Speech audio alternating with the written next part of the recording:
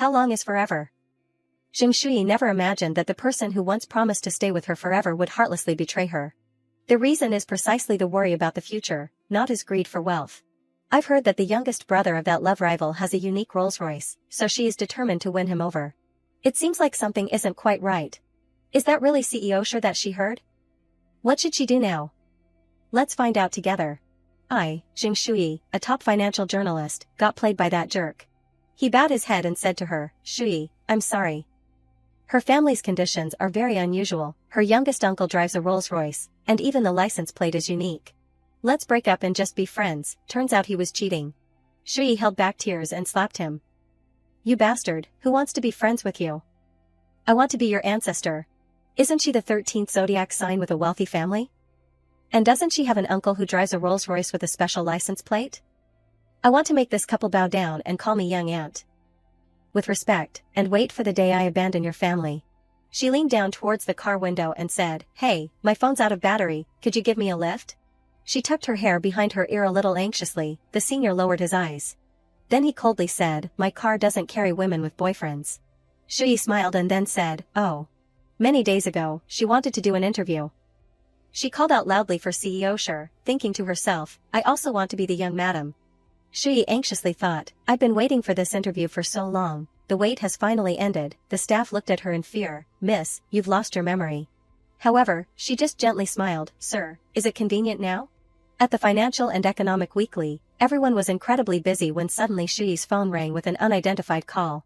The person asked, Hello, is this Financial and Economic Weekly reporter Zheng Shui? She said yes, it's me.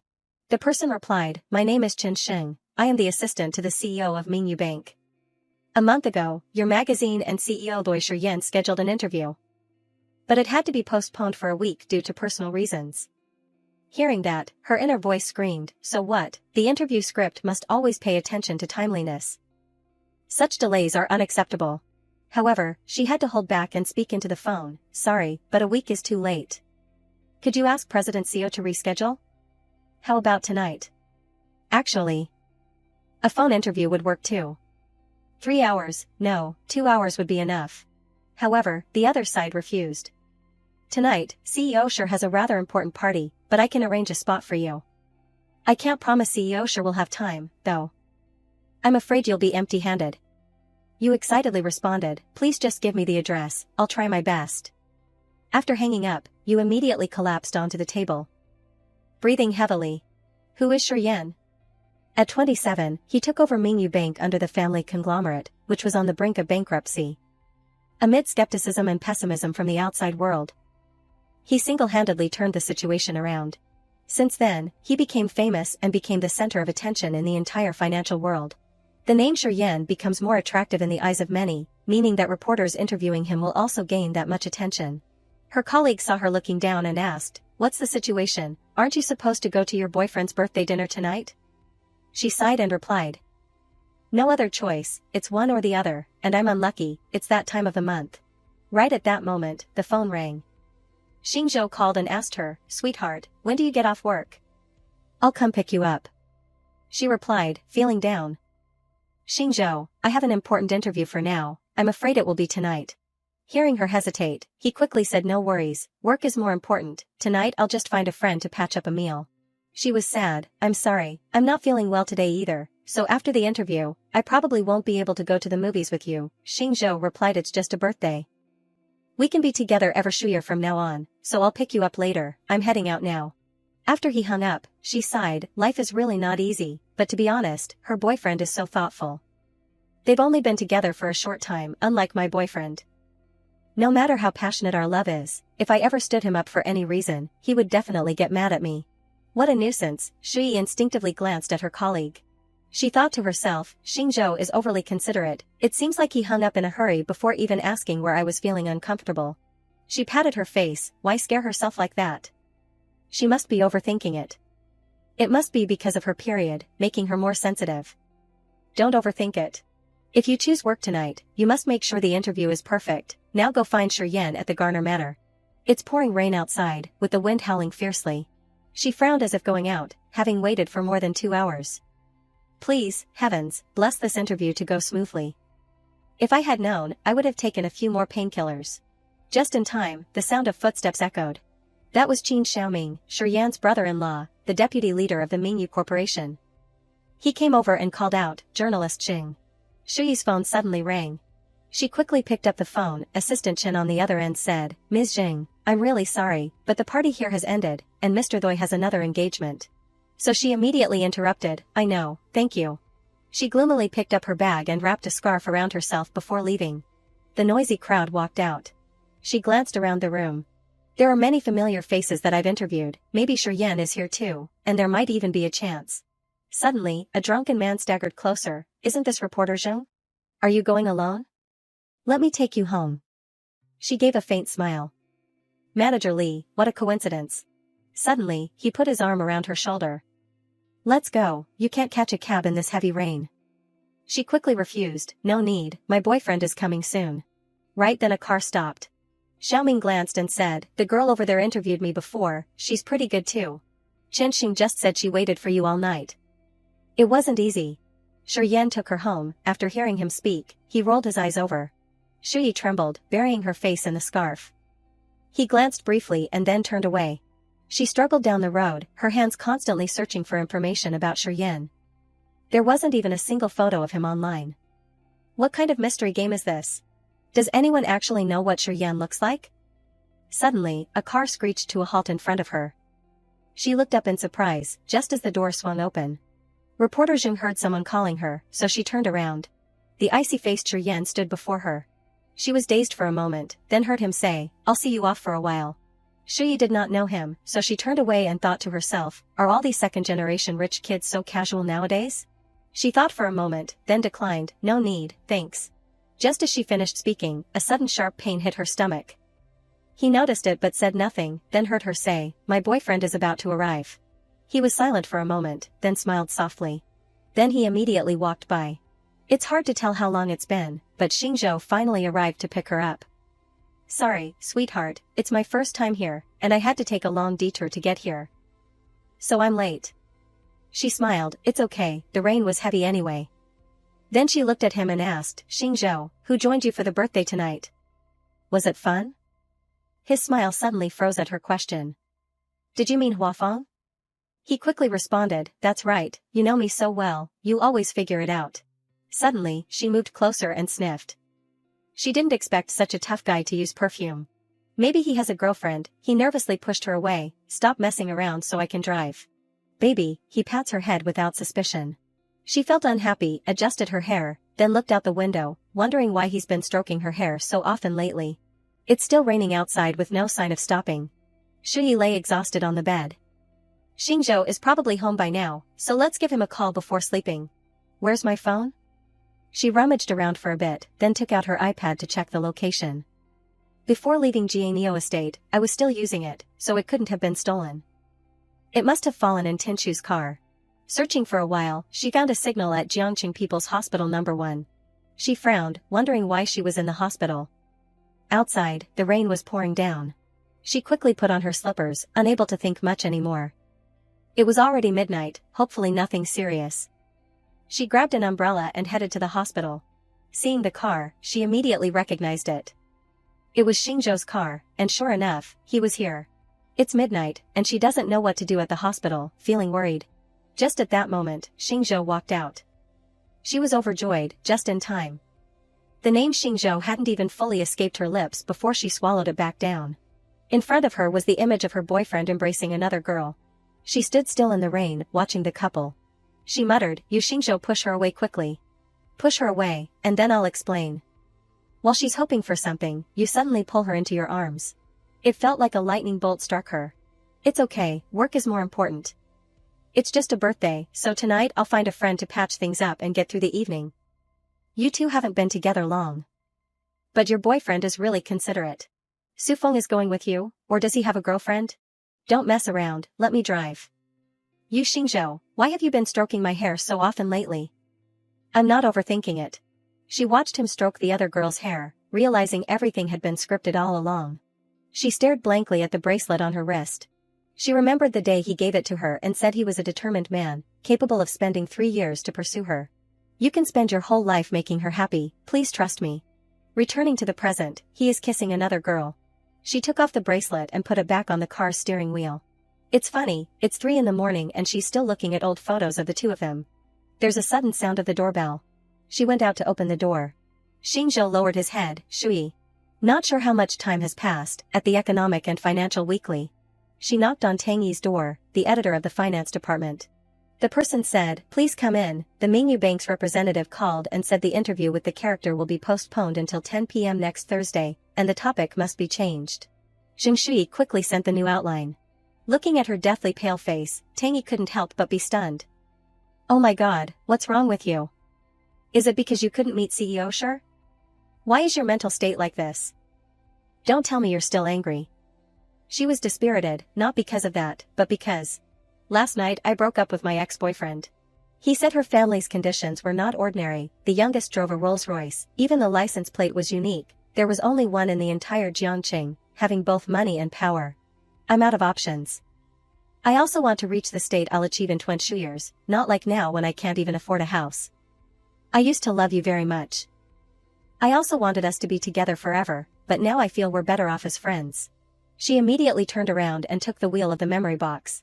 Then threw it towards him. "Who wants to be friends with you?" She slapped him hard. "I want to be your ancestor." Tang Yi frowned, so he finally took advantage of the moment she wasn't paying attention and chose the most expensive brooch. "Right," she nodded dejectedly. Tang Yi snapped, "I told you from the beginning that he wasn't worthy of you. I treated you like a treasure, and it took a lot of effort to bring you over from the newspaper office just to create a unique brand for you in the Financial and Economic Weekly. With your abilities and conditions, there's no shortage of good people for you to find." She sighed, "So what kind should I look for?" She recalled the scene in Xingzhou where he cheated on her. "Then state the reason and conditions." Tang Yi replied, "Finding someone who drives a Rolls-Royce, why not?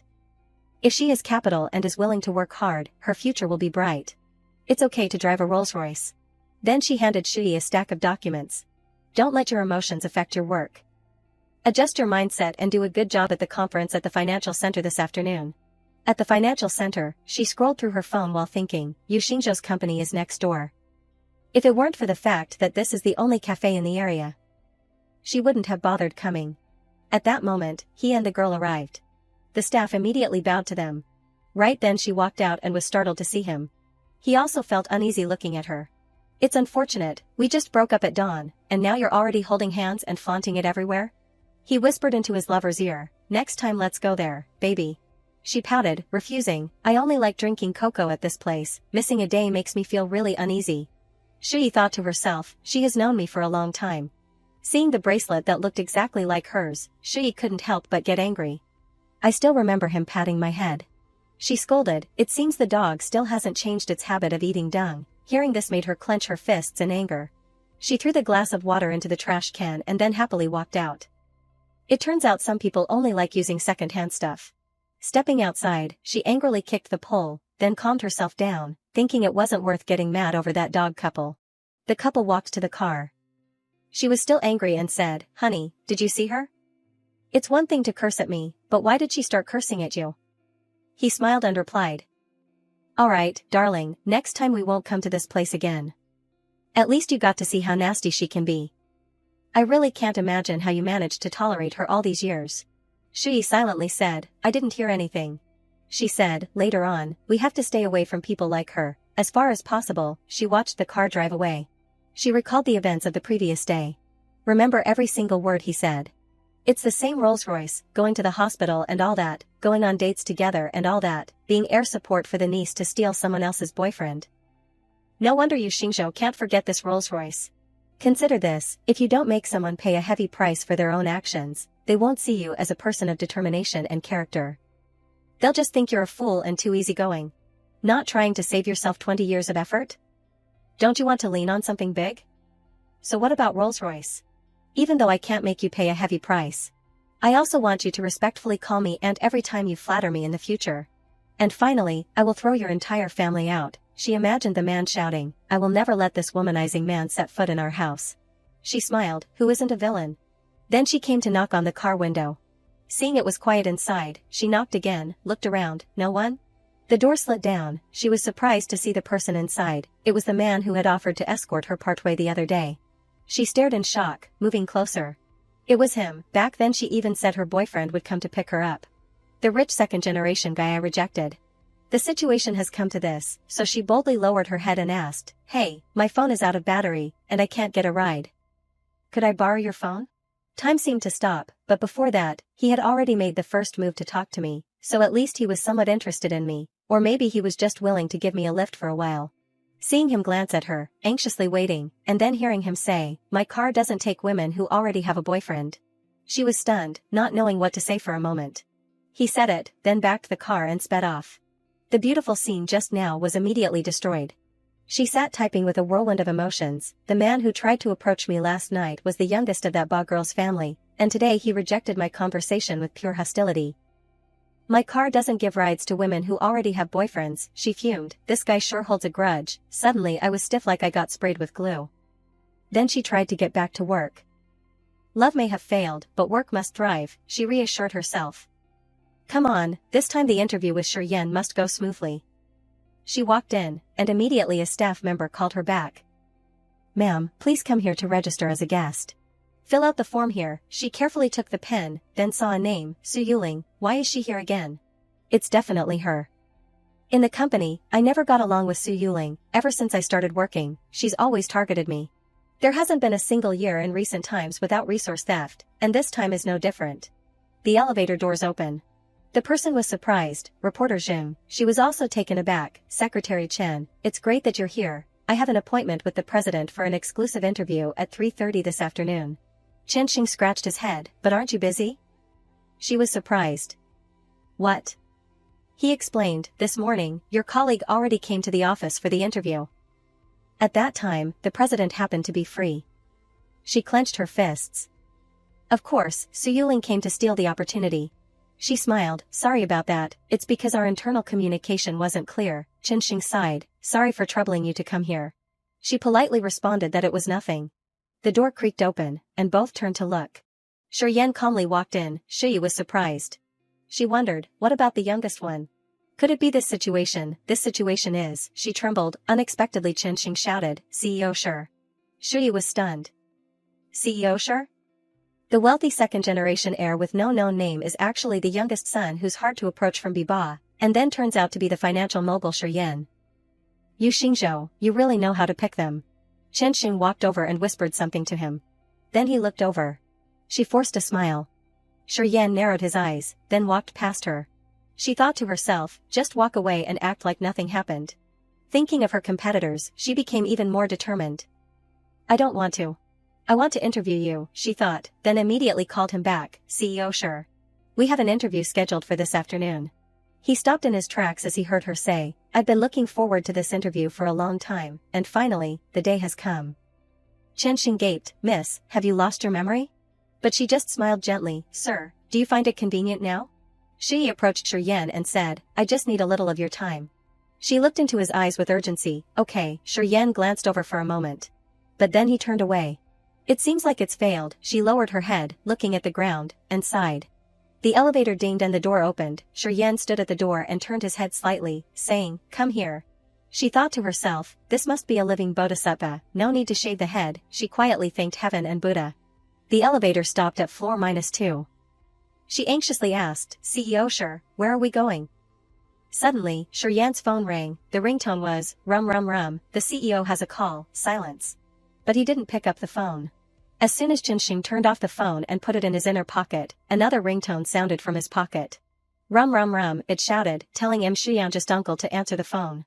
"It is the love rival." Shiryen turned back and said, "Chen Xing, pass my words to her," face expressionless. "If she don't listen to family, don't show up in front of me again," Chen Xing said softly. Shuyi stood by, thinking to herself that the situation seemed better than she had expected. Though he dearly loved his niece, he was also very strict, a man of his word with a strong voice and authority. In the household. Perfect for me to borrow his power to assert my dominance. Little 3, just you wait. Ting, the elevator doors opened. Shiryen walked out first and said, "I have 2 hours in the car, let's talk on the way." Shuyi replied, "Okay." He settled into the back seat, sighed, and glanced over. She stepped forward, brushing her hair back, the light from the window illuminating her, making her look stunning and graceful. He closed his eyes, rubbing the bridge of his nose. She thought to herself, my ability to manage expressions and movements should be considered up to standard. Shiryen suddenly asked, still facing the window, are you cold? She seemed surprised by the question, thinking to herself, is this something he can ask? How thoughtful, how meticulous, indeed, keep up the momentum, turn your face 3/4. Tilt your head 15 degrees, slightly angle your face towards the light, she smiled and replied, one hand raised to brush her hair, not cold, still thinking, my perspective is the most beautiful. Shiryen still didn't look at her and simply said, open the window. She stood there, stunned. As soon as the window was opened, the wind rushed in, combined with the speed of the car, making Shuyi's hair fly all over the place. She maintained her graceful posture from earlier, but now her arms couldn't resist the cold wind and trembled uncontrollably. She thought to herself, saying I'm not cold doesn't mean I'm very hot. Got it? Looking all fancy, but CEO sure still isn't impressed. The autumn wind of Jiangqing is truly refreshing, cold enough to bring tears, but she still tries to smile. She took a hair tie out of her bag and tied her hair up high. Then she turned to Shiryen with a smile, CEO sure, may I start the recording now? He remained still, neither moving nor responding to her. She still smiled and said, I will record everything, and after the final draft is ready, we will review it together. He sat there, his posture unchanged, eyes still closed, and didn't respond to her. She thought, why not just install a folding bed in the car, but outwardly she said, I'll start now, with a forced smile, while taking out the tablet. She began, the main focus of this interview revolves around the pivotal role of the renminbi in Asian monetary cooperation and the role the renminbi plays in the East Asian region. He also opened his eyes to listen attentively. He suddenly thought of Su Yuling's demeanor during her presentation. This interview mainly revolved around the role of the renminbi as a pillar in Asian monetary cooperation. And her tone was very similar to Shuyi. Shuyi continued, first of all, please talk a bit about the necessary preparations of a major commercial bank in the process of promoting the internationalization of the yuan. The content of the plan being the same. She turned to look at him, wondering how he saw things. As she turned around, she noticed his gaze, unusually intense. His face remained emotionless, except now he was staring at her with a perplexing intensity, while she blinked nervously. Feeling both shy and scared. He sighed, and she thought, hey, if you don't have some hidden agenda with me, then today I have to make you explain what this expression means. First, enhancing the strength of capital resources to better compete in the international market, the bank must ensure a large amount of capital to support its scale and the complexity of cross-border operations. Second, upgrading information and technology systems to improve service efficiency, minimize risks, and meet international standards. The bank needs to upgrade its information and technology systems to adapt to complex international financial transactions. Shuyi sat listening, thinking in her head, it has begun, he continued. Thirdly, the cross-border payment and processing system enhances the efficiency and convenience of cross-border transactions to attract more international customers. Almost 2 hours have passed. Shuyi scratched her head, realizing that so much time had passed. To keep up with his pace, she couldn't afford to lose focus for even a second. Then she turned to look at him, the man who was now relaxing with his eyes closed. The sharp features of his face made it impossible for her to look away. Then he suddenly opened his eyes, CEO sure, although his temper was unpredictable, his appearance truly, he spoke, his eyes glanced at her, are you done? She was confused, suddenly turned around, not knowing where to look, she blurted out, done looking. Shiryen looked at her in confusion, while Shuyi blushed with embarrassment. Oops, she still clutched the tablet tightly, raising it to cover her embarrassed face. He said nothing, just looked at her and adjusted his tie. She thought she shouldn't have rushed. Chenxing spoke up to save the situation, CEO sure, we're here. He opened the door and stepped out first, saying the 2 hours were up. Inside the car, she silently gave thanks, the driver had just saved her life. She suddenly realized, right, where am I going? Shiryen continued in a cold voice, you can go now. She started to panic because around the car was a vast, empty field with no one in sight. She stepped outside, sweating bullets, wondering how she could get around in this rocky place, maybe on horseback? Then, she turned around unconsciously and saw Shiryen had already walked several meters away. He really left. She ran after him, calling out, CEO sure, there's still one last question, or should we talk about something else instead? He replied briefly, go ahead. Actually, it's not a very important rumor. I see that netizens are buzzing about it. So, do you have a girlfriend? He turned back to look at her. Her wavy, glossy black hair fluttered gently in the wind. Then she smiled warmly. Now he fully turned to face her, their height difference was striking. He was about to say something when someone called out, Shiryen. You just arrived. She glanced over his shoulder. The man continued, this girl is. She covered her mouth, thinking to herself, it was Guan Hyangxiang, a respected figure in the industry, a leader in finance, a textbook example in the field. A global leader, whom she had only seen through media channels before. Yan was speaking when Shui interrupted. Hello Mr. Guan, I am Jing Shui, a reporter for the Finance and Economics Weekly. Mr. Guan replied, oh, the Finance and Economics Weekly. He continued, I have read a few of your articles, they are well written, insightful, and beyond my expectations. Then he turned around, placing his hand on Yan's shoulder. Yan, I thought it was just you coming, so I didn't prepare anything. My shabby place rarely sees women. This tone, unless she was secretly pleased, meant he already saw her as Yan's girlfriend. Shui looked around in awe. This place is so beautiful, Uncle Guan takes such good care of it. These horses are also very beautiful, never seen them before. Uncle Guan smiled, the real precious horses are inside. She covered her face, her eyes sparkling. The Chinese brother received the award. Wow, is he still here? Yeah, just wait a moment, okay. Yan was eyeing her. His face was expressionless. She turned to meet his gaze, innocent and guiltless. He turned away and said, I'm going to change, don't try anything, she thought, he's not kicking me out. She smiled and replied, yes, I will wait here obediently. He cleared his throat. Mr. Guan stood from afar and smiled as well. Uncle Guan said it seems like you two have known each other for a long time. She scratched her head and replied shyly, not long, actually, we just met today. Uncle Guan continued, I see you really like horses. It's here, so do you want to learn how to ride a horse? She was taken aback. Ah, is it really possible? In the dressing room, there are some old clothes of my wife. If you don't mind, you can wear them. She enthusiastically replied, sure, follow me. In the dressing room. Shui was delighted, thinking, I've never ridden before, I really want to try. She walked past Yan's dressing room but didn't notice him. He doesn't know what she is doing here. Shui happily followed Mr. Guan, while Yan silently watched her. After changing clothes, she thought to herself, the riding outfit fits perfectly, just missing a belt, takes a little more time. Suddenly she heard footsteps. Her face turned sly. Yan had finished changing. She called out, CEO Shi. How do you tie this belt? Can you teach me? His feet turned back toward her. Knock knock knock, she thought, it's over, caught, click. Yan was standing in front of the changing room door, back to back with her, but slightly turned her face and said, if you don't know how to tie it, then don't ride it anymore. She was at a loss for words and coughed. Shui stepped outside as the evening set in, her hair now tied a bit lower than before. She thought to herself, based on the content of the earlier conversation, she roughly understood it already.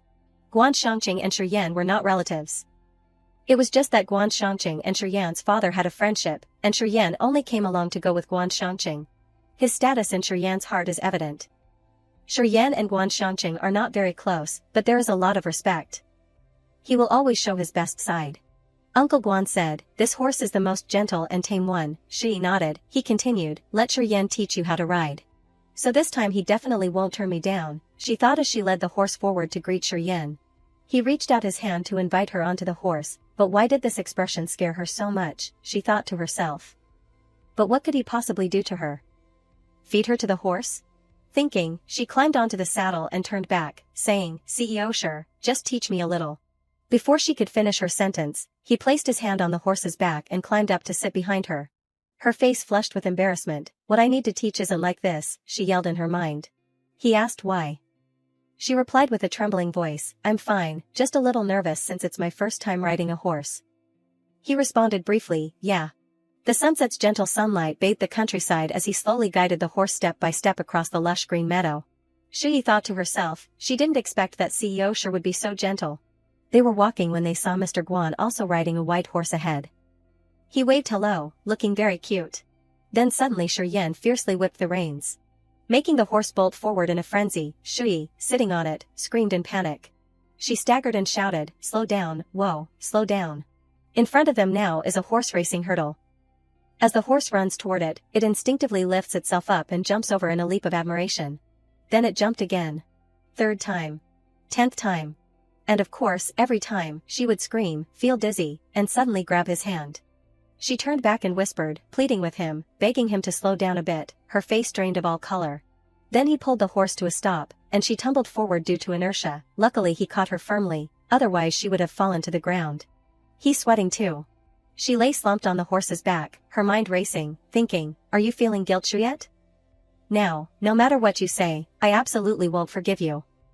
Suddenly, he asked, still studying? Her mouth stiff as if glued shut, but inside, she was screaming, no more studying. Night had fallen, beneath the building of Xingshui. She sat in the car looking tired, opening her eyes after a long nap in the car. Turning around, Shiryan had disappeared. She wondered, has Shiryan already left? She walked alone towards her building, lifting her hand to tuck her hair behind her ear, suddenly realizing that her earring had disappeared without her noticing. She hurried back to the car but didn't make it in time. The earring fell in the car. She thought to herself, oh well, it's just 15 yuan, let it have its freedom. She groaned, it hurts so much. At the newsroom, someone called out her name loudly, Shui. Aren't you checking your phone? Why didn't you reply to my WeChat message? Something big happened. Nan Nan hurriedly ran over. Shui replied, sorry Nan Nan, the group messages were a bit overwhelming, so I missed your message. Also, I was drafting something and didn't notice. What's up? Nan Nan whispered into her ear, you know what, yesterday Su Yuling also interviewed Shuyan. She replied briefly, yeah, I know, Nan Nan continued, and I even glanced at her draft in the editor-in-chief's office. Her outline copied yours entirely, every single question was exactly the same. Shui suddenly realized, no wonder, when she asked the question, Shiryan showed such a strange expression. She knew the precious achievements of the birth work. Duong Yok wouldn't care about the underhanded competition among subordinates regarding unwritten rules. Whoever is more suitable will be chosen, but her interview. Her draft, why should she be afraid of someone else publishing it now? She slammed the table, stood up abruptly, and shouted, I'll ask the editor-in-chief, but then pulled her hand back in pain. She sat in the bathroom thinking, last night she was so focused on drafting that she didn't notice how the bruise on her thigh had gotten worse. Who would have thought that just horseback riding could? 'Cause this? Shiryan, this is all thanks to you. Want to study, now my interview draft is basically done for, she complained. Someone suddenly knocked on the bathroom door.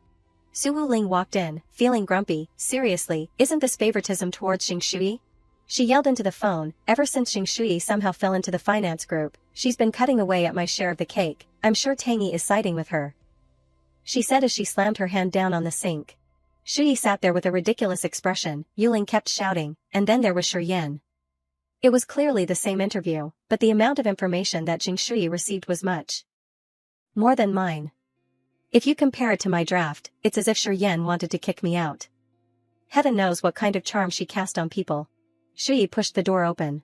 I did not cast any spell or enchantment. Yuling was so shocked that he dropped his phone on the floor. My skills are strong, CEO sure likes me a bit more, she said while looking in the mirror, adjusting her outfit, while Su Yuling stood speechless next to her, spraying hairspray. Shui turned to smile, but inside she thought, you even went ahead and reported first, huh? Who told you to steal my interview? Who told you to take my manuscript? Now I'll make you so mad you'll cough up blood. Huh. It seems like my manuscript got selected. She happily left the restroom. No more back pain, no more leg pain, she endured all the suffering to become the little lady. Sitting with Nan Nan, she felt happy for Shui about what just happened. So, the main page this time is still yours, that's awesome, even with the answers provided. She couldn't copy and surpass you. How was the situation with Su Yuling handled afterward? Shui replied, how else could it be handled? You already know what kind of person the chief editor is. Make a big deal into a small deal, and make a small deal into nothing. The editor-in-chief said, we are all in the same group, after all, we still have to see each other often. Her draft has been discarded, and your article is definitely going to be featured on the main news page in the fourth quarter of this year. Let this matter slide. Nan Nan was furious. TCH, we have no way to deal with this kind of person. Meanness is the pass of the petty. Arrived, Shui said as she opened the car door and stepped out. Just as she stepped out, she quickly turned back into the car. Nan Nan teased, feeling guilty towards her. Huh, what are you doing? The pavement is too hot, huh? Shui quickly said no, raised a finger to her lips signaling Nan Nan to stay quiet, because Yu Xingzhou was getting into the car in the distance. Nan Nan wondered, isn't that your boyfriend? Shui got angry. Nan Nan hesitantly asked, have you two broken up? Shui stayed silent. Did you get dumped? Still silent. If I'm not wrong, you not only got dumped but also got cheated on. How did you guess so accurately? I remember he used to drive a Honda, but now he switched to a Benz. After all, I'm a reporter, so I should have some observation skills. That's how he managed to cling to a moment. Yuseo could only bow her head in sorrow. Nan Nan continued, it's just a Mercedes-Benz C-Series, right? It's only 300,000, not really that much of a luxury car. If we try a little, we can buy it too. Seems like this rich lady's abilities aren't that great. Shuyi started to recall that CEO sure used both a Bentley and a Rolls-Royce, while the grandson only drove a car of this value. It seems he doesn't spoil his niece by letting her spend excessively. She touched her earring and pondered, TSK, so this man is really stingy. Sitting in the car, Shuryen gently rubbed the bridge of his nose where the glasses pressed. Suddenly, he realized. The lost earring of Shuyi. He wore glasses to take a closer look. Chenxing turned and said, CEO sure, the Economic and Financial Weekly reporter Zheng Shuyi is looking for you, then handed over the phone. Chenxing continued, she said she dropped something at your place.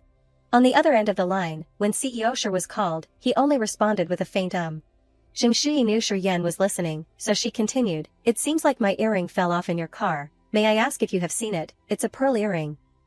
But she had no idea that her earring was in his hand. Shuryen spun the pearl, saying he couldn't see anything. Zheng Shuyi became anxious, could you please look again? This earring is really important to me. His eyes blinked as he asked back. How important? After a few seconds of silence, she continued speaking, it was given by my grandmother to my mother, and then my mother passed it down to me, it's an heirloom of our family. After hearing that, Shuryan's face became doubtful. The importance of this earring is not yet fully explained here. It is my dowry, and I will have to wear it on my wedding day. Zheng Shuyi choked up as she spoke, whenever I see it, I think of my grandmother, it's been so long since I last saw her. The Adam's apple of Shuryen moved slightly, was officially set in motion. The spacious villa is completely separated from the luxurious places outside. Zheng Shuyi opened the door with a warm smile and said, good evening. The result that greeted her was just an empty space in front of her. She was slightly surprised, the door automatically opened. Silently walking inside, Zheng Shuyi looked around, feeling that the environment here was a bit dim. Her gaze focused ahead, lost in thought, in the living room. Hearing the rustling sound, Zheng Shuyi turned to the side and immediately saw Shuryen. He put on his glasses and focused intently on the book. The wind gently blows, her hair fluttering, exuding confidence. Yen took off his glasses and said to her, over there. Zheng Shuyi gently brushed her hair back with her hand and nodded, Quickly running off to find her earrings, my earrings, my earrings, the big bear Shuryen over here closed the book he was reading. Seeing it on the table, Zheng Shuyi jumped for joy, found it, success, success, still thinking to herself, maybe it's better to find another topic. Looking around the desk for a moment, she was utterly surprised. Discovering an item she also loves, Song Yuelan's album, My Idol. Propping her chin on her hand, Zheng Shuyi pondered, although Song Yuelan was very famous, CEO sure didn't seem like someone who would enjoy this type of music. In the end, she shook her head and decided to ignore it. Zheng Shuyi quickly turned to ask him, CEO sure, do you also like Song Yuelan? Shuryen reached out to pour himself a drink, not knowing what she was talking about. She, like a lucky little rabbit, happily smiled and said, what a coincidence, I also really like her. Every album you have, I have them all too. Turned around slowly and walked inside, she continued to ask him, so which song of hers do you like? While feeling awkward and wanting to express a common interest to have something to talk about, I like. Zheng Shuyi stared at the items on the sofa, a handbag and a woman's scarf, concluding they belonged to a young girl. Her mind started to blur, tangled like a ball of yarn. Shuryen already had a girlfriend, and she was even here. I was wrong. I don't want to face the fallout. Ignoring the fact that he hadn't said a word the whole time and was leaning against the coffee table, she immediately bowed her head 90 degrees to show her sincerity. I've retrieved the earrings, thank you for keeping them for me. It's getting late, so I won't disturb you any longer. I'll be on my way now. I wish you a joyful and fulfilling life. Goodbye. Putting the glass cup down on the table, Shuryen didn't understand what was happening, feeling a bit hesitant. So, this is it, it's over? Zheng Shuyi broke out in a cold sweat, bowed her head in embarrassment. It's too late now, I won't bother you anymore.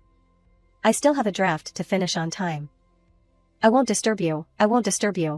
After speaking, she turned and walked away. Stepping out of the world of Shuryen alone, there were no lights outside, and everything felt incredibly dim and dark. About to leave, she suddenly stopped. But thinking it over, the idea that he had a girlfriend was just my own speculation. Should I really abandon the entire plan because of this uncertain guess? I need a definite answer before giving up completely. After making up her mind, Jing Shui turned around and went back inside once more. Behind her, someone hesitantly said, CEO sure, Shi Yan tilted her head to look at the person next to her and softly said, on the way here I encountered a bit of inconvenience, may I borrow something from your girlfriend? He raised an eyebrow, girlfriend? Jing Shui quickly got to the point. Isn't the person in that room your girlfriend? Shi Yan looked over at the sofa and noticed the women's belongings neatly placed there. He turned away with a sigh, slightly smirking, which surprised her, but he didn't forget to say it wasn't true. Jing Shui flashed a very triumphant smile, so good, right? Shi Yan used his height and large build to overpower her. How is that a good thing? She hesitated, clearly unable to answer his question. Shi Yan placed the glass on the table. Keep your eyes glued to her to focus on every word, all to avoid unnecessary misunderstandings. He listened to her entire sentence, then immediately moved closer. Misunderstanding, what misunderstanding? Shi Yan moved too quickly and stepped on Jing Shui's slipper, nearly causing her to fall. Oh no, he misunderstood me. Her mind was in turmoil, fighting an intense internal battle. How should I explain this? If I say it's a misunderstanding, will he think I'm trying to seduce him? Shi Yan reached out to catch her, looking at her awkwardly. He spoke first, she's my niece, so there shouldn't be any misunderstandings. His hand is currently placed on her waist, and their faces are very close. Jing Shui jumped out of Shi Yan's arms, almost making him fall flat on his face, but that's okay, that's okay. Her mind suddenly clicked, wait, a niece? If I run into that little girl right now, what am I supposed to do? Jing Shui anxiously jumped up, making him frown in confusion. Yes, it would be terrible if your niece misunderstood. After saying that, she shot out of his house like a rocket, only throwing back one sentence, I'm heading home now, sleep well, goodbye. Jing Shui ran away, leaving behind his house slippers, making Shi Yan bend down to pick them up and put them away. At this moment, a woman walked out of the room, saying, just took a short nap, and it's already dark outside. This is Shi Yan's niece on his mother's side, Qin Shiming. Uncle, I think I heard a woman's voice in the house. Did someone come over, uncle? Waking up still half asleep. The girl thought to herself, why does uncle's look seem a bit dismissive of me? Or am I just imagining it? Shi Yan sat on the sofa, one hand resting on his chin while the other flipped through a book. A harsh voice echoed beside him, Ka, are you really leaving? Qin Shiming, feeling upset, just wanted to reject this idea. The family's wealth from 3 generations is more than enough to last a lifetime. If the whole family works hard to earn money, someone has to spend it, right? You haven't even put in this much effort into your studies, and now, just for a few thousand yuan a month from an internship, you have to commute back and forth every day? The girl squeezed out 2 tears, trying to beg him, plus it was already the end of the year, could we talk about it next year, but his next words directly cut off all her pleas. Our family doesn't raise disabled people. At the Building of Economic and Financial Times Company, Kong Nan picked up the paper on the table. Jing Shui asked, what's going on here? Does the editor-in-chief want you to mentor this newcomer? She nodded helplessly, still typing on the keyboard. Yeah, recruitment season has finally arrived. Kong Nan also encouraged her, smiling cheerfully, good looks, impressive resume, went to the same school as the editor-in-chief.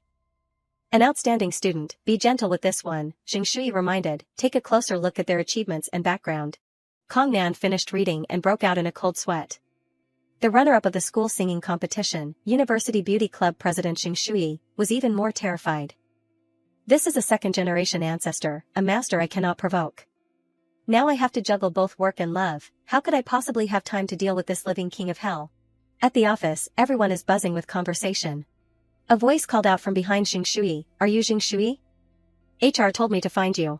She turned and greeted softly, Kong Nan beside her also couldn't help but eavesdrop. Qin Shiyue, a young and dynamic girl with a trendy style, confidently introduces herself, I look forward to your guidance.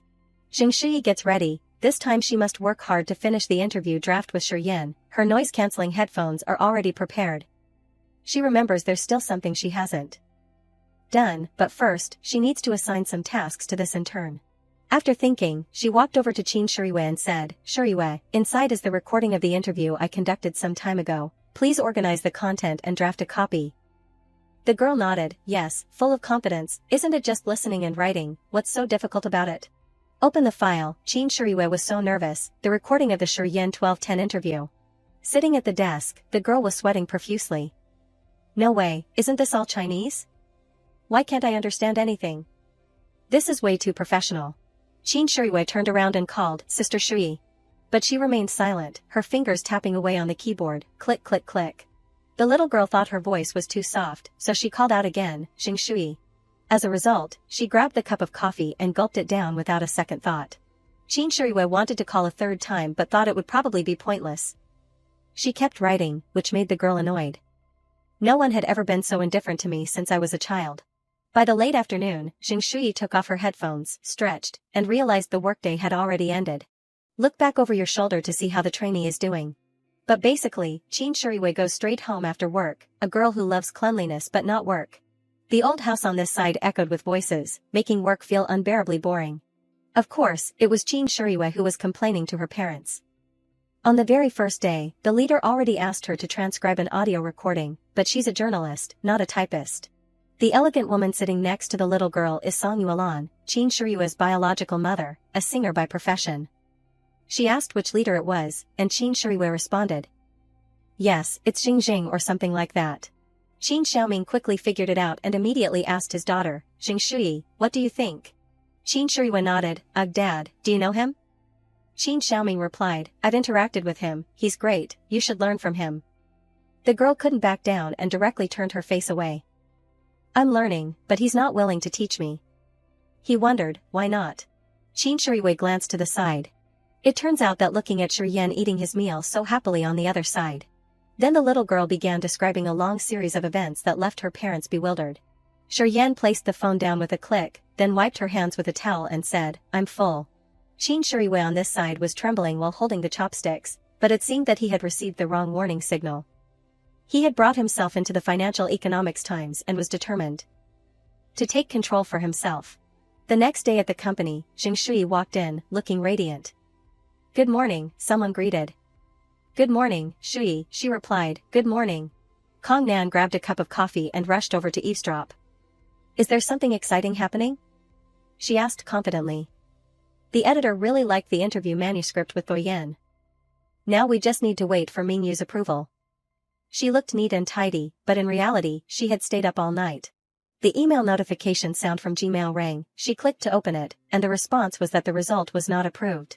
Xing Shui remained confident, rolled up her sleeves, "I'll fix it right away, and will definitely make you satisfied." Her sense of responsibility as a worker emerged. The result after countless efforts was still nothing. Kong Nan looked at the computer screen puzzled, why does it keep getting rejected without any feedback? Xing Shui, hair disheveled, first time interviewing him, didn't know he'd be so strict. Just as Tan Shirui arrived, she also peeked over to take a look. Kong Nan advised her colleague to carefully consider if she might have offended someone. Xing Shui shook her head, unable to think of anything. Tan Shirui also perked up her ears to listen to the conversation. Silently smiling to himself, could it be that the youngest uncle truly, indeed the biological uncle, did it for him? Su Yuling walked by and started mocking her. Didn't they say Shiryan liked her a lot? Don't tell me the manuscript is stuck. Xing Shui thought to herself, the deadline is approaching. Revising the manuscript for no reason like this isn't the way to go. She left her desk and started walking somewhere. The sound of her high heels echoed throughout the area. In the office of Tang Yi, someone called the editor-in-chief. So it's Xing Shui who came. Can you give me Shiryan's phone number? I'll ask him myself. The afternoon at Beigang. The luxury car is slowly driving in. While he was resting his chin on his hand, someone called out, CEO Shir, you have arrived. Xing Shui was already at the gate waiting for him. Shiryan adjusted his glasses. Looking at the girl in front of him, shivering from the cold. Following the breeze, she turned and looked outside. The result was catching him heading home after work. When Shiryan got out of the car, she immediately called out, CEO Shir, he asked, what's the matter? Xing Shui awkwardly thought to herself, this is bad, I still haven't figured out how to ask, do you have a grudge against me? If I ask like that, will it sound too strong? In the end, she chose to ask, I have a feeling that maybe you wanted to see me, so I came to find you. Shiryan nodded. Oh, now she felt a bit of regret, suddenly feeling a bit of regret for asking like that. He raised an eyebrow and asked Xing Shui, why do you feel like I want to meet you? She was terrified and told herself, in moments like this, even if you can't stand straight, you have to be strong. The result is she had to force herself to get to the point, otherwise what did you mean by rejecting my manuscript 3 times, not even bothering to pick up the phone? Shuyan replied with a sullen face, dissatisfied. She pressed on, dissatisfied with what? She stepped closer to him. Show me what's wrong and I'll fix it. No way, I can't make it right. Yan directly turned away, avoiding facing her. Watching his figure slowly walk away, her heart skipped a beat. Does he really have to leave? The deadline is almost here. This is the page I've worked so hard for. I can't. Shui lowered her head and said with difficulty, otherwise, you must want to meet me. Yan stopped, then silently smiled. She was struggling hard with her thoughts, wondering, what am I even saying? I'm really panicking. He walked up to the door and said to her, so come in here, leaving her momentarily stunned. He put his hand in his pocket and gently said, come here. Inside Yan's villa, Shui was trembling on the living room chair. He must have figured out why I was causing a scene, but why did he still tell me to come in? The more she thought about it, the more embarrassed she became, covering part of her blushing face as she fantasized, unless he's already fallen for my charm, I really do have a magnetic appeal. Yan's finger lightly touched a chair and said, sit here, fix it.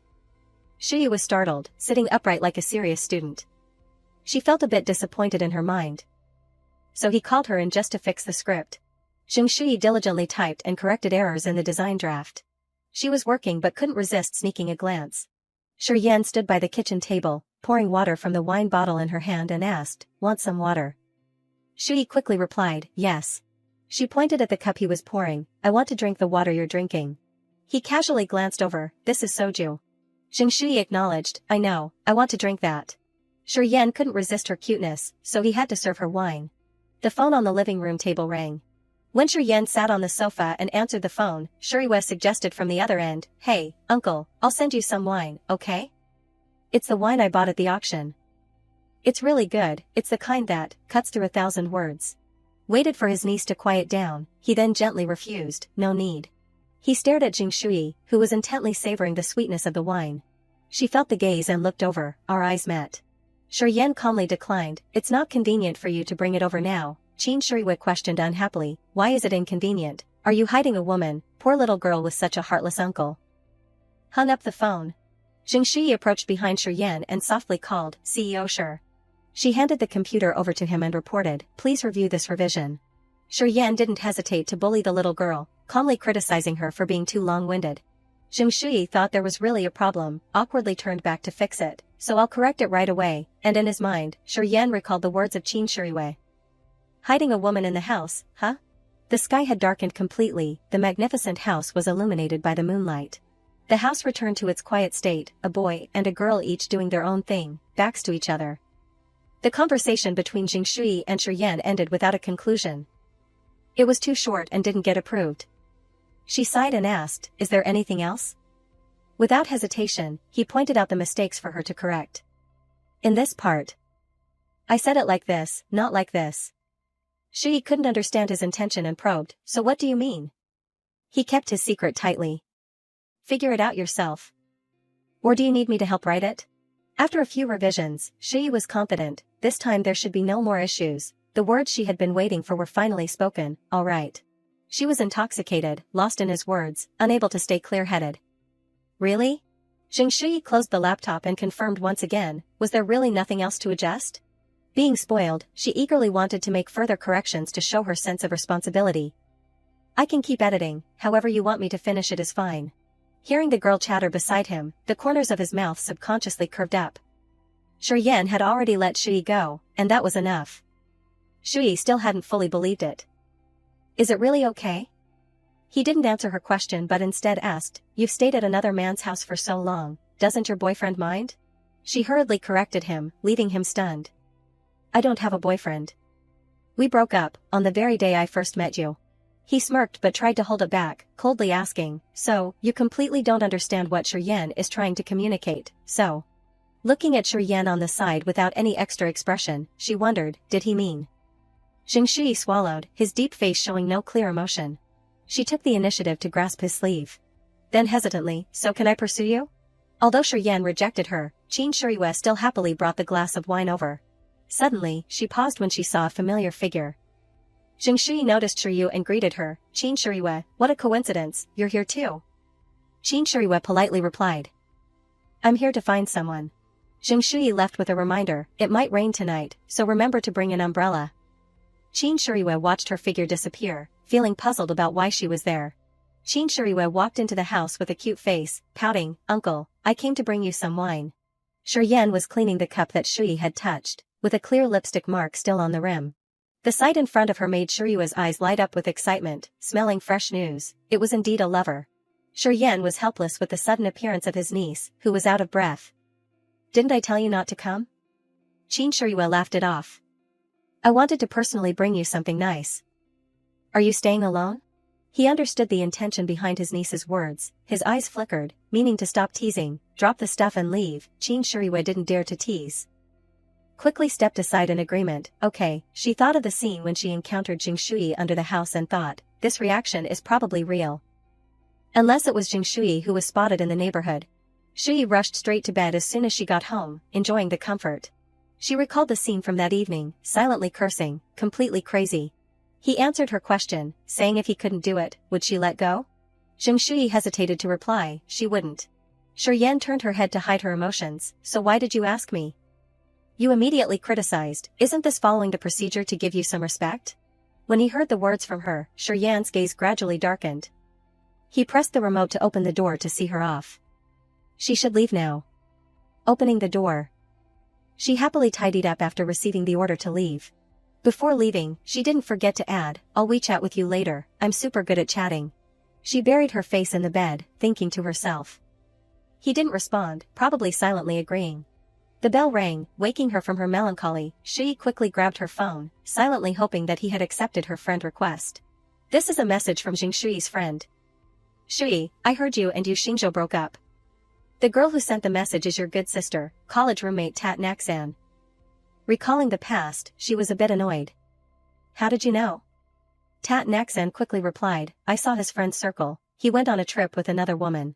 In her mind, the girl silently recalled the photo she had seen. Ci Ruisham criticized, thinking his brain had been struck by lightning.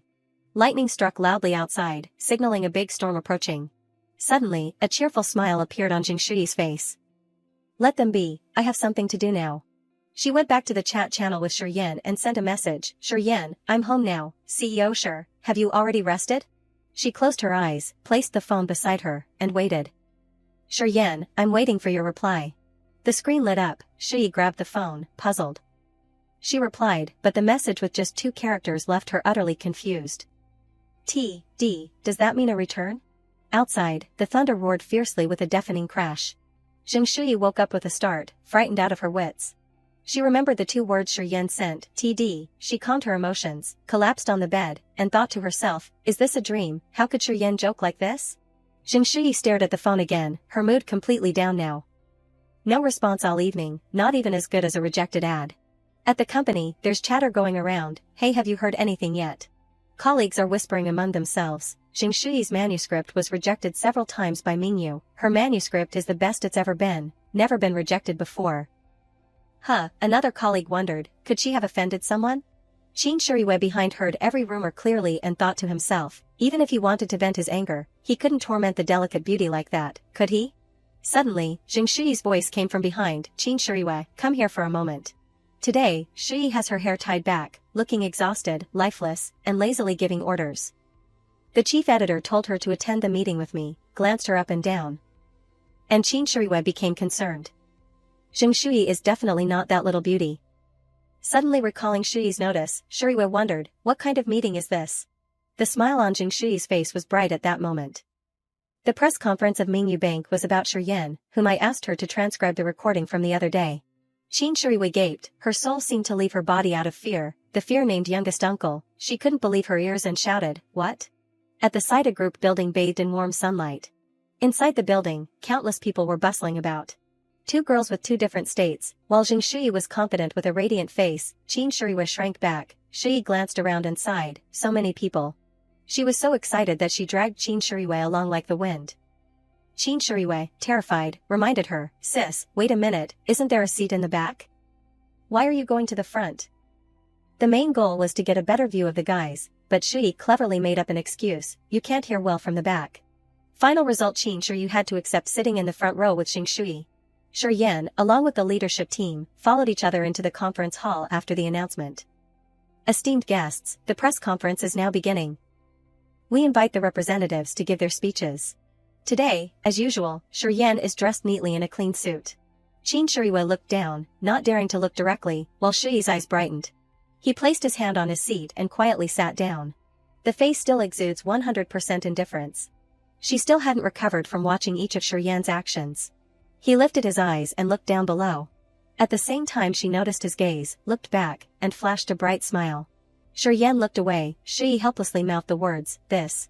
She quickly pulled out her phone and focused intently on the screen.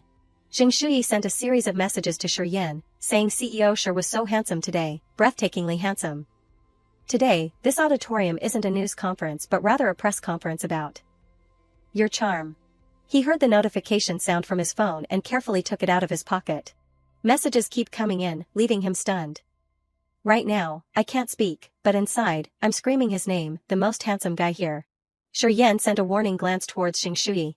Xing Shui took in all his expressions. He read it, her fingers tapped continuously. I would rather wear a high heel on my left foot and a stone-filled shoe on my right foot to conquer Mount Everest. Then to see him frown like that, after annoying him, she felt happy, satisfied. Who told him not to reply to my message? Finally, she didn't forget to send an extra, sending sticker. Feeling a cold gaze directed at her, Shui poked her head up. Shiryan was intently staring at her, and she hurriedly tossed the phone in her hand away, terrified. Xing Shui slumped back into a posture, sitting like a well-behaved student. Shui took out her laptop to work before the session started. Qin Shuriwei kept her head down the entire time. Mustering all her courage, she finally made an excuse. Sister Shui, I want to go outside and get some fresh air. Shui sensed something was off and asked, what's wrong? Not used to these situations? Qin Shuriwei awkwardly explained, CEO Shur said he was looking at me, and I don't know why I felt scared. Shui also unconsciously looked up at Shiryan, who was sitting properly. Shiryan was focused but still quickly noticed Shui's gaze. She smiled slightly and nonchalantly reassured Shuriwei, don't be nervous, he's looking at me. A man suddenly approached during the break and greeted her. You're the economic and financial journalist Jing Shui, right? The young man with ash-gray hair raised his hand in greeting and introduced himself. I'm Xia Boming, a reporter from the Jiangqing Daily. I've read your articles and have been wanting to meet you for a long time. Jing Shui politely responded, hello, when I first graduated, I interned in finance and economics. Back then, my team leader was Tang Yi. Jing Shui recalled. She's currently my editor-in-chief.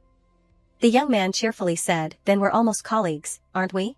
Xia Boming took the opportunity and said, let's add each other on WeChat, so we can easily share any news in the future. Jing Shui agreed without hesitation. In her heart, she thought, having one more friend and one more source of information wouldn't hurt. Shui quickly took out her phone to scan the code. Let me scan it.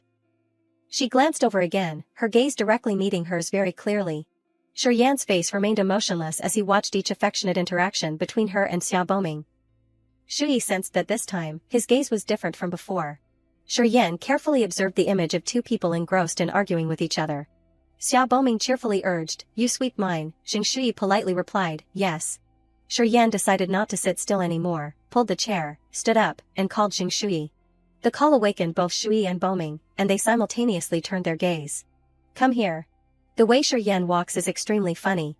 Boming awkwardly nudged the girl next to him, reminding her that he was calling her over there. Looking at his uncomfortable expression, she was so scared that she started sweating. Could it be? An idea popped into her head. Shiryan felt uneasy, he was jealous. Jing Shui eagerly emphasized each word, he was jealous. She happily walked to the private discussion area, looking for me about something. Shiryan stood against the light, her voice cold as she commanded, sit down. She also sat obediently on the chair, full of anticipation, hurry, say you're jealous already. Shiryan's shoe tip stopped in front of Jing Shui.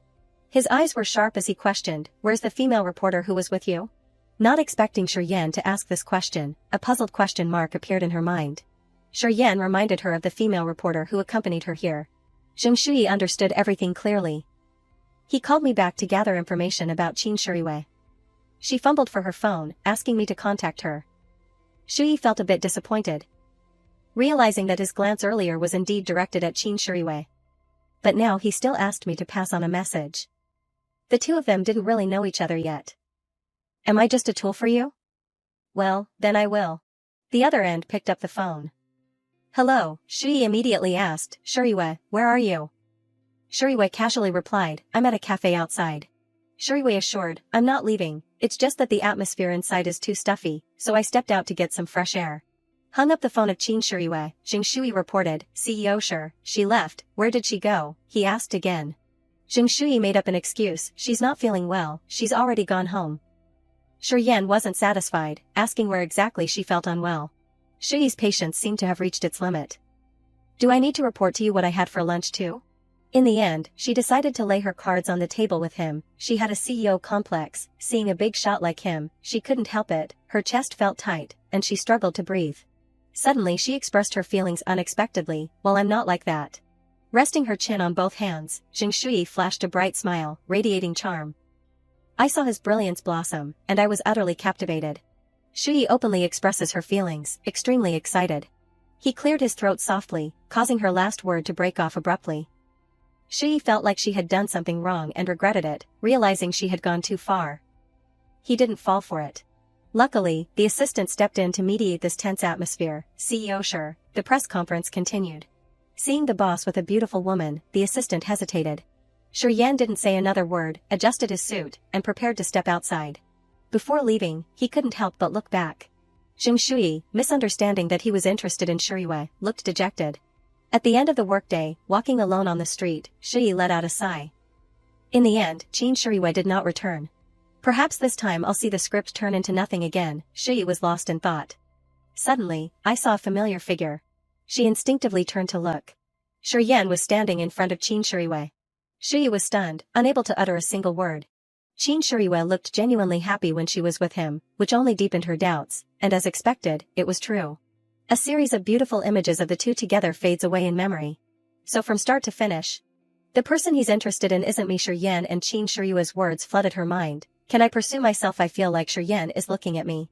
Anyway, I despise being in this situation, the two of you have gone your separate ways. Yan also saw Shui on the other side of the road. Shui seemed on the verge of tears, but this time I had no right to be sad. She silently recited the chant in her mind, unseen, all by my own will. Jing Shui turned around and walked alone down the street, he must have left by now. Her focus remained entirely on the back. Shui glanced subtly. Suddenly, she turned back and saw that Yan was adjusting his sleeve, leaning against the car door. He showed no extra expression, looking as if he was waiting for someone. When she looked at Yan, she didn't even lift her eyelids to respond. Shui felt conflicted inside, wondering why he was still there. Although feeling regretful, she still chose to turn away resolutely. The script isn't supposed to be like that. Jing Shui finds herself in a difficult situation. The more she thought about Yan's affection for her, the more heartbroken she felt. What did he really mean, not refusing her, yet staying by the side of another woman of unknown status? The effort to hold back tears made Shui's cheeks flush. Didn't he say he didn't have a girlfriend? Why is he being ambiguous with someone else? Shui walked carelessly and ended up in a dead-end alley. Was he playing tricks on himself? At this point, who was the chicken and who was the grain? How did he suddenly find himself in this dead end? She lost not only her love but also her dignity. He must be smugly watching her turn back. While she was lost in thought, I won't, a footstep approached from behind. Shiyan asked suspiciously, what are you doing here? She bowed her head with a neutral expression, offering a defense and seeking blessing. He absent-mindedly glanced away, puzzled. Yan used his power to force her, but Jing Sui didn't resist at all. She said goodbye, take care, I won't see you off. As soon as she finished speaking, a notification from the phone in her pocket rang, informing her that the ride had been cancelled because she didn't arrive at the meeting point on time. Another embarrassing incident like this, and she would completely lose face. How humiliating. Suddenly, Yan's hand gently tugged at her sleeve. She instinctively turned around in surprise. Xiao Yun extended his hand, let's go, I'll take you home. Jing Shui quickly compromised and followed Yan into the car, her mind still filled with worries.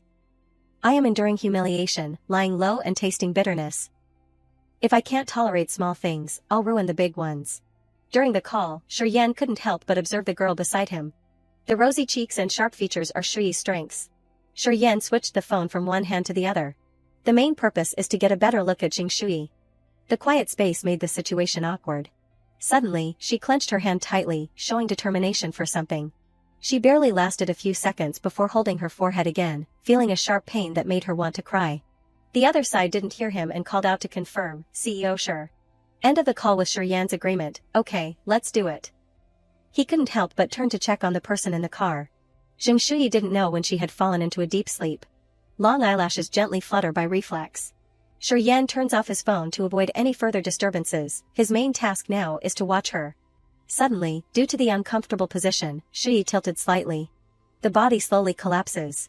Shi Yan quickly caught the side of her head. He carefully adjusted her posture to a proper, upright position. The gentle hand touches both soft cheeks. Shi Yan couldn't resist and seemed to want to place a kiss. Zheng Shui woke up drowsily after a long sleep. Suddenly, she was startled to discover the unbelievable change in the surrounding space, wondering how she had suddenly fallen asleep. While adjusting her hair, Zheng Shui slowly glanced at the person opposite her and softly called out, "CEO Shi." Shui silently assessed that Shi Yan was still sitting next to her. Shi Yan's eyes were still closed, but it seemed he had heard her call, letting out a faint sound. Shui hesitated and moved closer to probe, "Did you wait long for me?" He still hadn't opened his eyes but responded, "Not long." Zheng Shui felt embarrassed and hesitant as she watched his authoritative demeanor, wondering if she should say something to liven up the atmosphere. During the Yen period, although Shi Yan had an eye on the girl, he still pretended to chase her away. "Are you planning to stay here forever or what? Why aren't you getting off the car?" Zheng Shui noticed the situation, scratched his head, and gave an awkward smile. "No way." Suddenly, Shi Yan's eyes sharpened as he reminded, "Zheng Shui, I'm very busy, get going." Shui quickly understood, hurriedly jumped out of the car, professional to the point of making people's hearts ache. Before leaving, she didn't forget to turn back and say thanks for taking me home, goodbye." Zheng Shui left, slamming the car door shut with a loud bang. He raised his hand, recalling the sensation of touching her cheek. The secretary's voice rang out, "CEO Shi, it's the evening rush hour, so the trip will take longer than expected. There's a high chance we'll be late tonight." Despite all the external distractions, the secretary's words couldn't break his thoughts about the feeling of Shi Yan. Although she had gotten out of the car, Shui still hadn't left. She watched the car starting up and thought, "I kept thinking while sitting in the car, and now I've understood everything." Clearly, he wasn't on the way, and he was obviously very busy, but he still made a special effort to take me home, his face returning to a rosy, fresh look. After the car disappeared from sight, Shui started walking, so his actions. Suddenly, she jumped up in joy, obviously trying to cheer me up. Oh, I bet she noticed I wasn't too thrilled to see him approach Qin Shiriwei. From the moment she left to when she got home, even during her personal routine, the thought still lingered in Zheng Shui's mind. However, something seemed off, one step closer to Qin Shiriwei. Then the next step back to comfort me? She thought to herself, getting increasingly irritated, "Fine Shi Yan, so you are a scoundrel of a man after all." Shui lay on the bed, pouting and thinking to herself, "Although I have feelings for him, it doesn't mean I'm flirting with another man at the same time. I devote myself wholeheartedly to him, never mind, it's too complicated." Her eyes slowly drooped from exhaustion. Zheng Shui reassured herself, "It's better this way, you and your niece share the same style, so I can carry out my plan without any burden. After all, I don't really like him. I shouldn't endure to the point of being inexplicably trapped like this." Wake up, Zheng Shui. No matter how yesterday was, after the rain comes the sunshine, she still has to go to work at the company. The meeting is going quite smoothly.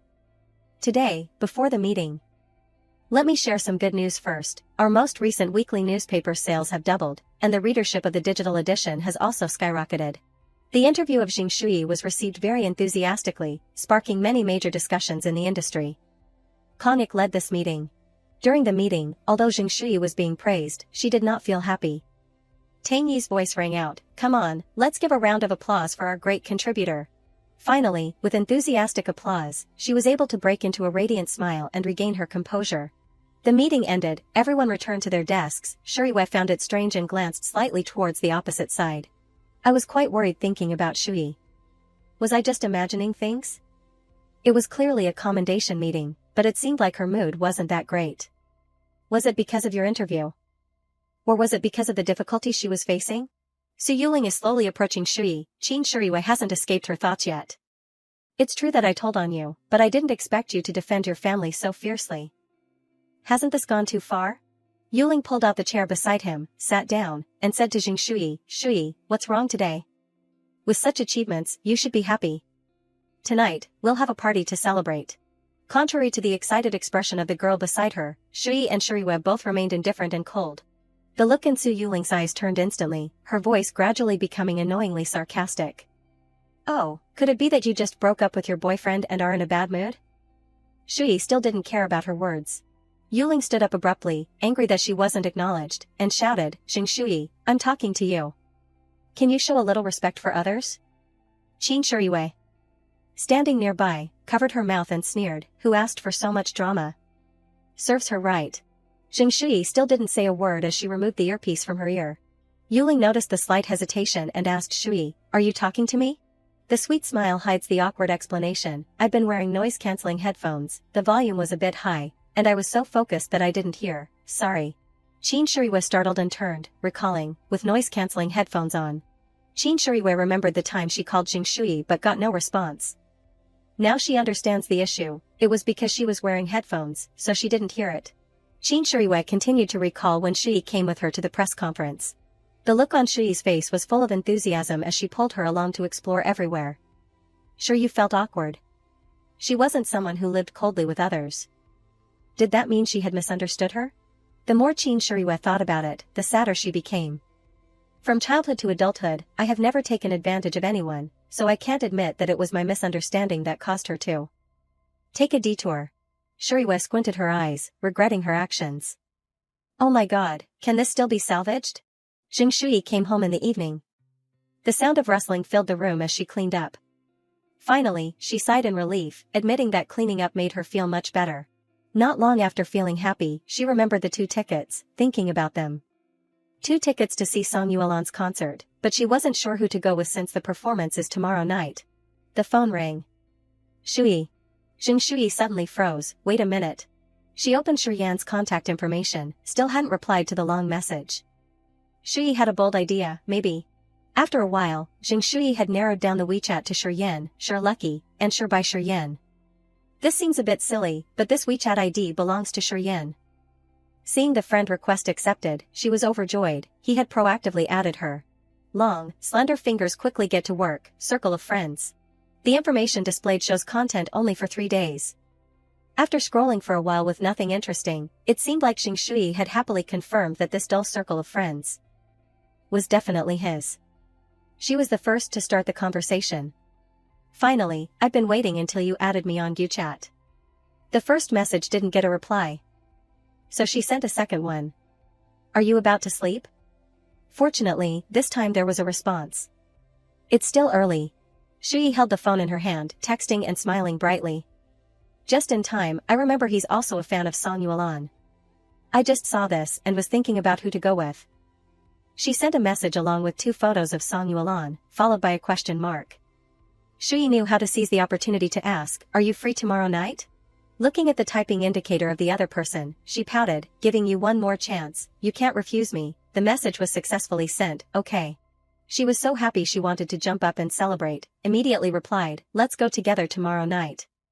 The person on the other end was extremely cold and only responded with one word, fine.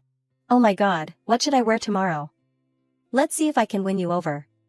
Xing Shui, like a young girl, excitedly gets ready for her date. The next morning, Xing Shui's face was meticulously made up, with sharp features and a graceful outfit. She stood elegantly by the roadside, waiting for Shiryan to pick her up. While waiting with nothing to do, Shui started planning. According to the rules of romantic dramas, a headband is the best way to look cute. Her eyes squinted with anticipation as she even pictured a happy scene in her mind. I'll find a way to get him to wear it later, won't it be as easy as turning a hand? A supercar is speeding towards Xing Shui from afar. Just as expected, the car screeched to a stop in front of her. She thought to herself, it's probably him, such a flashy car with that unmistakable license plate. Xing Shui adjusted her coquettish posture and called out, sure. The voice was abruptly cut off, and from the supercar, a pair of long slender legs stepped out. Qin Shuri took off her sunglasses, unexpectedly. Xing Shui was stunned, Qin Shuri. Although she hadn't planned this step, her reflexes still made her raise her hand to greet Qin Shiryan who had just arrived. Shui may be unlucky, but she's got optimism to make up for it. Funny coincidence, though. She figured it was no big deal, after all, today she's just Songnak Lam's concert. Qin Shuriwa didn't understand what Shui was asking, surprised, isn't it just a coincidence, weren't you the one who asked me to come? You arranged to meet me, but her face went blank, clearly, I meant to meet Shiryan. A thought flashed through Shui's mind, causing her face to break out in a cold sweat. Wait a minute. She silently recalled the initials in their names, S.Y., Shiryan, Shuriwei, innocent and unaware, helped Xing Shui, who was almost collapsing, and asked. What's wrong, sister? Her heart ached, she realized she had made a mistake. The fan meeting was extremely lively, with the room surrounded by the shrill screams of fans. Two girls lost in the bustling crowd, one feeling awkward, the other uneasy. Xing Shui sighed in frustration, holding her phone slightly to check the message. The message is with an illiterate person who can't type, a series of messages sent with no reply. Couldn't sleep well last night because I was very anxious, I couldn't sleep. So if you can chat with me, I will be able to sleep well. Good morning, certainty increased, probably mistaken. Shiryan was a scoundrel, never answering calls, ignoring messages, her eyes drooped, filled with sorrow. A series of negative thoughts flooded her mind. Why does he always want me to press my hot face against his cold back? What does he mean by being hot and cold? Can't an adult be a little honest with me? Is he playing me up on the stage? Song Yak Lam's clear voice resonated. I've wanted to end everything before. Because my heart has been empty for a long time, crying won't fill it up. The song seems to express all the feelings of Shui. The warm tears began to flow, and Shui's sobs gradually echoed, yet they were warm songs, for I still yearned for something. Unable to hold back any longer, Xing Shui decided to cry out loud, feeling sorry for herself. I am truly a sorrowful cat. What gives you the right? She resisted, refusing to accept this difficult ending. Her hand fervently waved with passion, ignoring the many puzzled looks around her. Qin Shiwen noticed her bad mood and asked, what's wrong? Are you feeling down? Just waiting for someone to care. Shui turned around, seemingly unable to hold back her emotions any longer. She nodded in confirmation. Xing Shui reluctantly shared her thoughts. You know, I just broke up not long ago. Qin Shui sympathized. Have you heard? Shui got straight to the point. He pursued me for a long time. Back then everyone thought he would never leave me, but we hadn't been together for long before he did a complete 180 and cheated. Qin Shuiwei was utterly shocked by this information. Shui exploded with emotion. Damn it, just because that third girl in the house has money, not to mention her unpredictable uncle. Qin Shuiwei, with a pensive expression, was eating melon as her beloved sister Shui was putting on a show, expressing an attitude of disgust, speaking in an annoyed tone, and furiously condemning. Qin Shuiwei gripped the cheering stick tightly, making it click and light up. She was furious, suggesting that people like this should have their limbs cut off. Shui wholeheartedly agreed, saying yes. Suddenly, Xing Shui's laughter became increasingly sinister. She had turned dark and revealed her scheme, which made it impossible for her sister to swallow her anger. Her sister couldn't let them live peacefully, especially since from the beginning, her uncle had warned her to be concerned about her. She jumped up, joining the fans' cheers with determination. She was determined to win him over and become their youngest aunt. Qin Shuiwei eagerly fueled her motivation. That's right, she had to become that girl's youngest aunt. She had to make it happen, to wreak havoc in her family. Not doing so would mean she wasn't truly Chinese. Shui, go for it. Her anger flared, she clenched her fist and agreed. When you give it your all but return exhausted, Shui leaves with the aches of an elderly person, neck pain, shoulder pain, hip pain. She laments, it's better not to go overboard in life. Half of my life is already gone. According to Shui's story, Qin Shuiwei had something to attend to and left early, so I had to catch a ride home on my own. The ride-hailing app opened on her phone. Trying to book a 7-seater for a friend, express car, number 88, Uncle 4, sorry for exceeding the estimated time, taxi, calling, special emergency car. Calling, her mind in a panic, what, there are currently 88 people in line, let me try calling a ride from a less crowded spot. Suddenly she exclaimed, Aya, it hurts. It turns out the heel of Xing Shui's shoe had successfully broken off. She examined the situation with her hand and said, looks like it's time to retire these shoes. Suddenly, a car sped by, heading toward her. Shui noticed and said, oh, a taxi is coming. The car stands out in the middle of the road. Xing Shui stared in a daze as the car window slowly lowered. Through the car window, Shiryan's handsome face appeared, and in her mind, she was surprised. Shiryan, why is he here? When Shiryan started the car, she noticed a vehicle approaching this direction. The car stopped in front of her. The face of Shiryan showed no emotion, not even a glance. The scene unfolded so unexpectedly and beyond expectations that Xing Shui was completely caught off guard. Shiryan casually tilted his head slightly, glancing out the window. She swallowed hard, silently recalling Qin Shui's words of encouragement, Shui, charge forward and become the youngest aunt. She spoke up before him, immediately seeking empathy. I've twisted my ankle. In fact, she was quite panicked, trying to calm herself down, rushing forward. Xing Shui leaned closer to the glass and softly spoke, "It's all because of you." Shi Yan propped his chin with one hand, listening to every word from Shui. "You have to take responsibility for me." The words she uttered made her feel embarrassed even as she heard them again, her cheeks blushing red from shyness. His face, which had just turned to look at her, now turned back to the front. Shi Yan drove straight away under the astonished gaze of Xing Shui. The limping foot struggles to move forward, silently crying inside, "No way, just a slight sprain, but really disabled. Is this leg made of paper?" Suddenly, a young man blocked her way, scratching his head and asking, "Do you need my help?" Xing Shui declined politely, "No need, my boyfriend is coming to pick me up." Knowing the beautiful girl already had a boyfriend, the young man left dejectedly, while Shui's mind continued questioning, "Shi Yan, don't you have a heart?" Her cheek puffed up in a look of utter frustration. Shi Yan, with 1500 degrees of nearsightedness, heartless, indifferent, and unfeeling. The more she spoke, the angrier she became. "Am I not beautiful? Am I not cute?" Yet he wouldn't even spare me another glance. Shui stomped her foot angrily. Are his eyes only avoiding beautiful women? Why not donate to the hot pot restaurant? Hitting the sore spot made her feel even worse, both physically and emotionally. Xing Shui winced in pain.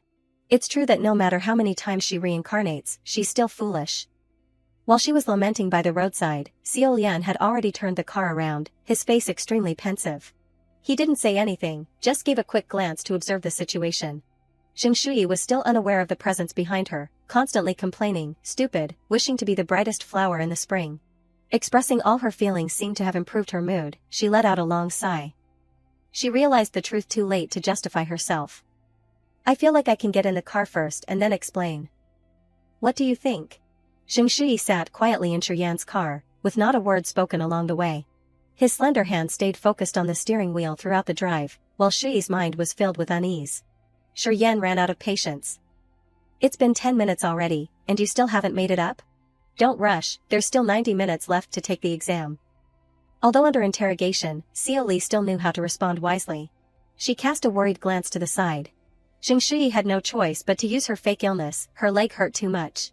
"Do not resist," he warned. Shui obediently complied, the car gradually accelerated. The night sky, Shi Yan took Shui to Jiangqing Family Hospital. She silently assessed, "It's the rehabilitation hospital of Shi Yan's family." He reached out to open her car door. She stared at him. Shi Yan coldly demanded, "Get out of the car." Her body trembled as she quickly turned around, ready to step down. Xing Shui, not sure if the pain is real or fake, started whining, "Shi Yan, my leg hurts, I can't stand up." Although feeling quite embarrassed, with determination, she quickly explained herself, "You see, if it weren't for you, I wouldn't have had to walk such a long distance with a sprained ankle. Plus, my shoes are ruined too." Shi Yan turned away abruptly and pretended to be blind, saying, "I can't see. I donated myself to the hot pot restaurant, dug my own grave." Xing Shui questioned, "Don't hold a grudge like that." Shui used a clever plan to hook the long legs of the guy. Successfully capturing the attention of Shi Yan, all the coyness displayed on Shui's face, she reached out and called his name once again, "Shi Yan." She smiled brightly and asked for a favor, carrying me on her back. Shi Yan took a deep breath, lowered his face, and reminded Shui, "Stop playing around." She quickly retorted, "I'm not doing anything." Suddenly, he lifted her entire body. Startled, she quickly wrapped her arms around him. Shui awkwardly tried to protest, "Yan, I told you to give me a piggyback ride, not to carry me like this." Nestled in the arms of Shi Yan, Xing Shui felt a bit flustered. So close, the faint scent of wood lingered, and she had thought this blockhead didn't have a heart. Yet his heart was beating so strongly. With things as they were, this once-in-a-lifetime opportunity couldn't be missed. Xing Shui leaned closer to Shi Yan, her large eyes blinking as she whispered just loud enough for both of them to hear, "Shi Yan, did your ex-girlfriend ever mention?" From this angle. "You are very handsome," she slowly released each word, secretly feeling proud, "and it's very lethal, ha ha ha ha." After hearing this, Shi Yan lost his grip, causing Xing Shui to also lose her balance. Shi Yan supported Xing Shui in a way that couldn't be more awkward, responding to Xing Shui's teasing with a hint of affection. "So did her ex-boyfriend ever tell her?"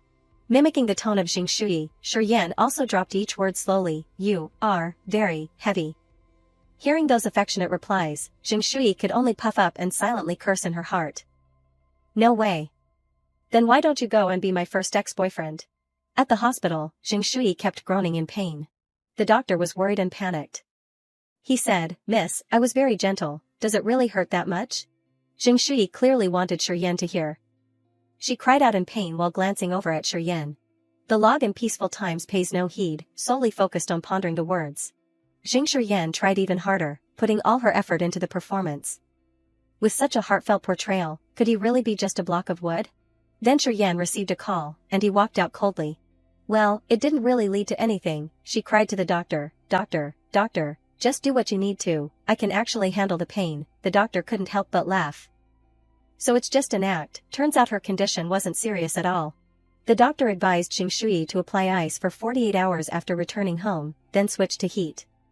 If the pain persists, she should use some medication to promote blood circulation and eliminate blood clots. She shouldn't massage the area or move around too much. If it's difficult, she can ask her boyfriend for help. Xing Shui hesitated. In fact, it didn't hurt that much. Even the doctor sighed with sympathy. It's no big deal, but her boyfriend, though handsome, is too cold and distant. Shiryen seemed coldly went outside to take a phone call, but he stepped out so that Jing Shui wouldn't have to waste energy pretending while recovering. He stood outside, listening to the humorous conversation of the women inside. When Jing Shui heard the doctor say that, she retorted, "Doctor, don't talk nonsense. He's not some emotionless person."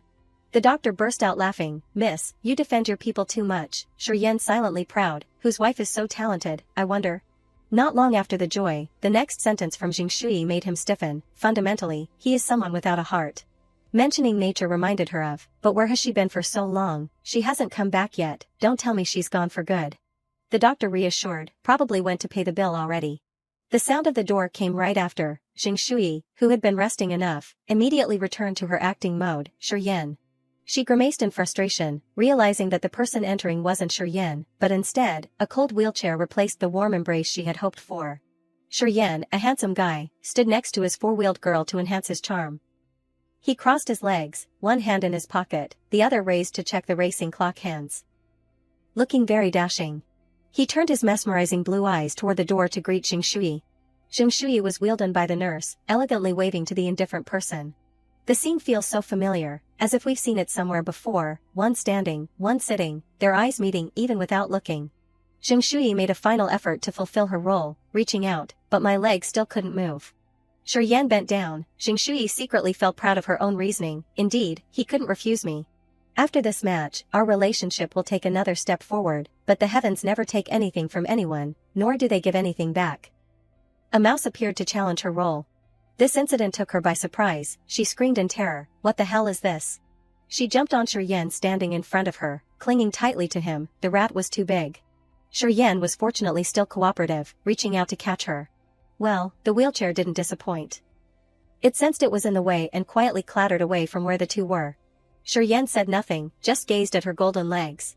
The situation is so dire that even having 10 legs wouldn't save you.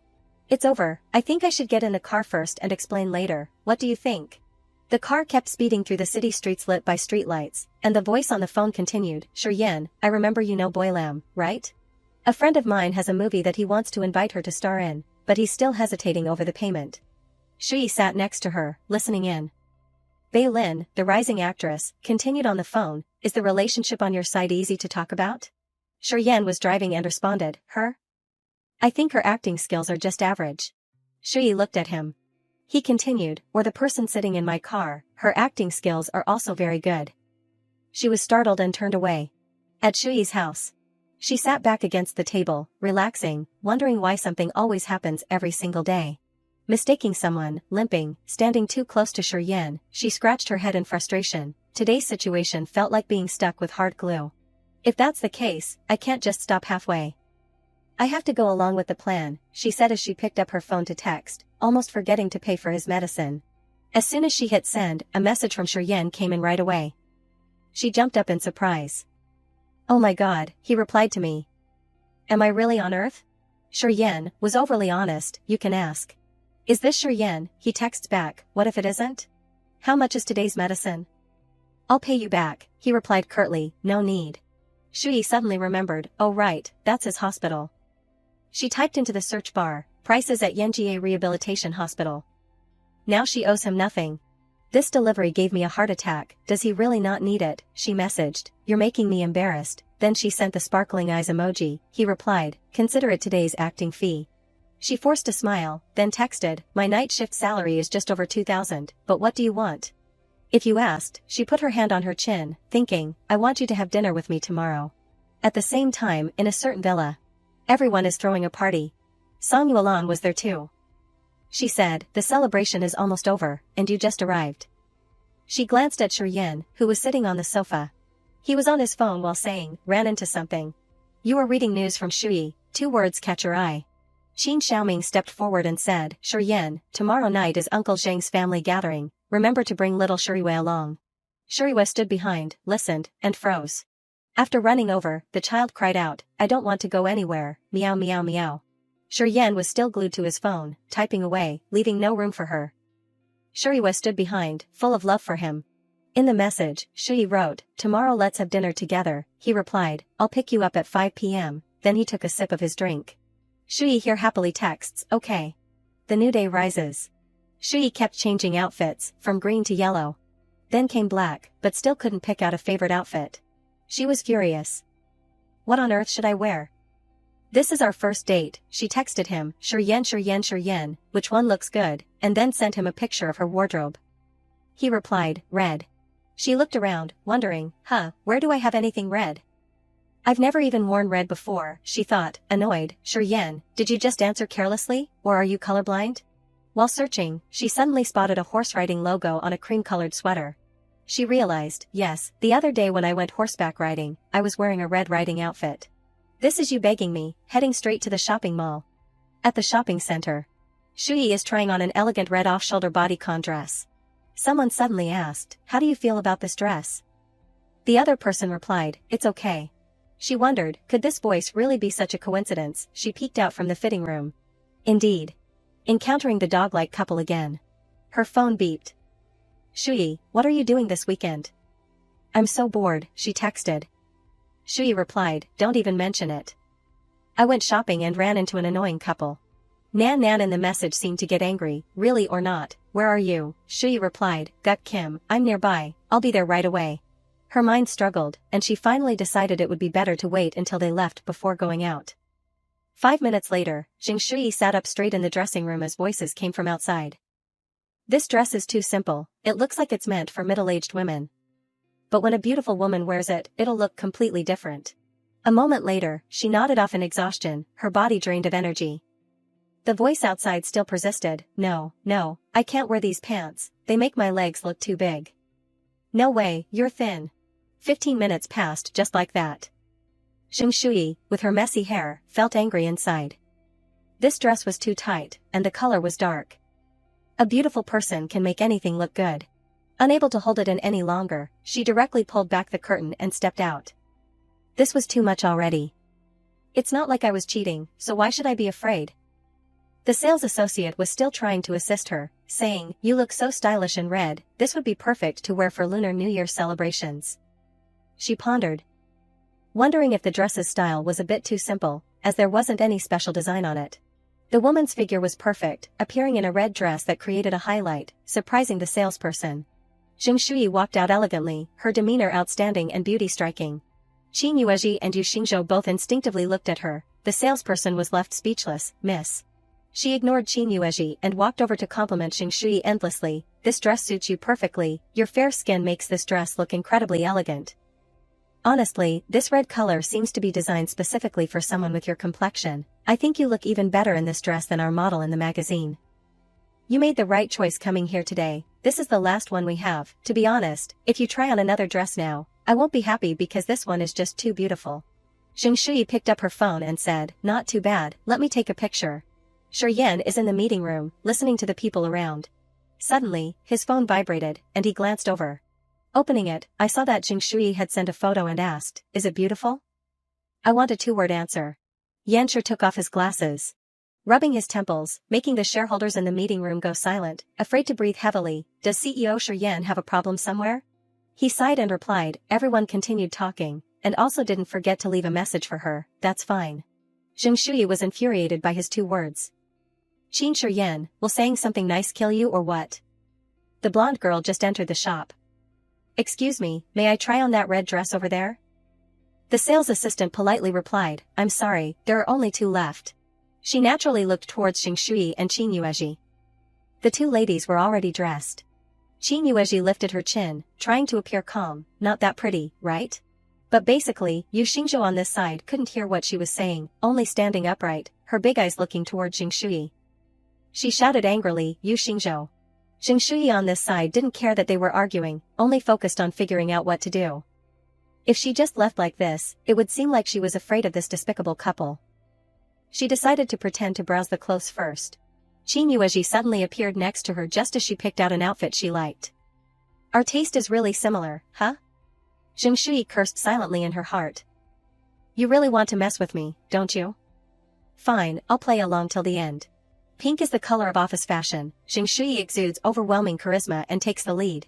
The black color is striking. This suit made her win immediately, while Qin Yuezhi couldn't even wear an outfit of the same color properly, looking like she was wearing recycled trash. Both ugly and tacky. The girly fashion sense in the workplace, Xing Shui looks like the boss, while she looks more like an ant from the countryside. The sales clerk jumped up in joy, so I'll wrap these outfits for the ladies. Qin Yuezhi realized she wasn't gaining any advantage, so she clung to Yu Xingzhou's arm, deliberately showing off that her boyfriend had bought it for her. Darling. I love them all, buy them all for me, okay? Yu Xingzhou didn't want to spend money, she got angry. Hurry up, we still have to go eat later. A familiar figure approached and said, Shui, have you finished choosing? Indeed, no one else but Qin Shuiwei, don't worry, I'll choose for you. The staff, thinking they got lucky, asked, should I pack everything? The girl couldn't possibly make it that easy, just gently placing the black card on the table. The low voice spoke each word clearly, apart from those few samples, package up everything that suits my sister's style. Everyone behind was wide-eyed with shock, especially Xing Shui. She gently called out, Shuiwei. The little girl winked mischievously and revealed to her, don't worry, this spare card is from him, he doesn't care about these trivial things. Xing Shui broke out in a cold sweat. Oh my god, is this the world of the rich? Qin Shuiwei smiled as she leaned against the counter. Thank you, really appreciate you picking out all the bad ones for us. Qin Yuezhi flew into a rage. Damn it, Yu Xingzhou beside him kept trying to calm him down. Alright, those samples weren't that great anyway, he thought to himself. Lucky me, my wallet is saved. Inside the store came the loud sound of yelling, none other than the voice of Qin Yuezhi, not beautiful, right? Earlier I saw you practically gluing your eyes onto her. The salesperson over here handed them the receipt and said, here you go, we will deliver the remaining items to your home. Xing Shui stretched, feeling incredibly relaxed. Qin Shuiwei, walking beside her, asked, how do you feel, happy, got it out of your system? She hesitated before speaking, thank you, Tu Shuiwei, but... Xing Shui scratched her head. She already had dinner plans tonight. The girl asked more urgently than her, it's your uncle, right? How's it going? Two people simultaneously exchanged a sly smile. Xing Shui walked while thinking, in a few days I will return the clothes, I will never be with Qin Shuiwei's uncle, doing so would be too strange, under the apartment building. A luxury car was parked there. Yanshur silently sat in the car, resting. Hearing the voice, brought to this place, right? He immediately looked outside. Xing Shui wore a stunning red dress and said to the staff, excuse me for a moment. He smiled and replied cheerfully, no trouble at all, this is what we are here for. The outfit she wore underneath was designed like a cheapao, but with a touch of modern style. Shi Yan on this side didn't blink. He then got out of the car and called, Xing Shui, leaving the two people on the other side surprised and bewildered. She looked at him with beautiful makeup, Shi Yan. He wore a black suit, looking extremely elegant as he extended his hand toward her, getting into the car. On the national highway, the setting sun cast its glow on the speeding cars. Inside a car, countless branded items were piled up. The atmosphere between Shi Yan and Shui was extremely awkward. He looked at the message that had just arrived on his phone, while Shui was extremely anxious. What should she do? Would he think she was very materialistic? The message said, your bank card ending in X has been used at Guamao. What should she do? She couldn't possibly say she swiped it with her uncle's card. And now, if she wanted to return the money, that would be even worse. She propped her chin up with her hand, trying to think. Why did he suddenly rush her into the car? And he didn't even let her go home to put away her things. Before she could finish thinking, the car stopped in front of a large estate.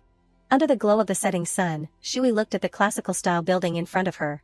She worried inwardly, is this definitely a place to eat? Suddenly, a body touched her back, startling her. Shi Yan lowered his head. His words made Shui curse inwardly. Why was he so short? Wasn't it because she wasn't wearing high heels? Why was he attacking her height for no reason? Then she turned around, clenching her fists, like an angry kitten. Everyone is taller than 1.6 meters. So what if I'm short? Being short has its advantages. Short people only pay half price for bus tickets. After hearing her grumbling, Shiryen coldly brushed past her. Let's go in. Shui stared blankly at his back. Her eyes drooped, and she pursed her lips in disappointment. He had clearly agreed to have dinner with her. He glanced back and asked, "Isn't this considered having dinner with you?" She said softly, "You know that's not what I meant." Shiryen pretended not to know. "Then what do you mean?" He took off his gloves and extended his arm in a questioning manner. Seeing his slender hand, Shui relaxed her lips. She reached out and took Shiryan's arm. Shui leaned against him, thinking, I didn't have good intentions anyway. I'll just put on an act with you. When I succeed, I'll deal with you. Her small hand restlessly pinched him. Feeling that, the corners of Shiryan's mouth slightly turned up. Then they both walked inside together. Shui was extremely flustered, her eyes darting around. What was with those burning gazes? Had they never seen a beautiful woman before? As Shiryen pulled out a chair for her, the surrounding discussions about them gradually arose. Is that the actress in Shiryan's car? I heard her acting skills are very good. Her appearance is definitely flawless. It's just that she doesn't have any fame. With her appearance and beauty, Shiryen could make her famous in half a year. But her temperament is very pure. Could this be his official partner? Let's go up and say hello and get acquainted. Who knows, she might be a top-tier celebrity in the future. The man sitting opposite them spoke up, Shiryen, this is? Immediately, Shui smiled and introduced herself. Hello, I'm Jing Shui, a reporter for the Financial Economic Times. Despite the discussions, Shui ate and drank naturally, while he simply sighed and sat in silence. The group chatted seriously. Vocal, I didn't realize Shiryen played around with these types of girls. One moment it's an actress, the next it's a reporter. Bringing a reporter to Uncle Zhang's family dinner. It seems this reporter is bringing a lot of joy. Shiryen still only likes things that are relatively different. It's still a pity for that actress. She should improve her acting skills. Shortcuts are difficult to take. The actress was being gossiped about without knowing it. The famous CEO was being rumored to have a scandal in his personal life. Suddenly, her phone vibrated, catching Shui's attention. As soon as she saw the message, she couldn't help but curse inwardly. Yu Xingzhou, Shui, are you busy? What are you doing right now? Damn it, what the hell is this? Is he possessing a corpse? Shui slammed the phone face down on the table in annoyance. Get lost. After that, Xingzhou kept messaging, driving her crazy. Shui, are you free? I have something to say to you. Shui, are you busy? What are you doing right now? Did you forget to block me because you were busy deleting my pictures, so I can keep texting you? Shui recklessly typed a few words, having sex, let me see what you can say. When she was done, she happily said to herself, perfect. Suddenly, her expression immediately tensed up. Crap. She turned and saw Shiryen looking at her phone in horror. Oh no, oh no, oh no, he saw everything. His eyebrows furrowed slightly. Shui panicked, sweat pouring down her face, and tried to remain calm as she spoke. What are you looking at? I haven't finished talking yet. Then she sent another message to explain, bowing her head weakly, while Shiryen tried to hold back his laughter. Having sex, meaning making a love cake, someone is still alive but she is dead. Seeing her looking so lifeless, someone spoke up and asked, Ms. Jing, what's wrong? Are you feeling unwell? He softly replied for Shui, her? Maybe it's because the food doesn't suit her taste. Meanwhile, she was crying inwardly and awkwardly replied politely, feeling a little hot. At that moment, the servers began to push in the food carts. Excuse me, here's the specially ordered cake. The two-tiered cake looked both beautiful and delicious. Please enjoy. Shui gripped the fork in her hand and stabbed it straight into the cake, fiercely, stabbing hard. She gently took a bite of the cake, her cheeks flushed between the surrounding whispers, and thought to herself, which boss is so romantic? Inviting everyone to eat this dessert. Who else could it be? The man took out a handkerchief while speaking in a warm voice. I ordered it. Shiryen wiped Shuyi's mouth with the handkerchief. After all, someone likes to eat small cakes very much. She put the handkerchief to her mouth and wiped it, her face slightly flustered. Yan tilted his head slightly, his hand gently touching his chin, revealing a perfect profile. The supercar parked in front of a mid-range apartment building. Shui turned and opened the car door. "I'll go first, thank you," rushing out. Yan's voice sounded from behind. "Jing Shui." Shui lowered her head, her hand slightly clenched around her small purse, and walked quickly. Fortunately, she was wearing flats so she could run so fast. Yan kept calling, "Jing Shui." Shui closed her eyes and tried to walk faster. "As long as I walk fast, the embarrassed one won't be me." Suddenly, a pair of shiny leather shoes ran after her. Clomp. Shui startled and turned around, her eyes widening in surprise. Yan reached out as if to stop her. "What are you running for?" Shui lowered her head slightly, closing her eyes. "I heard it." Yan reached out and grabbed Shui's small hand. "Why are you still running if you heard it?" He squeezed her hand gently, making her a little flustered, anxiously going home to make a small cake. Shui's eyes widened, her face flushed red. Yan's eyes lowered, making her think awkwardly. "Yan, are you that kind of person?" Shui struggled to break free from Yan, but he refused to let go, waving and throwing. "Ugh, you're so annoying, Yan." The hand that was holding her tightly loosened. He turned and waved, "Go quickly and take all the things out of the car." Shui stared blankly at him. "You dragged me all this way just for this?" Yan walked ahead, lightly covering his mouth and chuckling. Pissed, she stood behind him, angrily thinking, "I actually suspected him of mocking me." Xingzhou sent another message, infuriating Shui. Meaning, making a love cake. "Shui, what are you talking about? Have you had too much to drink? Are you okay? You're so neurotic. Thunder will strike you for disturbing others. You have blocked Yu Xingzhou. Yu Xingzhou, get lost." Shui muttered annoyedly, but her tone was still hesitant. "Yan, because of your bad behavior tonight, let's not see each other again, temporarily." In the clear blue sky, a large plane spread its wings and flew past. A few days later, the business trip day, Wushi. Ruoshan smiled brightly, spreading her arms wide. Shui, over here." Shui slowly walked over. Shan. She put her suitcase aside and hugged Ruoshan tightly. "It's not easy to get a chance to come here. Let me take you around." Okay. The two girls took each other to play all over Wushi, taking countless beautiful photos. As it gradually got dark, Shui and Ruoshan were admiring the scenery and chatting by the river. "Really or not, that president of Mingyu Bank? You really dared to do it?" Shui put her hands on her hips, gently stroking her hair, her tone self-evident. "What's there not to dare? A president is just a man too." Ruoshan leaned over. "Well, I believe you then. But if you continue to waste your courage like this, don't blame Liang Qing for changing the lottery draw." She suddenly felt a sinking feeling in her heart. Awkwardly feeling guilty. Shui and Ruoshan moved closer together, huddling together. "The night scene of Wushi is really like a fairyland. Come on, which one to take?" Ruoshan picked up her phone and turned it around, her face happy as if she had struck gold. "Too beautiful, I have to post it on Moments to show off the new beauty." While Shui was behind her, looking intently at her phone. "Speaking of Yan, I remember it's been a long time since I bothered him, should I?" The image of Yan holding her hand tightly last night appeared, staggering, anxiously going home to make a small cake. She put her hand on her chest, her face immediately turning red, looking resentful. Forget it, I wouldn't bother with him." The city glowed with brilliant lights. Jiangqing. The luxurious yacht with all kinds of amenities glided gently on the river. Yan leisurely sat cross-legged on the sofa on the yacht, ignoring the lively party atmosphere around him. He supported his forehead with his hand, frowning slightly, annoyed, his slender fingers touching the phone screen, sliding. Yan's finger paused slightly when the screen showed, WeChat, 66+, Jing Shui, pausing. He looked at the profile in thoughtful consideration. It seems she hasn't been active for a long time. Jing Shui Jiangqing, Moments. The screen displayed a photo of Shui and Ruoshan smiling and taking photos together. Today, long time no see, feeling a little nostalgic. Yan looked thoughtfully at the phone screen. He closed his eyes slightly, exhaling a long breath.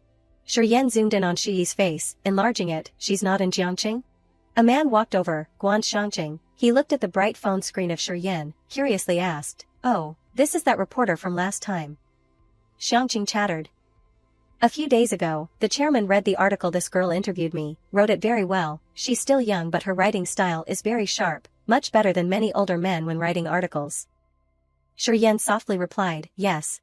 Shangqing continued to ask, "But why haven't I seen the girl lately?" Yan lowered his head slightly, only exhaling lightly.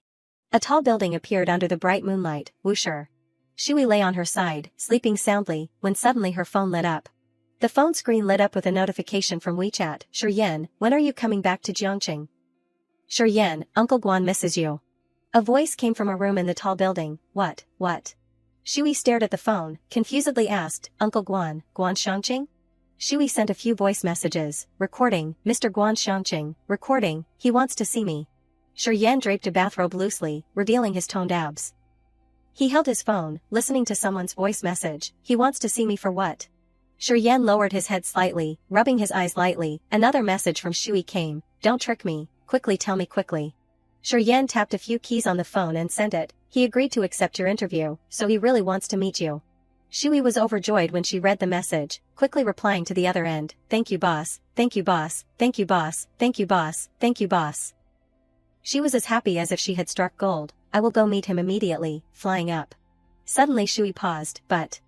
Then she suddenly realized, when did I ask for President Guan's room? She immediately sent Shiryen countless question marks, making him confusedly reply, why do you have so many question marks all day long?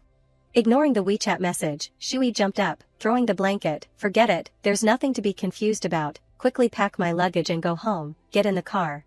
Guan Shangqing's assistant said over the phone, yes, I'll check the schedule, it's probably quite full this week, my side is always available, the time is flexible and can be adjusted at any time. Shui sat in front of the suitcase, packing clothes while listening to the phone. How about next week? Yes, no problem, I'll go back tonight to prepare. A curious voice came from the phone. Are you abroad? Shui honestly replied, I'm on a business trip in Wushi. The other end of the phone said in surprise, Wushi? Shangqing held the phone, softly said, it's okay, no rush. He looked at the night scene outside through the glass window. I used to go to Wushi, the snow scene is very famous, you can stay there and play for a few more days. I won't have time until next weekend. Shui smiled sweetly and replied, yes, thank you sir. She thought to herself, I didn't expect Uncle Guan to be so easy to talk to. She looked at the city scenery outside. That's good too, I was going to change the plane ticket and ran into heavy snow, so I had to delay it. Then let's have a good time playing for a few days. Your boss has released people, let's go to the snow village. Shui and Ruoshan were on a snowy mountain, it seemed they had just finished skiing and were resting. She posed on a swing, while Ruoshan carefully adjusted the angle of the photo. Shui and Ruoshan happily walked together, in their hands were 2 skewers of delicious candied haws, so happy. After that, Shui and she were feeding a deer, no work, no yu xingzhou, and no qin yu ji. That night, the two clinked glasses together, watching the beautiful city in the distance, and no difficult Shiryen, so free. Somewhere, in a luxurious room, a man leaned back on the sofa in a relaxed manner. Shiryen was sipping a glass of hot water. Xing Shuyi's WeChat moments. Today, I swear I didn't fall, just sleeping on the snow. Yesterday, so dangerous, lamb cooked with snow water, can't tell the difference. Ruarwa deer, so cute. Shiryen stared at the phone screen, still playing. Still no message from her. Thank you boss, I will go meet him immediately. Shiryen stared at the message that Shui had sent, 3 days ago, I will go meet him immediately. He threw the phone on the mattress decisively, pissed. Shiryen narrowed his eyes slightly, phone sound. He glanced at the phone he had just thrown away without mercy. The phone screen showed a notification from WeChat, Xing Shui, Shiryen. Shiryen's eyes looking at the phone were a little surprised.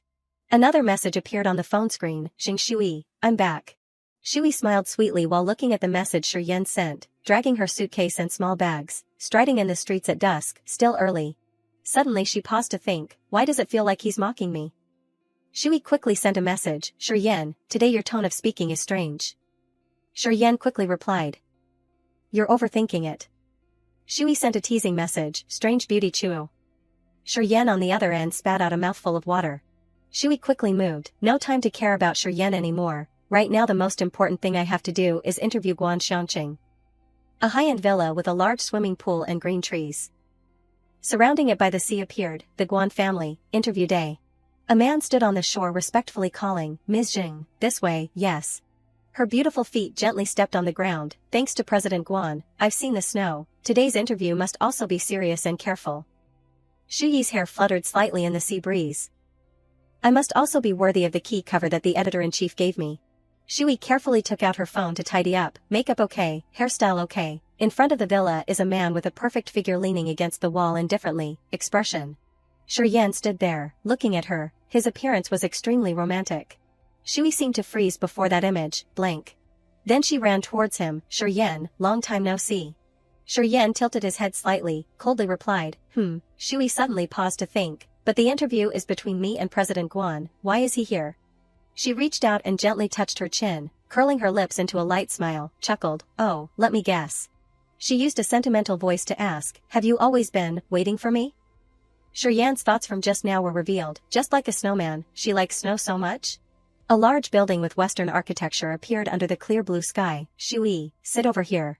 In a small room, a few days ago, the chairman read some of your writing, and felt that it was very good. There are many relatively new perspectives. Xiangqing leaned lightly on the armrest.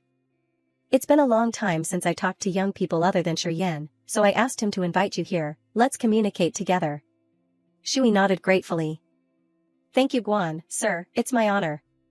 Xiangqing smiled lightly and spoke up, have some tea. His hand pointed to the small teacup filled with steam, this is what I keep, I don't invite ordinary people to drink this tea. Shui shyly said, I don't know how to drink tea. Maybe I don't know how to appreciate it. Shiryen picked up the teacup and took a sip, drink it, you'll like it, it's boiled with snow. Shui was surprised, she thought to herself, so what if it's boiled with snow? Shiryen slightly glanced at Shui, don't you like snow the most? Shui turned her head to look at him, inwardly confused, is he being so strange? She stared at Shiryen drinking tea, guessing, jealous of the snow. Shui gently held the teacup with both hands and took a sip, she praised with squinted eyes, so delicious, it has the taste of snow, I like it very much. Shui smugly thought, Shiryen, you also have today. Shiryen stood up abruptly and left, then you two chat, I don't want to bother you anymore. Shui happily said softly, go, go. A small cat contentedly stepped on the head of a lion. The clear blue sky with floating clouds. Shiryen lay on his back, enjoying the peace. Suddenly his phone vibrated continuously. Shiryen opened his phone, a series of messages appeared, annoying him, message, bank card received refund from Guamao, message, bank card received refund from Guamao. Message, bank card received refund from Guamao. Shui was happy somewhere, I just went to return the goods in the morning, in the chat with Qin Shinian, cancel the link of my bank card with your phone, you don't want to see purchase and refund messages anymore. The sound of conversation echoed throughout the luxurious room, Xiangqing happily said, it's rare to talk so much today, I'm so hungry, are these dishes not to your taste? Shui shyly replied softly, it's not, they're all delicious. She picked up some food and put it in her mouth, thinking, after the interview, I was invited to stay for a meal by President Guan. Xiangqing suddenly asked, Shui, how old are you? I'm 25. Xiangqing narrowed his eyes slightly, his voice calm, hearing him, Shui was startled while Shiryen was calm, very suitable in age for Shiryen. Shui lowered her head slightly, softly said, yes, I also think so.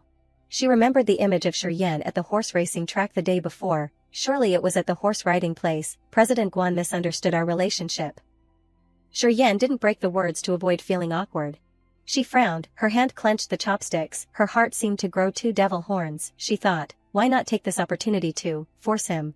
Xiangqing closed his eyes, his voice even, I have contacted many reporters, old friends who used to know this profession have also changed careers one after another. The scene switched to the delicious food on the table, his voice continued to sound, especially in this era, paper media is declining, reporters are not like before as the voice of society. It is not easy for girls to persevere in this profession. Shui happily replied, in fact, there are many girls in the magazine association, and they are all very beautiful. Xiangqing said sincerely, a dignified appearance is also an advantage. Who doesn't like to see a beautiful girl during an interview? Shuyi's words surprised Shiryen next to her, yes, President Shi especially likes beautiful reporters. She gently placed her chopsticks on the table, isn't that so? Shui gently placed her hands in front of her chest, tilted her head to look at Shiryen, didn't you stare at the interns who attended the press conference with me for a long time last time? Xiangqing was surprised, there was such a thing? Shui and Shiryen said in unison, but each had a different answer, no, yes.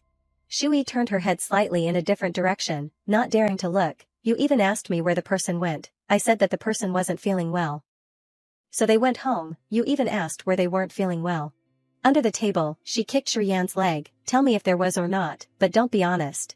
Shiryen lightly stepped on Shuyi's foot, suppressing the foot that was making trouble under the table. Shiryen tilted his head slightly, I'm just kidding you. Shui didn't believe it and asked, really? Shiryen was a little helpless, then what do I have to do for you to believe me? Shuyi's finger pointed in one direction, pointing. Then she retracted her hand, her voice hesitant. Shiryen, I want to eat shrimp. He compromised, picked up a shrimp for Shui. Shui glanced at him and spoke, making Shiryan's face darken. Choose a big one, I can't help you peel it. Xiangqing sat still, watching the show. Shui thought to herself, crap, it seems I've gone a little overboard. Then she meticulously peeled the shrimp, then picked up the shrimp and gave it to Shiryen. Here, yours, coaxing him. The pale golden sunset shone down on the luxurious yacht. A voice sounded, President Guan just kept pulling me to talk about my writing. It seems he's very interested in my thesis topic. I'm so good. Shui walked and said happily, President Guan's praise can be more than 10 vice presidents of the bank. No, 100 people are right. Shiryen put one hand in his pocket. Looking at her, get on the boat. Shui tilted her head slightly, her voice full of gratitude. Shiryen, thank you for recommending me to have the opportunity to meet President Guan. I will try my best to write well. He glanced at her. People all say that paper media is declining, but it seems that you really like being a reporter. Shui looked at the distant sky, honestly said. Of course, otherwise there would be no place to display my talents. I only like being a reporter, a beautiful reporter. She jumped onto the deck, making Shiryen freeze for a moment. To thank you, I will make a poem for you. Shiryen opened his mouth slightly, huh. Shui stood with her back to him. Got it. She cleared her throat. Shui doesn't know Jiangqing is far. Her figure was reflected in Shiryen's eyes. Shui tilted her body, continued to recite poetry. Shijia Xiaoyan. She squinted her eyes and smiled slightly, looking out expectantly. Shiryen curled his lips slightly, quickly turned and left. His cheeks flushed red with shyness. A message from Shiryu came. Cancel the link of my bank card with your phone. I don't want to see purchase and refund messages anymore. The other end of the message replied. Uncle, how can that be? Even if it's torn, I won't go back and return the goods. Oh, it's Sister Shui. Before to compensate her, I bought her some things. Did she return them all? If not for the money. Shui stood far away, secretly looking at Shiryen. Crap, didn't I tease him too much? Shiryan's mouth pursed slightly. A line of text appeared like someone's thoughts, not for relationships and fame. The boatman is towards Shui. Ms. Jing, be careful, please sit down. Shiryen tilted his head slightly, around him were pigeons flying, then Shui stood on the deck, staring blankly at him. Then she smiled, waving goodbye. Shiryen stood there seeing it, parting his lips as if wanting to say something. He looked apprehensive when he caught sight of Shiryen. But there wasn't the slightest expression on his face, and he was staring intently at something. Xingzhou was about to breathe a sigh of relief. Maybe I'm hallucinating. He's looking at the back of the menu. His friends asked with a chatter, then who suggested breaking up first? He replied dejectedly, she did. The friend didn't blame him. It's normal, after all, her level of contact now is different. Her vision has also become higher, so this is also normal, contacting CEOs, CFOs every day. There's no room left to care about us low-level bank employees. Xingzhou painfully lowered his head to the table, his eyes sinking in endless sadness, while his friends wanted him to face the truth. That's right, this is called climbing up a high branch. Someone put an arm around his shoulder to comfort him. All right, goodbye for now. The next one will be better and more obedient. If the old doesn't go, how can the new come? The other person also happily encouraged him. That's right, with your conditions, it's not like it's hard to find a woman who likes you. Shiryen was surrounded by their words. That's right, you can tell just by looking that Jing Shui isn't the type of woman who's good for anything. At the next table, Shiryen quietly sat and thought. Waiting too long, the noodles must be completely soggy by now. Shui walked over to him, saying casually, they all left? Let's go back to the table and continue eating. As soon as Shui returned, Shiryen scolded her, do you love the toilet that much? Shui looked at the noodles that had become completely bloated and knew he had been waiting for a long time. She hesitated, I'm sorry for making you wait so long. But he didn't reveal any expression, only looking at a single point. She was silent, a sad expression clearly visible in her eyes. Suddenly, he demanded, Jing Shui, look up. She looked up at him. Her big, round eyes sparkled and blinked, her face flushed with shyness and confusion. Shiryen crossed his arms in front of his chest, unable to hide his attention, so pretty. His posture not intending to move, he teased, such big, round eyes, but why is your judgment of people so bad? She frowned, looking uncomfortable. Thinking about it, meeting a scum guy -100, soggy noodles -1000, being ridiculed by Shiryen -10,000. She broke the chopsticks in her hand with a snap, her mind seemingly crashing. Shui turned and quietly walked out of the table, suddenly not feeling like eating anymore. Take me home. The road was illuminated by the city lights. He drove her back in his black car. Driving at high speed, she didn't know if Shiryen was angry inside, but he was acting like this. She glanced at him but didn't see any reaction. She thought to herself, am I hallucinating? Is he in a bad mood? That night, in her apartment, Shui lay in bed, wearing pajamas, leisurely applying a face mask. I didn't even have time to eat anything during overtime. I feel like I'm about to meet my ancestors. I should have eaten more if I knew earlier. The doorbell rang, ding dong, ding dong. She immediately sat up, excitement clearly visible on her face. Ah, the takeout has arrived. The delivery man held a wooden food box in both hands, Jiawei. Although sweat dotted his face, he was still cheerful. Ms. Jing, your Jiawei noodles have been delivered.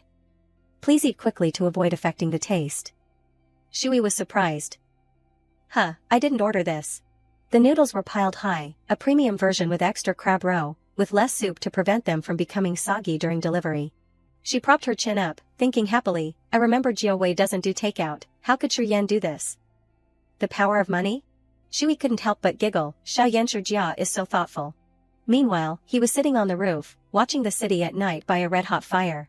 Shiryen quietly swirled the water in his glass, when his phone lit up. The notification tone woke him up, he opened his eyes and glanced at his phone. Shui sent a few messages with a photo of the food, Jing Shui, thank you for the boss's favor, I'm starting to eat. Shiryen quickly put on his glasses, zoomed in on the photo, recognized it, and messaged her, no scallions? Shui held her chopsticks in one hand, and her phone in the other, looking at the message in surprise, wow, so observant.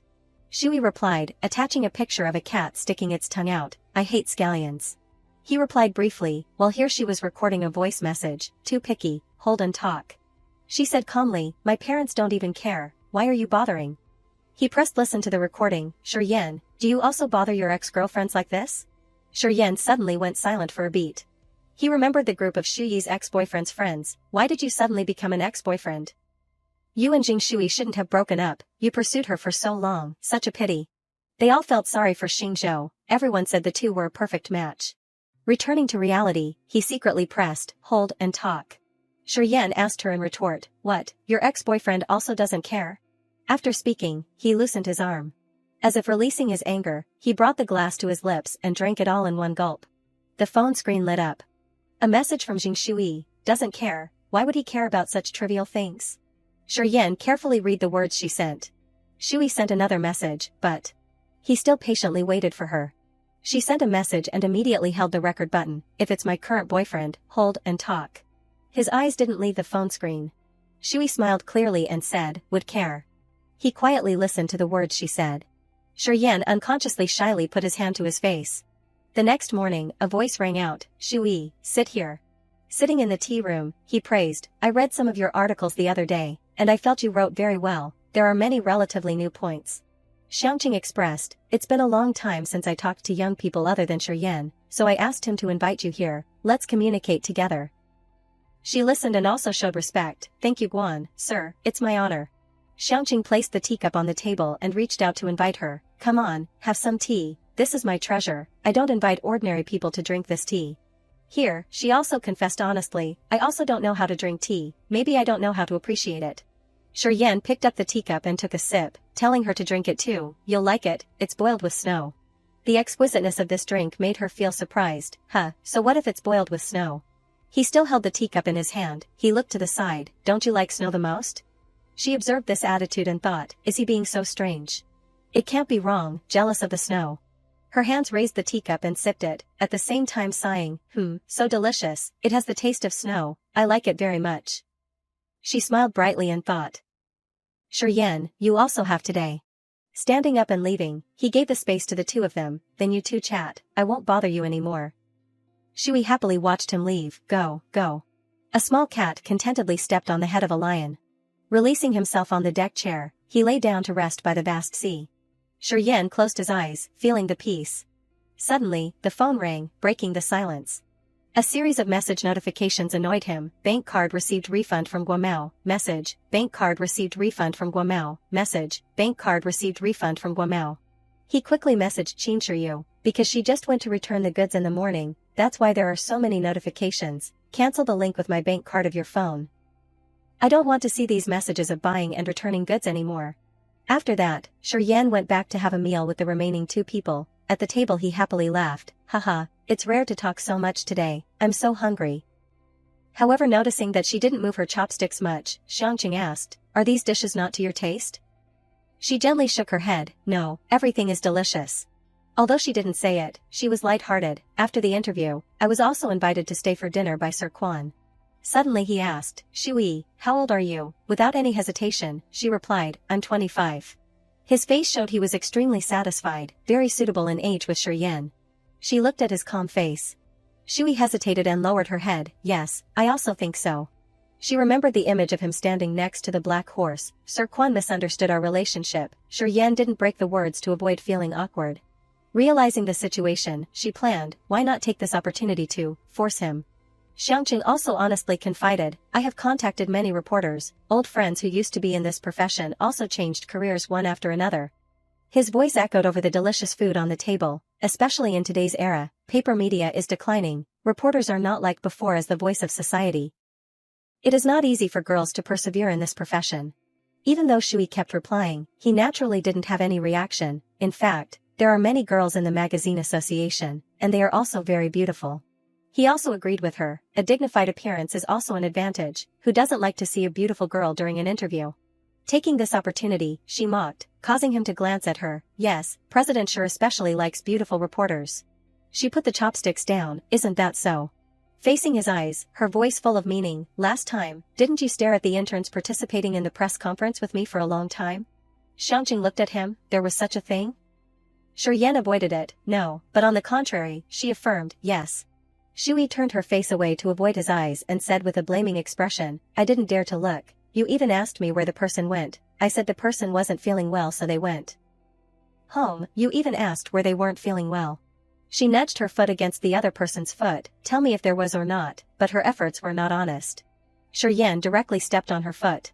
He turned his head in a different direction, I'm just kidding you, Shui narrowed her eyebrows, really? Then what do I have to do for you to believe me? Suddenly, she pointed. Her voice was coquettish, looking at him, Shi Yan, I want to eat shrimp. Shi Yan had no choice but to pick up the big one with chopsticks and put it in her bowl, her face filled with intentions, you don't help me peel it. After hearing this, his face darkened, Shui glanced at him in confusion. He happily watched Shui tease Shi Yan, watching the drama. Seeing that she seemed to be going too far with teasing, Shui picked up another shrimp and peeled it meticulously for him. She peeled it and put it in his bowl, Shi Yan still maintained an indifferent appearance, here, yours. Shui immediately worried in her heart, coaxing him. After the meal, the yacht was already waiting for her. From afar Shuyi's voice was heard, Sir Quan just kept pulling me to talk about my writing. It seems he's very interested in my thesis topic. I'm too good. The appearance of the man in elegant clothing was waiting for her, she was still immersed in happiness. President Quan can be more than 10 bank managers, no. 100 people are right, his voice came, get on the boat.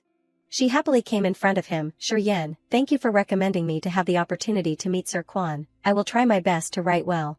He glanced at her, people all say paper media is declining but it seems you really like being a reporter. She turned her face to the side, looking proud, of course. If not then there would be no place to develop my talents, I only like being a reporter, a beautiful reporter. She was so happy that she jumped up, hey, to thank you, I'll make a poem for you. He was stunned when he heard her say she would make a poem, huh? She raised her voice, got it. Under the light of the light orange sunset, Shi Yan looked at her back, she cleared her throat and began to make a poem, Shui doesn't know Jiangqing is far. Shi Yan was dazed, his eyes at this moment only had the beautiful silhouette of the young girl in front of his eyes.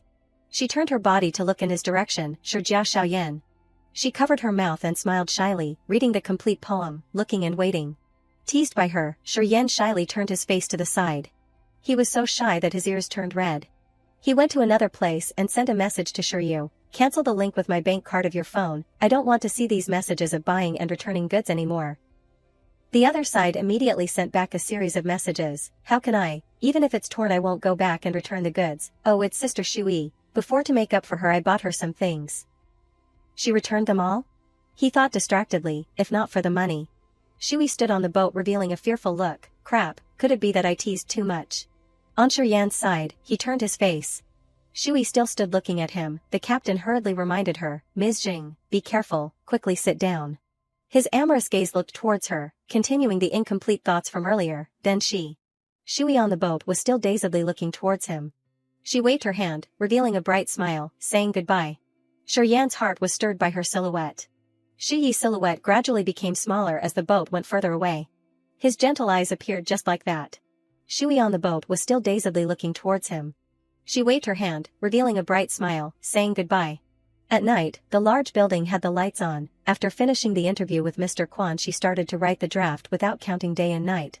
The weak light of the computer and desk lamp shone on Shui. She stretched tiredly, finally finished writing. She held her phone and was immediately surprised. There were 184 people queuing up in front of her, needing to wait 90 minutes, she said to herself. Why are there so many people working overtime today? Could it be that I will spend the night here again? Shui hurriedly posted a photo on her timeline. Yes, I'm okay, I'm still okay, can anyone help me bring a bed to the company? She only allowed Yan to see it. After posting, she became happy, he will probably see it on Moments, right? She waited for a while and still didn't see any movement. She threw her phone angrily to the side. Jia Yan, you're really heartless. She grabbed her bag and left work, secretly saying to herself, it's almost my turn, persistence is victory. Suddenly a voice came from behind her, hey, hello. A white-haired boy appeared behind her, waving his hand to say hello, just finishing work?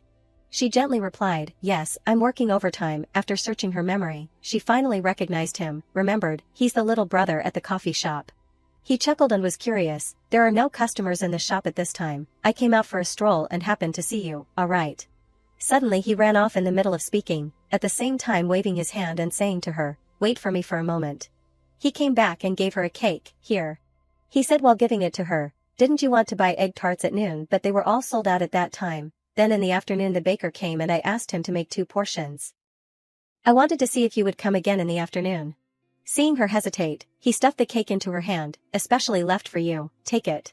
He smiled at her gently, if you're not angry then it can only be thrown away, I don't eat sweet things. She was attentively looking at the bag of cakes when suddenly Yan appeared behind, paid yet? Shui unexpectedly turned around, huh? Yan reached out and took the wallet out from his coat pocket. Shui was immediately surprised, shouting in her heart, Yan. He stuffed the money into the boy's pocket, this action of his caused both her and him to be stunned. His hand grabbed her small wrist. Yan pulled her hand to leave, let's go. She happily agreed, in her heart secretly happy, I was still thinking that he wouldn't come. The 2 people left, leaving the coffee shop employee staring blankly at the $100 bill. He opened the car door and threw the bag of cakes onto the back seat forcefully. Yan then leaned one arm on the roof of the car, looking towards her casually and asked, you dare to eat things given by strangers? She crawled into the car, saying softly, the number of times that person has met me is more than the number of times I've met you. He appeared confused by what she was whispering. He used one finger to hold her collar and pull her back, huh? She was like a small cat being lifted up by Yan. What's wrong? He still used that cold tone to look at her. You're not sitting in the passenger seat, are you seeing me as a driver? At that moment, a silhouette appeared in the company. The person who had just witnessed the event was Wu Ling, her expression was full of discomfort. Below, Yan was opening the passenger seat door for Shui.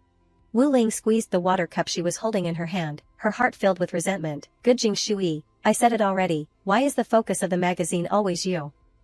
There's someone supporting you from behind. Her eyebrows furrowed, her eyes full of jealousy. At this time, Shui suddenly sneezed, achoo, it's Yan. She exclaimed in confusion, who's saying bad things about me behind my back?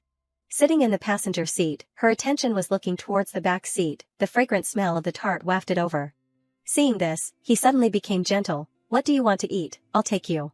Shui immediately nodded happily and repeatedly. The car stopped in front of a private noodle shop.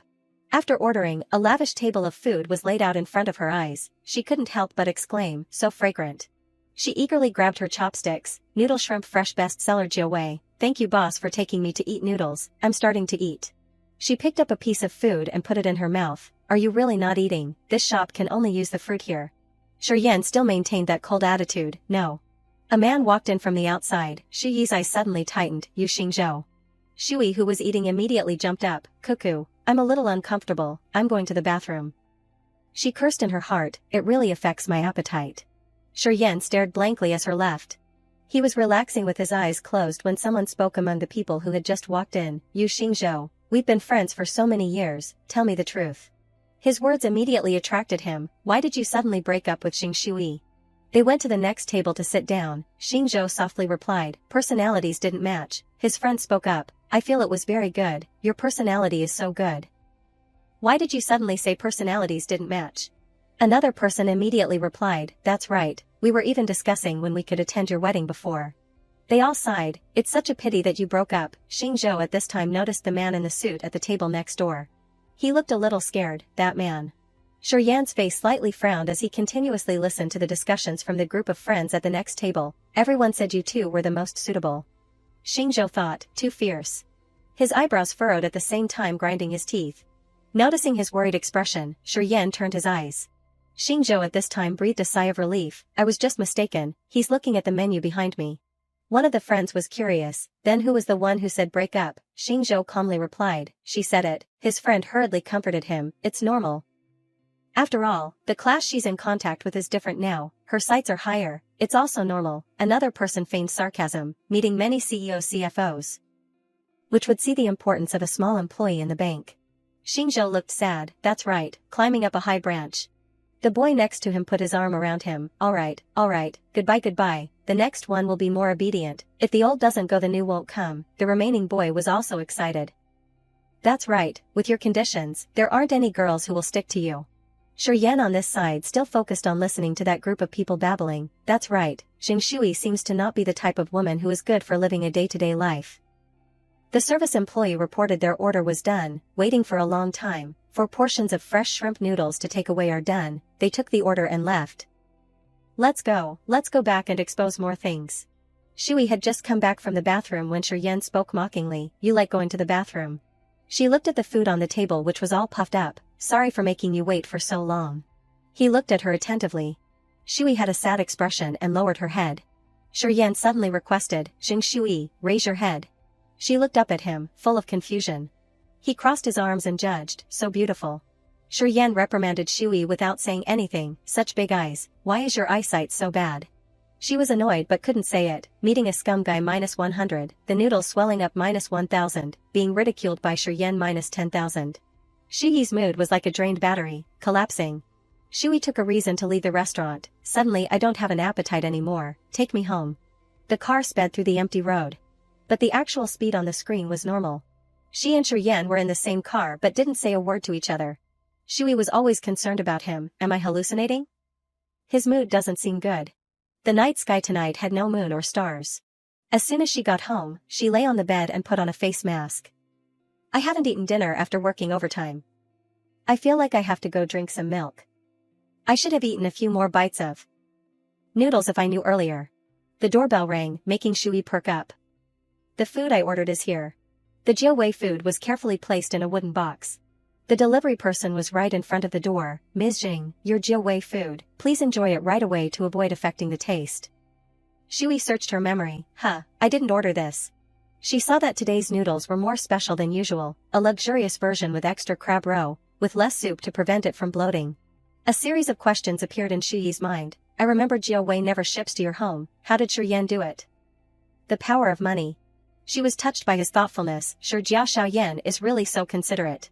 Yan was watching the city alone. He shook the glass of wine in his hand lightly and suddenly startled awake. A text notification from Jing Shui rang out, thank you for the love of the boss, I am preparing to eat it. Yan zoomed in on the photo in his phone. After noticing it for a while, he texted back, no scallions? Shui thought to herself, observing so meticulously? She decisively replied, hate eating scallions. Yan happily chatted, picky eater, her screen displayed the feature, press and hold to speak. Shui saw this as normal, my parents don't even manage me, you're managing so much. He listened to the voice message from her, Yan, do you also manage your previous girlfriends like this? Yan didn't say anything more. A close friend had said to him, why did you become an ex-boyfriend? You and Jing Shui shouldn't have broken up, you pursued her for so long, what a pity. Yan smiled when he heard him praising, everyone said the two of you looked the most matched. He decided to reply with a voice message, press and hold to speak. Yan's body was full of sour vinegar, how, did your ex-boyfriend not manage you? He swung his hand down when he finished sending the message. Yan drank the glass of wine in one gulp. The phone screen lit up again. Shui had replied, doesn't manage, what would he manage in such a small matter? Yan didn't know how to express. She hadn't finished speaking, doesn't manage, what would he manage in such a small matter, but. His expression became tense. Shui was still thinking, if it was my current boyfriend, press and hold to speak. He stared at the phone screen. She smiled brightly like a flower, then he would manage me. Yan froze in place before the text that was just sent. Financial Weekly. He was embarrassed when he understood everything. The light of dawn shone on the large group. Tangy had announced the next plan. Next week we will take a break for the Lunar New Year. The most important thing is that the project by Mingyu Yunsheng's IPO must be reported on time. Shui was a little surprised. Mingyu Yunsheng. She had heard their name for a long time, the financial technology company under the umbrella of Mingyu Bank, the most authoritative evaluation company in the industry, had rated it AA. This time it was the first time they had publicly sold shares, which has attracted a lot of attention in the industry. Who doesn't want to follow closely to report? At the same time, their legal representative. His image appeared in Shuyi's mind, is Yan. She had made her decision. Su Yuling, this project will be your responsibility. The girl next to Su Yuling was touched for her. She naturally had no opinion. It can be understood, even if Su Yuling had caused anything to happen previously. She was also once a core force in the magazine association. Tangy also doesn't want to push her out. Shui sighed slightly. I am responsible for the important cover in front of my eyes. I can't give all the good things to myself. Suddenly Su Yuling spoke, causing Shui to be stunned. I'm not familiar with the Mingyu project very much. How about having Jing Shui go? Su Yuling actually wanted to give it to her. This project might be more suitable for Jing Shui. She also had to suspect life. Is Su Yuling possessed by a demon? Is this still the Su Yuling that I know? Everyone left the meeting room after all exchanges were finished. Shui squinted as if following someone. Shui was following Su Yuling. She suspected this matter was a bit abnormal. Her mental state is still good. That project she doesn't even want. Shui decided to use the God-given opportunity. Rather than being respectful, it's better to be obedient. If that's the case, she took out her phone to text Yan a few lines. Yan, the day after tomorrow I have to go to your Mingyu Yunsheng to work. Will you be there? Yan replied to the text, I won't. She understood Yan's work. After all, it's a subsidiary company. He can't always be there, but I'm a little disappointed. 2 days later, Mingyu Yunsheng. The receptionist was talking with her superior, Sister Luo Luo. The reporter from the Financial Weekly has previously made an appointment to meet CEO Chiu this afternoon. The person has already arrived. Please arrange a bit. Luo Chi looked up. Financial Weekly? She panicked so much that she stood up. Which reporter is it? Could it be? The name is Jing Shui. The receptionist invited Shui to rest. Ms. Jing, CEO Chiu is relatively busy today. He has a lot of meetings. Please wait a bit longer. The water bar has coffee and tea for you to brew. Please use it naturally, she politely replied. Okay, thank you. She really was a relaxed person. Mingyu's coffee is very delicious. Drinking while waiting is also okay. An hour later, her voice echoed. I'm really sorry. It seems the meeting this afternoon hasn't finished yet. You will have to wait a little longer. 2 hours later, the employee continued to give a reason. Leaders are temporarily coming to inspect. The meeting has to be extended. N hours later, she had no choice. Ms. Jing, how about? In the blink of an eye, Shui had drank several cups of coffee. She held up her phone to take a photo when she was in a bad mood. The sun has already set, whereas CEO Chiu, clearly an appointment was made in advance. It turned out that Shui sent it to Yan. Your coffee place is very delicious. It's just that I've drank 5 cups in a row. I'm about to vomit. She vented her anger in the text messages. Does your Mingyu like to call people to wait for a long time? Of course I'm not implying you. I'm just bored, taking you out to relieve boredom. The receptionist finally told the truth. CEO Chiu had some matters. He left half an hour ago. I'm really sorry for letting you wait for so long. Shui felt tired from waiting. Okay, I've also troubled you today. Luo Chi suddenly appeared in the lobby. May I ask who is Ms. Jing Shui? She pointed towards Shui. It's this person. Luo Chi then apologized for herself. I'm really sorry for letting you wait for so long. Please follow me upstairs. CEO Chiu is almost here. She followed while still wondering, didn't CEO Chiu already leave? Luo Chi forced a smile. But CEO Chiu will be back soon. Please come this way. It was already dark but the rooms were still lit. Mingyu Yunsheng, reception room. She came forward to greet. Our magazine association is continuing to follow your company's IPO project. In the future we will have to trouble CEO Chiu more. CEO Chiu warmly welcomed the guest. It's what should be done. He felt self-blame. Today it was truly embarrassing. It was due to my secretary being irresponsible, causing you to wait so long. Shui was polite before her senior. On the contrary, I troubled you to come back here again. We can also arrange another time next time. CEO Chiu was a bit too enthusiastic. How could that be? Since it's an appointment for today, then it's today. How can I let you waste your effort to come here? He called his secretary to assign tasks. You arrange a car to take Ms. Jing back. Shui said softly. Thank you. Luo Chi works very thoughtfully. Ms. Jing, please come this way. Sure, you suddenly walked into the room, CEO Cho, you were looking for me? She was stunned. San Air, what, the Honorable Miss has to go to work here. She was stunned when she saw Shi's face. Come in. Luoqi revealed a bright smile. Ms. Jing, this way. Sure, you hurriedly chased after him. CEO Chiu, listen to my explanation. Shui found an answer for herself to feel at ease. It's possible that recently it's trendy for rich people to go down to the branches to work, just like Qin Shiyu. She quickly left this company. However, Shiryan is a bit cruel to his niece. A sound rang out from the other end. It was all due to the secretary being irresponsible. The corresponding punishment has been approved. We will increase our management. We will not make the same mistake again. Shiryan was always concerned about her. Has the interview ended? CEO Chiu has handled everything to your liking. That's right, I've arranged a car to take Ms. Jing back. Shiryan didn't want to listen to him anymore. CEO Sure, it's rare that you've come in person. Tonight I'll call CEO Gu, CEO Shen to get together. He refused flatly without any extra thought. No need. Shiryan took his coat before leaving. He assigned the task to the secretary, Chen Sheng, call a car to go downstairs and return to the old house. Shiryan opened the door outside. 10 minutes I'll. Shui actually appeared in front of him. She pretended to be surprised. What a coincidence. Shui couldn't help but be surprised when she ran into him. Didn't CEO Sure not be here today? Shiryan didn't listen to Chen Xing's continued words. CEO Sure, that matter. Shui took a reason to end the matter. What a coincidence. He deliberately said the opposite. It's such a coincidence that there's someone who carelessly knocks on the door of this large building. Shiryan pulled her into his arms. They've already found the door. Shui asked in surprise. Didn't CEO Sure not be here today? Her voice faltered. CEO Sure, that matter. Shiryan coldly replied. What a coincidence. He slightly pressed closer to her. It's such a coincidence that there's someone who carelessly knocks on the door of this large building. Shiryan spoke with an excited tone. They also found the door. Shui happily replied immediately. Yes, just now in the elevator I met Chen Xing, so I wanted to come up here and thank you. CEO Sure asked in puzzlement. Thank me for what? She explained. That matter with CEO Chiu. If not, then I would have come here for nothing today. Shiryan immediately turned his face in a different direction. Shui chuckled to herself. I knew he wouldn't admit it. Shiryan didn't mind turning back. Behind her the little rabbit Shui ran after him. Her voice carried concern. CEO Sure, you want to go back? It's so late, you must be tired. Are you hungry? Would you like it if I? Shiryan. Suddenly he stopped short, causing her to absent-mindedly bump into his back. Ouch. Shiryan looked at her tenderly and asked, what do you want to eat? Shui rubbed her head with one hand, and raised the other to signal. She spoke softly, I'll treat you. She walked while calling Shiryan. We're here. I said it was very close. The surroundings were noisy. Noisy sounds from the restaurant. Hey, number B78, Sister Lu treats you to a meal. The little rabbit eagerly pointed at the restaurant. Do you see it? It's right across the street. Shui worriedly wondered, it's so late, I also don't know if we can get a number.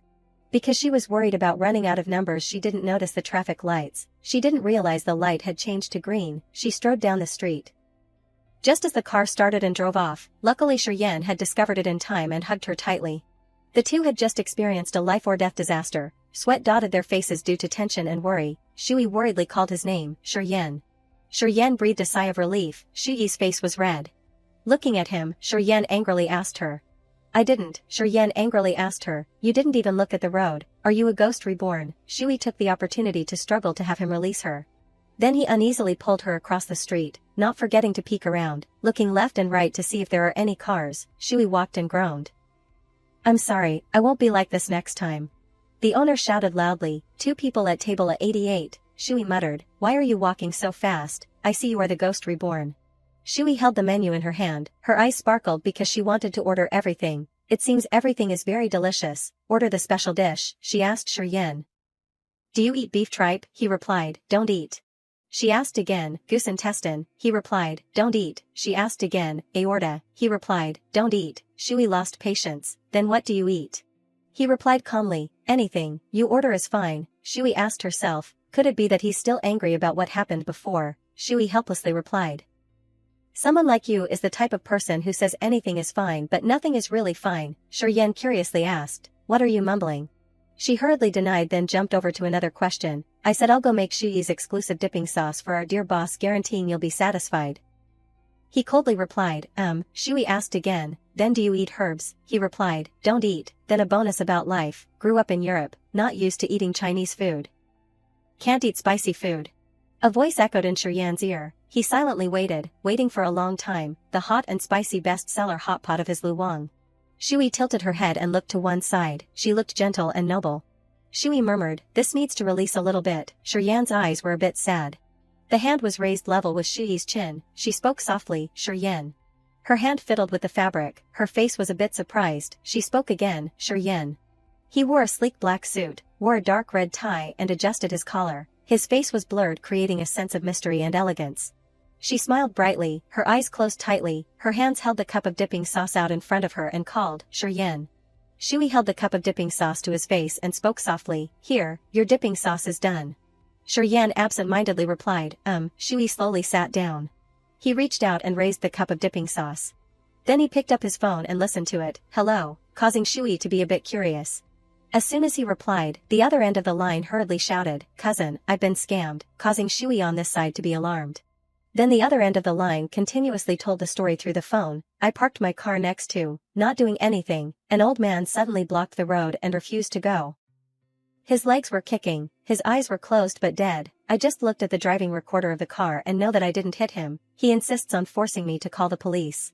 As soon as he hung up, Shui hurriedly asked, "Is she okay?" He replied calmly, still jumping and happy, "The other side is also okay," she pondered to herself. "It seems that it's not an accident, it's a dispute." A voice rang out, "San Air, except to train with the mysterious ancient power." Another person replied, "But one thing is one thing, the matter of the Bai family, I still shouldn't interfere."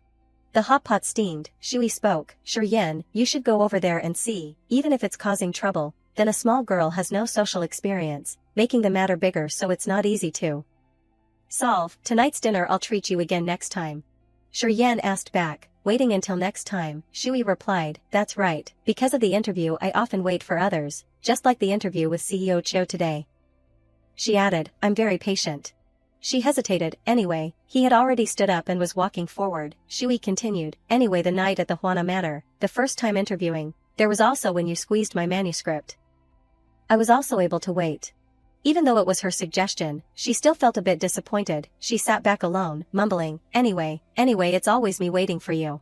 Shui was drawn into her thoughts. Clearly I only need to say, "Go," and it'll be finished, but it's like I'm relying on him being by my side, expressing the long-term feeling of fatigue and grievances. Seeing how many CEOs, CFOs, what would they see the importance of a small bank employee? After thinking about it for a while she said to herself, "That's right." Climbing up a high branch, just like carelessly using the trust that he hadn't easily built here. After fighting with her own thoughts for a while, she happily returned and said to herself, "I am willing to wait for CEO Shir, for as long as it takes."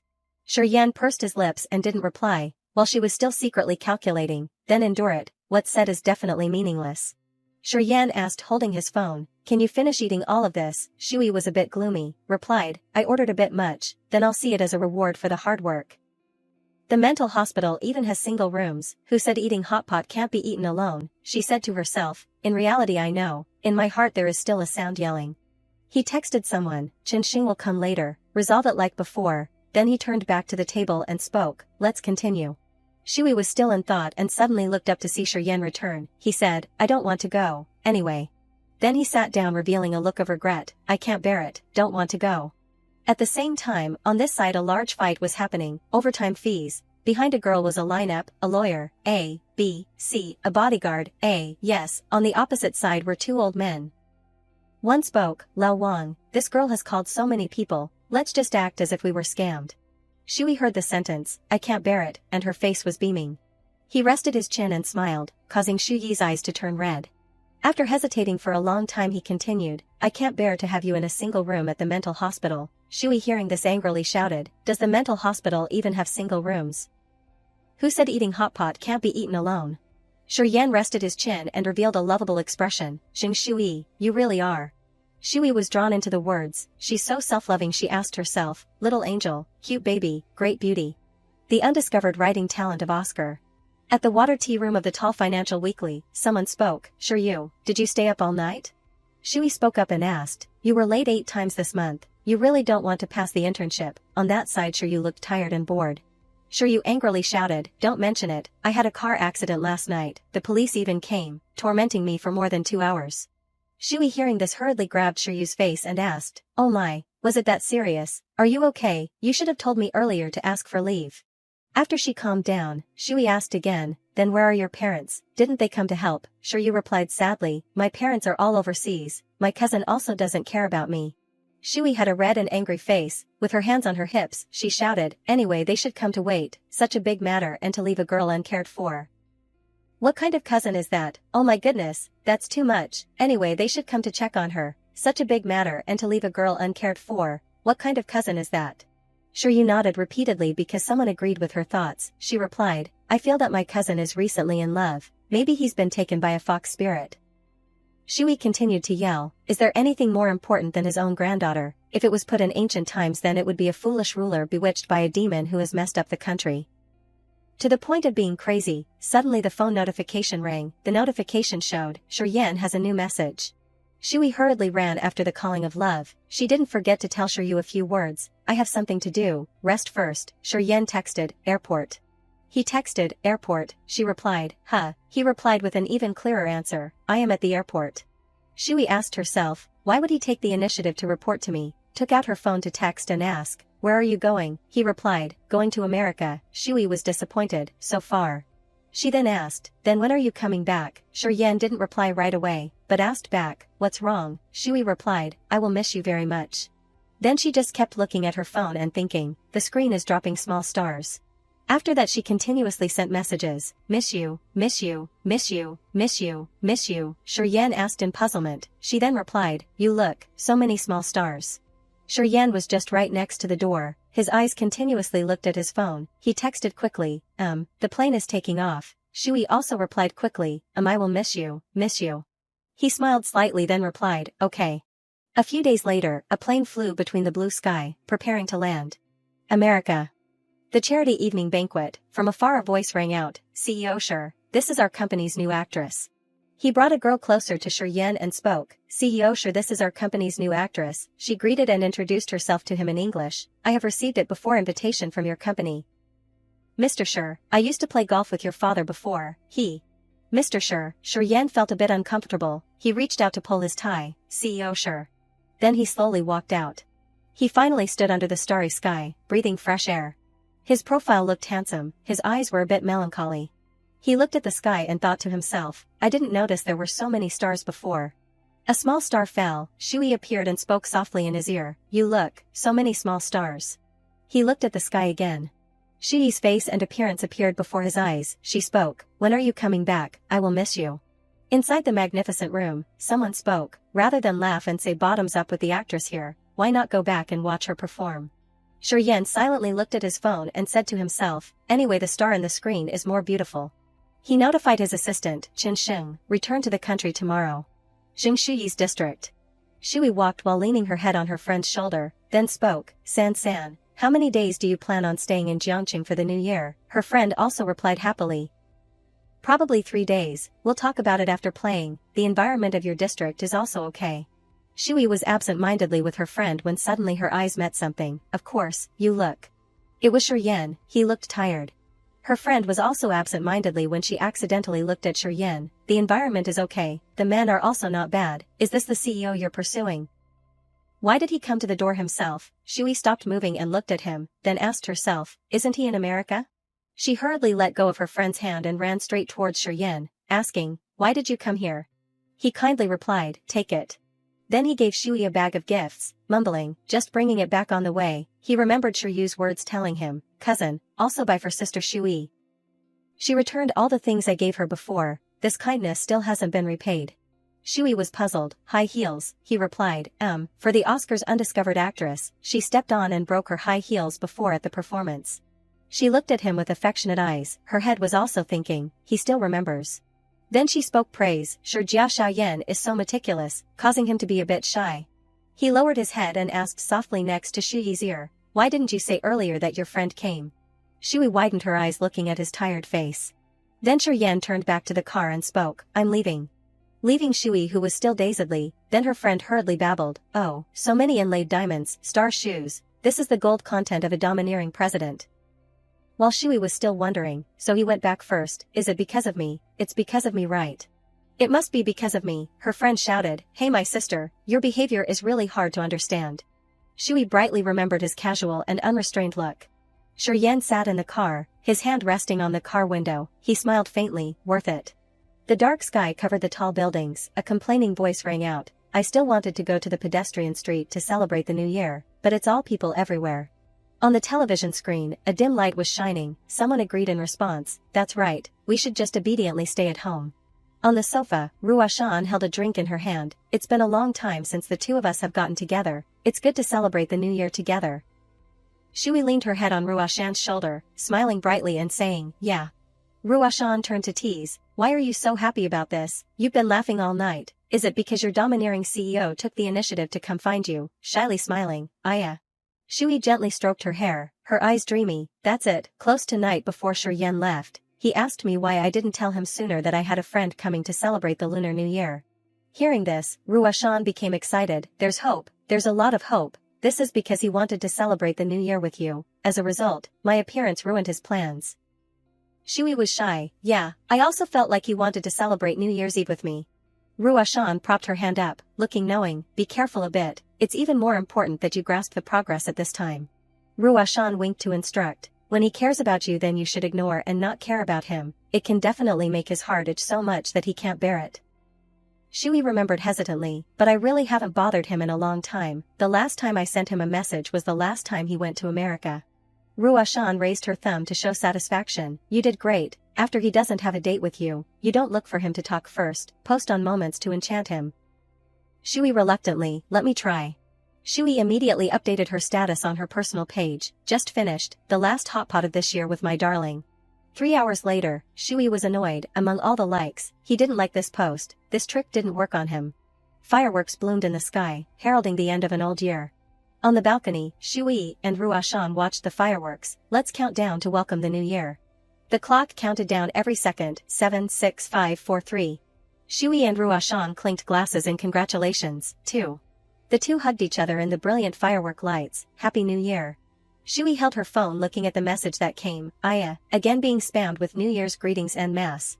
A message quickly attracted Shuyi's attention. She held her phone and thought, Shuryen really sent me a message. Io, men are so effective.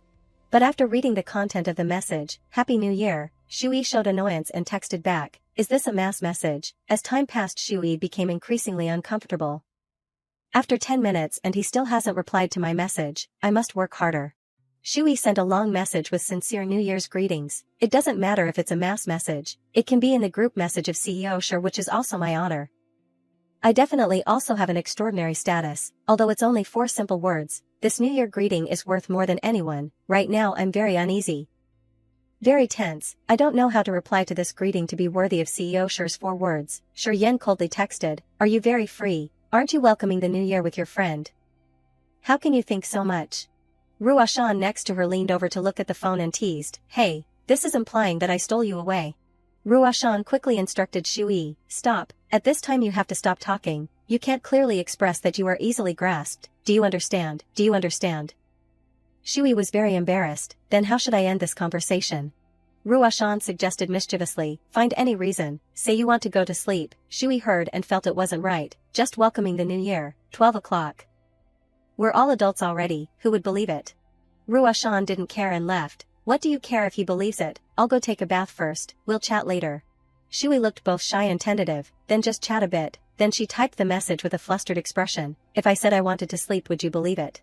Outside, there was a knock on the door. Ruashan opened the door. Shui, help me make a cup of milk kiki, I miss it so much. Shui quickly agreed, okay. She put her phone down and prepared to leave, unconsciously feeling that something wasn't right. Wait a bit. Shui quickly grabbed the phone. The message was still there. If I said I wanted to sleep would you believe it? But these words can easily be misunderstood to become I want to sleep with you. Thinking of this, Shui worried, don't see it. Shui realized that she couldn't take it back. She continued to type on the phone with trembling hands. I didn't mean that, don't think wrong about that sentence.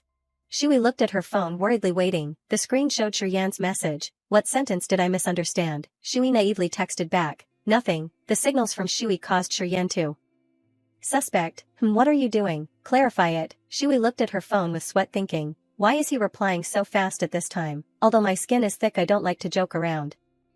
I was also unintentionally pressing the wrong thing. Why are you asking yourself? Yan kept urging, hurry up and say it. Shui with a red face used her hand to cover her forehead. Yan, he definitely has something in mind. On the other side, Yan wore a bathrobe and texted Shui, I'm about to go to sleep, are you still not talking? Shui had no choice but to run away. I already said there's nothing, you're so annoying. I don't think too much, I'm only preventing you from thinking too much, sleeping here, goodbye. Yan read the message from the other side, he had no choice but to sigh and take off his glasses. Yan used his hand to cover his face, unable to hide the shyness, and chuckled. Yan remembered the messages from before, he swallowed lightly. Yan's silhouette in the bathroom appeared. Shui on this side lay in bed covering her face, comforting herself. Yan is so annoying, it's only a small misunderstanding, with his personality he will definitely forget it quickly. Forget it, forget it. Yan stood under the shower thinking, quickly forget it. As soon as he thought of Shui, his ears unconsciously turned red. A scene of a blue sky with floating white clouds, a voice rang out, good morning Shui. Ruashan after finishing her bath looked at Shui curiously and asked, what are you doing sitting up so straight, don't tell me you're texting with Yan again. Shui worked diligently, she attentively looked at the computer screen, no, I'm sending New Year's greetings to my friends. Ruashan saw this and was satisfied, easy to wake up, composure can only win, don't care about him anymore these few days, let's have some fun, I'm going to put on makeup first. Shui sat looking at her laptop, she was happy when she got a notification, Sir Kwan replied to my message, 150. A series of voice messages were sent from Sir Kwan. You have a happy new year too, it's probably a break now right, Shui politely replied, yes we are resting as usual this year, Sir Kwan taught, then rest well. If you have the time then you are welcome to come to the racecourse and play, you should exercise more, health is the asset of the revolution, Shui didn't refuse. Yes, if there's an opportunity then I'll definitely come, I thank you Uncle Kwan in advance. Sir Kwan saw this and took the opportunity, you can go any time. There's always someone guarding the racecourse. Ruashan next to her was listening in and curiously turned to ask, what racecourse? Shui turned to look at Ruashan, it's that Guan Xiangqing who the teachers at the investment academy always mentioned before, his family's racecourse. Ruashan was suddenly very surprised to see her friend being skillful, oh, that was him just now. Speaking to this, Ruashan begged, Shui and Yan were in an intimate position with each other. Shui, I've never ridden a horse, I want to. Hearing this Shui was confused. Do you really want to go? People are only saying polite words to me. Ruashan still continued to pester, Shui. 2 days later, at the racecourse in the suburbs. The sunlight gently shone on the wooden house next to the lake in a beautiful natural scene. A male voice spoke, Yan, weren't you in America celebrating the Lunar New Year? Why did you return so early? Yan sat on the chair, his hand propping his chin up leisurely, wanted to return then I returned. Guanji, Quan Xiangqing's son, appeared with a bright smile, long time no see what good things I brought for you. Guanji opened the box containing the glittering green jade with excitement, the stock market isn't stable, my heart can't take it, I've seen a lot of the world. On the contrary I believe this more, I purposely went up the mountain a few days ago to ask for a piece of jade Buddha, the person next to him asked in puzzlement. Even you. Quan Ji spoke to the side, Yan, you choose one, let me say you are a bit unsociable today, what are you thinking? Yan picked up a piece of green jade to observe carefully, speaking with a tone of suspicion, do you really believe this? Quan Ji explained, even if it's like that it can also have a psychological effect, we work in this industry where our mood is like riding a roller coaster all day. There are also words engraved on the back, each one is different, you guys quickly look what it says. Yan held the jade, suddenly he squinted and found a line of words on it. Yan fiddled with the jade in his hand, get what you want if you ask for it, get whatever you want, can it really be that effective? He still looked at the jade with scrutinizing eyes, the jade in Yan's hand swayed slightly. Far away, someone was talking, hey Quan Ji, we are brothers having beautiful women coming without saying anything beforehand. Quan Ji replied, I also don't know. Yan looked at the jade again continuing to sway with the glittering green light, a familiar silhouette appeared from afar. Followed by a burst of praise, oh wow, so pretty. At this time, Yan was surprised, his eyes unconsciously widened. Shui elegantly appeared wearing a blue suit and long black hair, her appearance was extremely impressive. Seeing this scene, Yan laughed, nice one, get whatever you want if you ask for it. Yan was in the process of standing up, suddenly Quan Ji jumped up in front with a loud shout, hello everyone. Quan Ji approached the beauty, the two of you are, in a look of worry and caution. Shui introduced herself with a forced smile, I am Jing Shui from the Financial Weekly. I'm suddenly coming to visit today, I've already greeted Uncle Quan, Next to her, Ruashan kept reminding, Shiyan is here, you must be careful, careful, careful, careful. Shui stealthily glanced behind to probe, but I didn't know you guys were here, then we won't bother you anymore. Before the scene of the vast and luxurious house, a man's silhouette appeared. Shui thought to herself, San told me to be calm, clearly Shiyan is even calmer than me. Quan Ji in front was still trying to persuade, oh hey, the person has already come, such a big racecourse also isn't disturbing anything. Shiyan sat propping his chin up with a cold gaze looking ahead, seeing this Shui was annoyed, again that damn look. Shui could only curse secretly in her heart, calm like an old dog, this time I'm really not going to care about him anymore. In the living room, Shiyan still maintained the same posture. Next to him was a blaming voice, this Quan Ji, his personality really hasn't changed at all, seeing two pretty girls and he's abandoning us again. Someone there also joined in the fun, Quan Ji's taste is high, all these years, any girl he leads over, the one later is prettier than the one before. In Shiyan's view was the scene of the outdoor garden. Quan Ji stood next to Shui talking extremely brightly. Shiyan stood up, his hand clenched the piece of jade from before. Do you know why until now Quan Ji still hasn't gotten married? Shiyan turned his back and coldly continued, because his taste is too high. A scene of the horse pen appeared under the gentle sunlight and cheerful laughter from afar. The weather today is very pleasant, why don't everyone try riding horses? Before the horse pen, Shui was surprised when she recognized the familiar horse. It's the little ancestor I rode last time, it still remembers me, she heard the chat in her ear. Quan Ji proudly, I'm sure, I also came to play today, there's nothing going on, I can teach the two of you. Ruashan was excited, can you really? Shui stroked the horse with a gentle smile, thank you, then I'll have to trouble you. Quan Ji in his heart was beating wildly, he lifted his hair proudly and replied, don't be polite. Only halfway through speaking, Shiyan was already standing between the two people, he slightly frowned and asked. Quan Ji was stunned, Shiyan provoked, Quan Ji, are you very free, urgently calling to tell us to come over here, as a result what are you doing here? Far away, Ruashan was eating watermelon and watching a good show. Shui unconsciously realized that she was standing very close to Shiyan. Shiyan glanced, why did you come here? Shui quickly worried, his temperament, completely different from when we're alone. She awkwardly propped her hand to show force, said brokenly, the race course also isn't your family's, why can't I come? Ruashan was behind her encouraging. That's right, he's just like that. Shiyan walked closer with a cold and serious look, seeing this Shui quickly hid behind Quan Ji. Quan Ji said to help her, Shiyan, don't scare her. Shiyan still hadn't stopped, asking directly with a deep voice, is that so? But a sentence from me can make it so that you can't come in here. Quan Ji then immediately squeezed in to dispel the awkward atmosphere, Aya, if you're Shiyan's friend, then you're also my friend, just see this as your home, just play and have fun. Shui looked awkwardly in another direction, also not considered friends. She looked down, softly releasing a sentence, causing Shiyan to freeze, we are not acquainted. They were all confused, did doing that cause the two of them to become enemies, why did the relationship between them become so bad? In the dressing room, Shui was still struggling, clearly it's not the first time wearing it. Why is the strap still so hard to tie? She pulled at the hem of the clothing irritably, complaining in a whisper, it's all Shiyan's fault, suddenly making things difficult with me, causing my mood to become a mess, he's so annoying. A door opening sound rang out.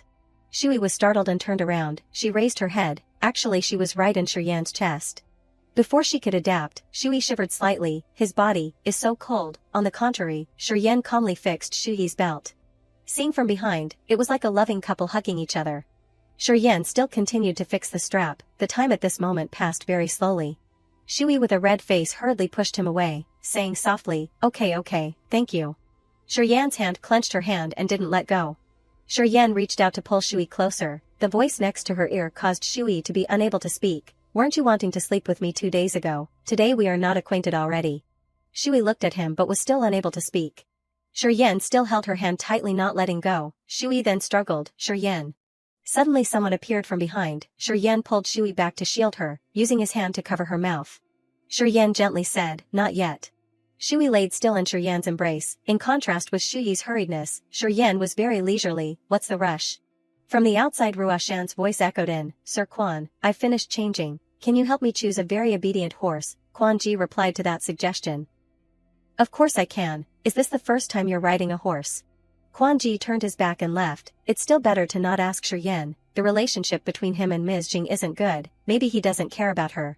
After experiencing a few minutes, Shui didn't hear any more movement and thought in her heart, finally they left, it's still San who understands me, but Shiyan hadn't let her go. He lifted Shui onto his leg. Jing Shui, speak. Jing Shui slightly raised her head, her eyes flashed with shyness, but why is there a feeling that the two of us are having a secret love affair?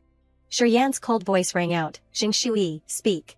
He hugged her into his arms and whispered, answer me. Shui's face immediately turned red, she turned away avoiding his question. She pouted, taking a deep breath. Yan saw her action and thought, is she really angry? He immediately released her, I still shouldn't tease her anymore. Shui asked him shyly, then are you letting me sleep with you? Yan hearing this was stunned. Shui's voice still continued to ring out, if you sleep with me, would you take responsibility? Her eyes sparkled looking at him. Yan's face slightly turned red. He directly pulled Shui into his arms. She was slightly startled. Her eyes sparkled looking at him. Yan put his hand behind her neck. Shui closed her eyes tightly and softly cried out. Yan's hand was placed on Shui's face, she softly called, sure. Yan pulled Shui closer, his hand gently lifting her chin up. Yan's deep eyes looked at Shui. He lowered his head intending to kiss Shui, causing her to awkwardly call his name, Yan. His thin lips were about to touch her lips when she suddenly spoke, the watch is too cold. Yan was snapped awake by her words. The two stood still in a corner in silence without saying anything. Yan put her back down in her slippers.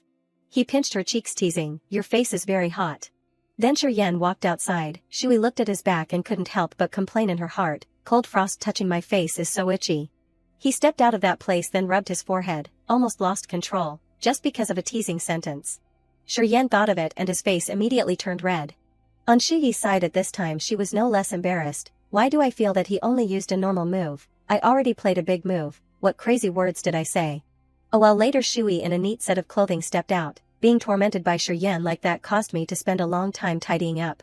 She softly snorted coldly, smelly personality, but he smells very good. From afar, Yan in a neat set of clothing stood next to a black horse. Yan looked very handsome wearing that set of clothing. Shui imagined herself riding horses with him, then she couldn't help but cry in her heart, suddenly not good anymore, quickly run. She yelled, I'm not going anywhere. Yan walked over to her and ordered, Jing Shui, get on the horse. His cold voice rang out, will you get on yourself or will I help you? Shui raised her face and softly asked, is there no other choice in this world? Then she thought, forget it, this joke is over the top for a conservative person like him, he wouldn't understand. Shui stood up and stretched her arms towards Yan, then you carry me, I want the princess carry. He seemed to not notice her and coldly brushed past, at that time the horse kissed Shui's hand. Shui was angry in her heart, petty. She climbed onto the horse, not forgetting to talk with it, little Zong endure a bit. Suddenly a hand grabbed Shui's foot to support her. She sensed it and was surprised. Yan stood there lifting her leg to help her onto the horse. His voice was full of pampering, if you want to learn how to ride horses next time just directly find me. Hearing this, Shui was surprised and looked down at him, I'm not seeing wrong, right? Yan reminded her, and one more thing. Don't casually say those words in the future. Shui looked at him without saying anything, he smiled. Yan finished reminding her and turned his face to another place. She looked at him and explained, I'm not Lu Xiaohui or something like that, he smiled at me. Shui's heart overflowed with so many thoughts, he actually smiled at me like that, okay, I said that I only want you to teach me to ride horses, but can you be a bit gentle? Don't be like before again. Yan led the horse while Shui sat on the horse talking non-stop. In a place you can't see. Yan revealed a faint smile. He propped his hand on his chin. Then he looked down and smiled. Yan listening to the phone also didn't forget to glance at Shui. The person on the other end of the line called him, CEO Yan cleared his throat slightly, continue. Yan took a sip of wine, 5 p.m. tomorrow, I'll come pick you up. His eyes looked far away. Then he sighed. Shui smiled happily, look at the little stars, look, so many little stars. He raised his face to admire her. Yan suddenly blushed and covered his forehead. Every stream of water poured onto Yan, he laughed out loud. Whose mouth had smiled out of control already. The busy city with people coming and going was bustling. Shui's bored voice rang out, the Lunar New Year holiday is over, it's almost the end of the year in the blink of an eye. The girl sitting next to her agreed, that's right. The two immediately sighed. She looked at Shui and asked, what's wrong, are your parents also urging you to get married? She replied, what a coincidence, that's right. The two sighed again. Suddenly Shui's mother called her and she exclaimed, whatever I feared is coming. She listened to the phone, her mother's voice rang out, what time are you coming back this year? Shui replied awkwardly, this year I'm relatively busy. I might come back a bit late, she cut in. Then that's good, then it's the right time. It's okay if you come home late, it's just our principal's son. Her mother still babbled on the topic that she didn't want to hear at all. You remember right, you guys met when you were young. He just returned from studying abroad this summer. Yesterday I heard he's also working in Jiangxing. I see that both of you are living outside are very lonely. How about meeting up another day to talk and reminisce on the old stories? You can also have an extra friend. Shui then replied, Mom, first, I'm not lonely, I'm very busy. Second, I have a boyfriend already. If I go make friends with another person of the opposite gender then he will get angry. Her mother, like reciting memorized words, blamed her. Alright, I don't know it still. You always say you have a boyfriend. I also haven't seen you bring one home before. She pouted, No it's not, I really have a boyfriend, Mom. She immediately said, Then bring him home to celebrate the new year. People are very busy, really. How old is he? 27.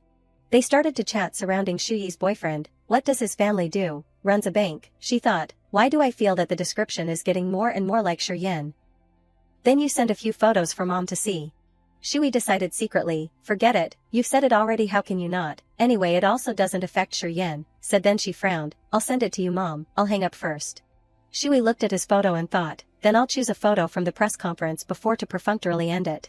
She then smiled, looking closely like this, even if there are no other intentions, just looking at his appearance, it's not a disadvantage to be a daughter-in-law. The message she sent to her mother was a photo of Shuryen. Look, this is your son-in-law.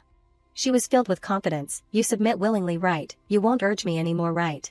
Her mother sent a photo of a red-haired boy going crazy on the stage and asked, Do you know who this is? Shui looked at the photo and pondered, a bit familiar. Is he a singer? She sent another message, This is your stepfather. Shui then realized, I can't lie to my old mom at all. Under the blue sky, Shuyi's mother's voice rang out, Good or bad, they are from a family of scholars. They are of equal social standing to our family, speaking as if I'm making you suffer.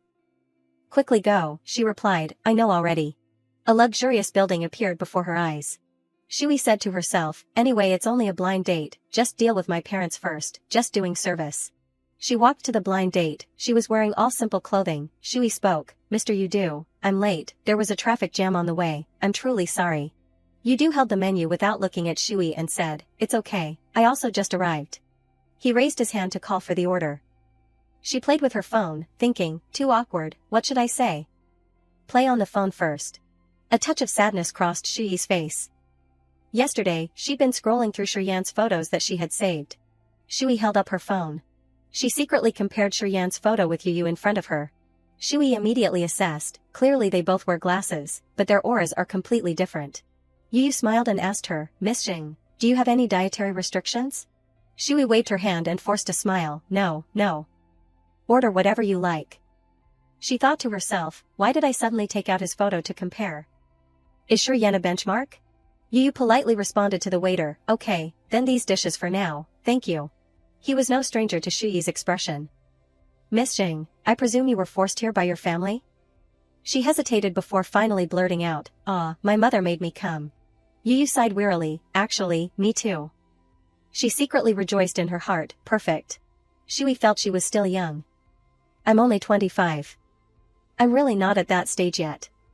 He frankly expressed his own views, Yes, you're still young. I'm 30. My family is very anxious. But I have no thoughts of settling down at all. I don't have the energy for that, nor the inclination to pursue a relationship, or even marriage. An idea suddenly occurred to her. How about this? Since our families are pushing us, why don't we just tell them we're getting to know each other, so we can avoid our families arranging more blind dates? Yu nodded in agreement, good idea. Originally, he only wanted to focus on his career. Actually, I'm going to the US to study next year. When the time comes, we can just say we feel we're more suited as friends, is that okay? This coincided with Shuyi's wishes. Of course, that's fine. Yu and she happily clinked glasses. Revolutionary friendship success. Shui waved goodbye to him. Mr. Yu, thank you for taking me home. If anything comes up, just contact me. She was startled when Yu called out, Right, Miss Xing. He suddenly asked, Have you been single for a long time? Shui didn't know how to answer. Huh? Yu could tell at a glance, you probably don't lack pursuers, so I think it's likely. Only he would be so frank. There's someone in your heart that you can't let go of. Yu also felt awkward seeing her stunned expression. I just suddenly thought of it and said it. Forgive my impudence. Shui already had an answer in her heart. I suppose so. She watched the car leave, lost in thought. That person in my heart that I can't have. Shui's gaze suddenly stopped at a certain spot. Shiryan's figure appeared before her eyes. Suddenly I thought of. Only Shui could define her own feelings, it's him. She didn't dare to think too much. But between us, it's a bit cold. Let's go home quickly. Shui believed she wasn't worthy of him. It's destined to be fruitless, isn't it? In the romantic sunset glow, Shiryan and she saw each other. Shui couldn't believe her eyes. Shiryan? She began to feel anxious. Did he see everything? The thought suddenly popped into Shui's head, run now. A message notification helped her calm down. Running would look guilty. Shui looked at the phone screen but didn't understand his meaning. She received a message from Shiryan, don't move. With no other choice, Shui had to stand still and wait. The green light for pedestrians lit up. Shiryan quickly put his phone into his vest pocket. He calmly walked towards Shui. Thoughts kept tormenting her mind. But I didn't do anything wrong, why should I run? Shui was thinking of a way to explain to him, that Yu was just out of desperation, just to make things lively. Shiryan's footsteps grew faster. Ignoring the passing crowd, he stopped in front of Shui. She pretended to be calm as if nothing had happened. What do I have to feel guilty about? Shui shyly leaned into Shiryan's arms. He only said a few words that made people's hearts flutter, stay with me. 2 hours earlier, the Shur family. He was relaxing, reading a book in the garden. After browsing the internet for so long, Shiryan only paid attention to one article, Shiryan featured profile, written by Jing Shui. He was so focused that he didn't hear anyone calling him. Shiryan. Wen Guang called out several times but his son didn't respond. Shiryan, are you listening to me? Shiryan finally snapped out of it. I was reading Uncle Quan's interview, what's wrong? He wanted to confirm something. I heard you've been seeing an actress lately? He was already thinking of investigating her. Who said that? Wen Guang kept pressing. Just tell me yes or no. Shiryan firmly denied, no, she just has a strong desire to act. He was a little worried, so he gently admonished, Shiryan, I know you're a sensible person, and you wouldn't be fooled by an actress. Sure, you happily ran into the house. Grandpa, I've come to visit you. Wen Guang's face relaxed. Yu is here? Didn't you say you wanted to go to the library with your boss? She happily chatted with her grandfather. That sister Shui, she went on a blind date. Shiryan froze at Shuyu's innocent words. He started comparing again. She's only 2 or 3 years older than you and she's already going on blind dates. What about you? Even graduating is a problem. Shuyu's reasoning was completely accurate. Families like ours have to be even more careful about marriage. It's not like a blind date will solve everything. Even if I said I wanted to get married right now, you wouldn't agree. Speaking of this, her voice lowered. That sister Taoning, do you remember her? The one who got married so quickly. Every time she brought it up, Shuyu was angry on her behalf. She fell in love at first sight with some guy who came out of nowhere, probably just infatuated with his looks. Married and divorced within a year, still captivated by the other person's soul, unclear relationship. I don't want to be like her, scammed out of both money and looks. Shiryan then tapped her head. Stop worrying about other people's business. Shiryu felt confused. I'm talking about someone else, why are you getting angry? 2 hours later. He always lowered his tone when talking to Shui, stay with me. She stammered a perfunctory reply, stay for what? I'm very busy, is that okay? Shui didn't expect the information to reach Shiryan so quickly. Busy? Busy going on a blind date? Although she tried to deny the rumors, no, that was my mother's boss's son. We used to practice calligraphy with hard-tipped pens when we were little. But Shui was at a loss, not wanting to tell him she went on a blind date, which wasn't her own will. She hid it in her heart, saying too much would only make everyone unhappy. Shui's bright eyes were looking at him. Shiryan, don't you believe me? She took small steps closer to Shiryan. Are you angry? Shui looked like a little rabbit trying to coax him, Shiryan. Shiryan's emotions were always contrary to the expression on his face. Giving in to her. He also had to soften his heart at Shui's cuteness. She just needs to look up at me, and I'll give up everything. Shiryan's concepts were always clear. What's the difference whether there's an ulterior motive or not? Not scamming money or looks. Scammed out of money? As long as I want it, I'll have it. Time seemed to stop as he gazed at Shui. Scammed out of looks? Shiryan gently touched her arm. It's not certain who's getting the short end of the stick. But then he suddenly smiled. TSK. Shui suddenly felt a chill down her spine. His smile is a little scary. Shiryan only believed what she said. Oh, so he's an old friend. I thought it was a blind date. He gently adjusted Shui's hair. If you're so free, then can't you stay with me? She hurriedly stopped him before he crossed the line. We're on the street, that's not good. Thanks to this, Shiryan realized his mistake. I'm doomed, I'm really doomed. I used too much force again today, I was wrong. He quickly changed the subject. Is the Mingyu Yunxiang IPO search done yet? For some reason, Shiryan made a decision so quickly. Come to Yunxiang for overtime tomorrow. Shui was stunned, not understanding what was happening. Huh? She was skeptical of Shiryan's actions. So the big boss came all the way here not for anything else, just to ask me to work overtime? A beautiful day at Yunxiang Corporation. Someone's figure was clearly visible through the clear glass. Shiryan carefully adjusted his tie. He intently looked at his wristwatch. Shiryan's feet turned in a different direction. He picked up the phone on the desk. Even the sound of knocking couldn't startle Shiryan. Come in. She poked her head in and called out, President Sure. He glanced over with a puzzled expression. Today, Shui was wearing red high heels. She seemed very happy. I've come to work overtime with you. Although Shiryan didn't say anything, it seemed like a rose was blooming on his left chest. He had made up his mind. I once heard people joking in a bar, the business world is like a casino, only the goal of absolute success is worth betting on. I'm a gambler who can't accept failure. Just hearing Shui's voice, sure, Yen, he had already softened. And she was a little surprised. Don't you have a personal secretary on the weekends? Even Shiryan didn't understand why he liked her, a woman whose intentions he couldn't guess, an Oscar-unrecognized talent who enthusiastically loved acting. And I'm betting all my chips. He suddenly reached out his hand towards Shui. Come. Including myself. At their first official meeting, Shiryan politely spoke first, I'll take you home, but she flatly refused, no. The first time Yi started a conversation, Shui turned on the cutesy mode, please, and he immediately threw cold water on her, no. Going to her home to revise the manuscript, Shui had to be helpless. You just want to see me. Shiryan actually admitted it, yes, come to my house. He wasn't in a hurry at all. Keep revising, you can stay longer. She was truly grateful to Shiryan, thank you. The first time working together, Shui used her moves, flattering, and he pretended to be cold, pretending not to see it but feeling happy inside. After the concert, she followed Shiryan, give me a ride. He liked it very much but still pretended, it's just a matter of convenience. Taking Yi to the hospital, Shui leaned on his back, carry me. Shiryan agreed without hesitation, okay, I'll carry you. The first family dinner, she felt awkward, why isn't it just us eating alone? He took advantage of the situation, beg me, and I'll take you to eat cake. Eating noodles, Shiryan sulked, your taste in people is terrible.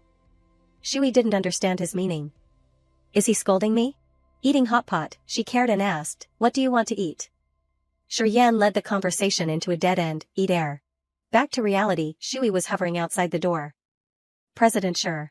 He knew it was her just by hearing the voice. Shui entered the room in a relaxed mood. She even joked with a smile, I've come to work overtime with you. Shiryan then called Shui closer. Come here. She suffered mental trauma when she saw the pile of documents on the desk. Shui felt a little sad inside. Are these all things I need to look at? So Shiryan is really serious about calling me to work? He even teased her, not enough? I'll tell Director Chiu to prepare more for you. She was so angry that she shouted loudly, enough, extremely enough. Shui focused on the assigned work. Let's read quickly, otherwise I'll have to bury myself here all weekend. She diligently read the materials on the loose papers. Not only that, Shui also categorized them. She worked non-stop, comparing what was on the computer with the handwritten version. Shui was dizzy after working at full capacity. I'm so tired, I've already sorted out so much. She doubted life. It's been so long, Shiryan is still sitting there seriously. Shui's eyes focused on him. Why do I feel like he's not working? Just randomly typing a few things on the keyboard, he's probably playing Minesweeper behind the screen, right? Shiryan guessed without any experience. Are you hungry? She quickly denied, huh? Not yet. He was curious about Shui's actions. Then why do you keep looking at me? She only dared to defend herself in her mind, who's always looking at you? I only looked for a little bit. Since that was the case, Shui would turn the false into reality. Well, yes, so what if I look at you? If you didn't look at me, how would you know I was looking at you? Her flirting would always work. Who told President Shi to be so beautiful? I just want to look more. Shui continued to work. Nothing more to say, right? Shi Yan just kept staring at her. Her appearance while working looked even more charming. Shui was gifted with delicate features. Shi Yan couldn't forget the phrase, so beautiful. She was surprised to see him take off his vest. Do you hear everything I say? She said a little embarrassed and flustered. I hear, whatever you say, I hear. Didn't you call me to work overtime and I came? Shui's attitude pleased him, the corners of his lips slightly raised. He played with her dark curls as he said, oh, so I'm actually a little hungry now. He lovingly held her in his arms. Shui didn't understand, is this wanting to resolve everything in one step? Isn't it too fast? She thought to herself, so the office support written in novels isn't fictional, it's just popular among CEOs. She timidly looked at him and said, Shi Yan, but in broad daylight, this is the office, it's not very good. He twisted the curl on her face, the tickling sensation made her softly cry out, trying to pull his hand away without success. Shi Yan softly sighed. He forced Shui to face him, asking, what's not good about it? Who says you can't in the office during the day? Getting closer to her ear, his lips moved, who told reporter Jing to be so beautiful? Her mind was dizzy with embarrassment. Shui had also said that, who told President Shi to be so beautiful? Shi Yan's cheeks were slightly flushed, the corners of his lips raised, unable to hide his smile. She helplessly cried out in her heart, the boomerang has come back to slap my own face. He urged, Seeing herself at a disadvantage, she secretly cursed, evil Shi Yan. Shi Yan still held her still, waiting for an answer. Shui's head was in a mess, thinking anxiously, what to do. He stared at her closely, thinking, this expression is also very cute, I've never seen it. The tips of their noses were almost touching. She panicked and hurriedly covered his mouth. I said, I have an urgent matter, I need to go to the bathroom. Shi Yan said meaningfully, the bathroom, you have this hobby? Her head officially exploded. Does he know what he's saying? Is it really office play? Shui tried hard to push him away, answering vaguely, yes, I have this hobby, let me go. But Shi Yan only smiled, happily feeling her fingertips on his lips. He stood up and gently released her. He turned away and said, what are you thinking? Pack up your things, come to the table over there to eat. Shui sat on the chair, still stunned, huh? Shi Yan retorted, what huh? Does your company not allow eating in the office during the day? He didn't forget to tease her. Oh, right, you like the bathroom, you want to eat in the bathroom? Unable to argue, she secretly complained, so it's eating in the office, not office play? Shi Yan, why didn't I realize you were so bad before? Shui happily sat at the table eating. Thank you, I'm sorry to trouble you. The girl smiled politely in response, it's nothing. She ate crazily, telling herself, I have to replenish all the brainpower and physical strength I've lost today, and then continue to PK with Shi Yan. After the meal, she walked towards his desk. Walking and enjoying the small cake in her hand, she praised, this is also delicious. Shi Yan glanced at her appearance. Her slender waist was slightly bulging because she accidentally ate too much. I'm too full. He couldn't help but chuckle. He said gently, I'm going to a meeting, you wait here alone. She only replied, huh? Oh. Suddenly he stopped. Oh, right. Glancing at her, he asked, do you have the habit of eating dessert after a meal? Hearing the suggestion, Shui enthusiastically replied, that's great. Shi Yan's eyes softened as he asked, how about a small cake, is that okay? In her mind, she imagined his message as, making love, making a heart-shaped cake. Her tired and weary appearance sitting at the table with him. She sulked and said decisively, I won't eat it. The exquisite square scarf was spread out. PK failed. Shui sprawled on the sofa eating candy. She sullenly sent a message to announce the situation, San, I seem to have deviated from my aunt's trajectory, heading towards the FWB path. Rua-san showed surprise in the message. You two are mukbanging each other so quickly? Shui then sent a long string of messages, what are you thinking? Let me tell you. Eat me, I'm hungry, office play, bathroom play, small cake. She looked at her phone boredly. San hasn't replied to me, she's probably busy. Her heavy eyes closed. I'm full now, sunbathing is so sleepy. Full belly, sleepy eyes, Shui drowsily dozed off. I'm full now, sunbathing is so sleepy. The sunset glow cast a golden hue on Shi Yan's tall and towering company. Yan and the staff walked out of the meeting room. They asked softly, President Sure, so we'll arrange it like this for now? Some departments still had questions to resolve, so the subordinates carefully asked for more time. Let me report to you a little more.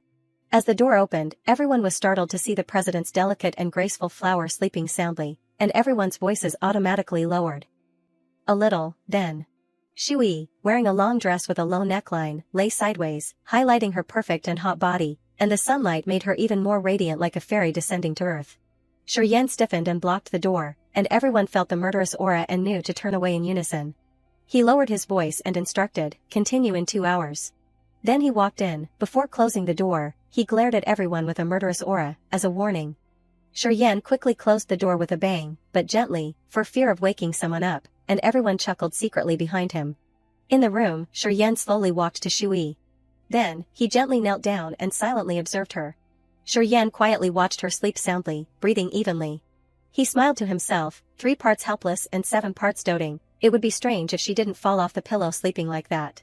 He gently slipped his hand under her waist, intending to lift her up. He was careful and gentle as possible, but accidentally heard her mumbling complaints. Yan, you bastard, teasing me. Shui mumbled the fragmented words. She squirmed slightly, revealing her full and soft chest. Yan blushed and tried hard to calm himself and restrain himself. Don't go too far, he snorted coldly. Who's bad here? He quickly regained his senses and leaned down again, wanting to pick her up, reminding, don't move, lie properly. Shui's current position was uncomfortable, causing her to frown and moan softly. She instinctively raised her hand to push him away, resisting. I don't want to. Suddenly, Shui turned over, her voice whispering in disgust, not doing it. Sex partner, the shocking words made him freeze and his eyes widened. Just at that moment, he accidentally brushed against her soft lips. After unconsciously committing a series of crimes, Shui fell asleep again, completely unaware. In the end, Yan had to let Shui lie there, putting his coat over her, while he sat silently beside her, watching her mesmerized. Yan unconsciously blushed, his heart beat wildly, his mind was in a mess. Shui, just consider me. Voluntarily walking into the trap. Yan gently glided over Shui's lips. She was still vaguely immersed in sleep at this moment. He didn't leave, but silently sat beside her bed. Looking at her sleeping soundly, he thought to himself, Shui, just consider me. Voluntarily walking into the trap. Shui curled up under Yan's coat. She suddenly opened her eyes faintly.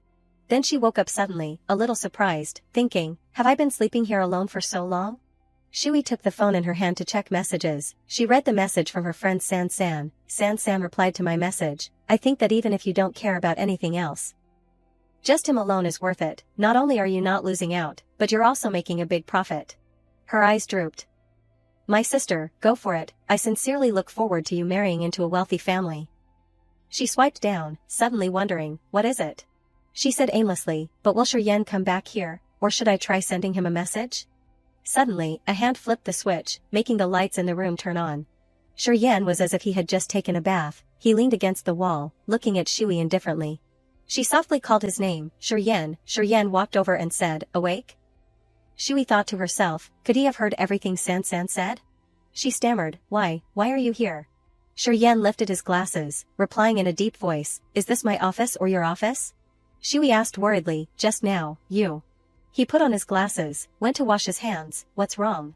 Shui rejoiced inwardly, luckily, the volume was low, maybe he didn't hear.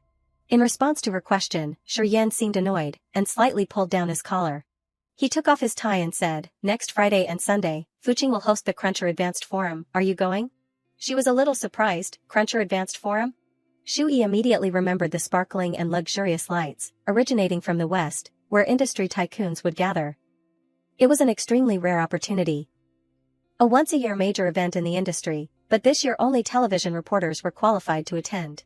Shui lowered her head slightly, answering with a somewhat sad voice, I want to go, but I'm not qualified to participate. In response to her answer, he just calmly replied, is that so? Yan leisurely pulled up a chair, Shui, I'll give you a chance. So now you have it, I'll take you.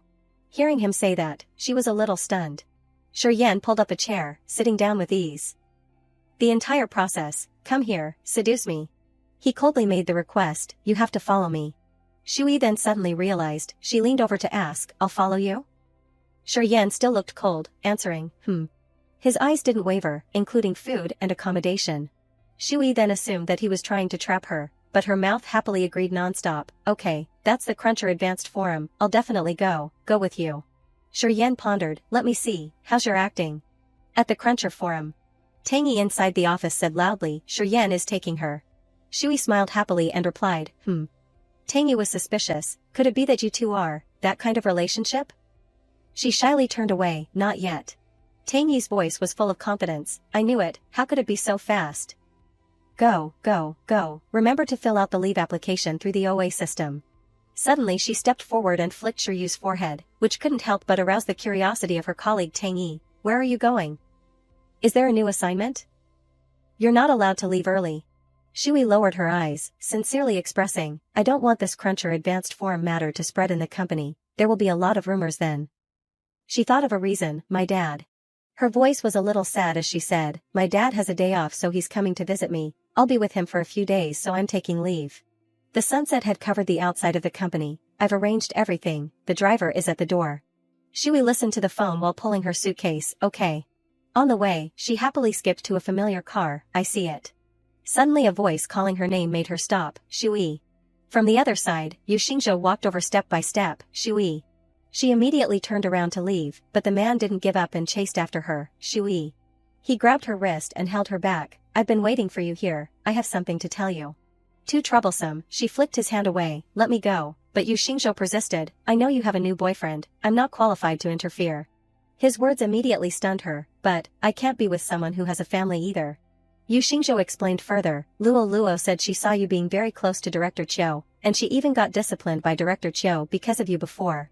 Shui was startled, she vaguely understood the intention in his words, it was because I talked to Director Chiu for a few sentences when I was working overtime at Yunsheng.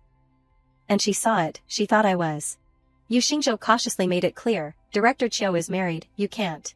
Shui was too lazy to listen, she smiled and interrupted sarcastically, you think I have the same hobby as her?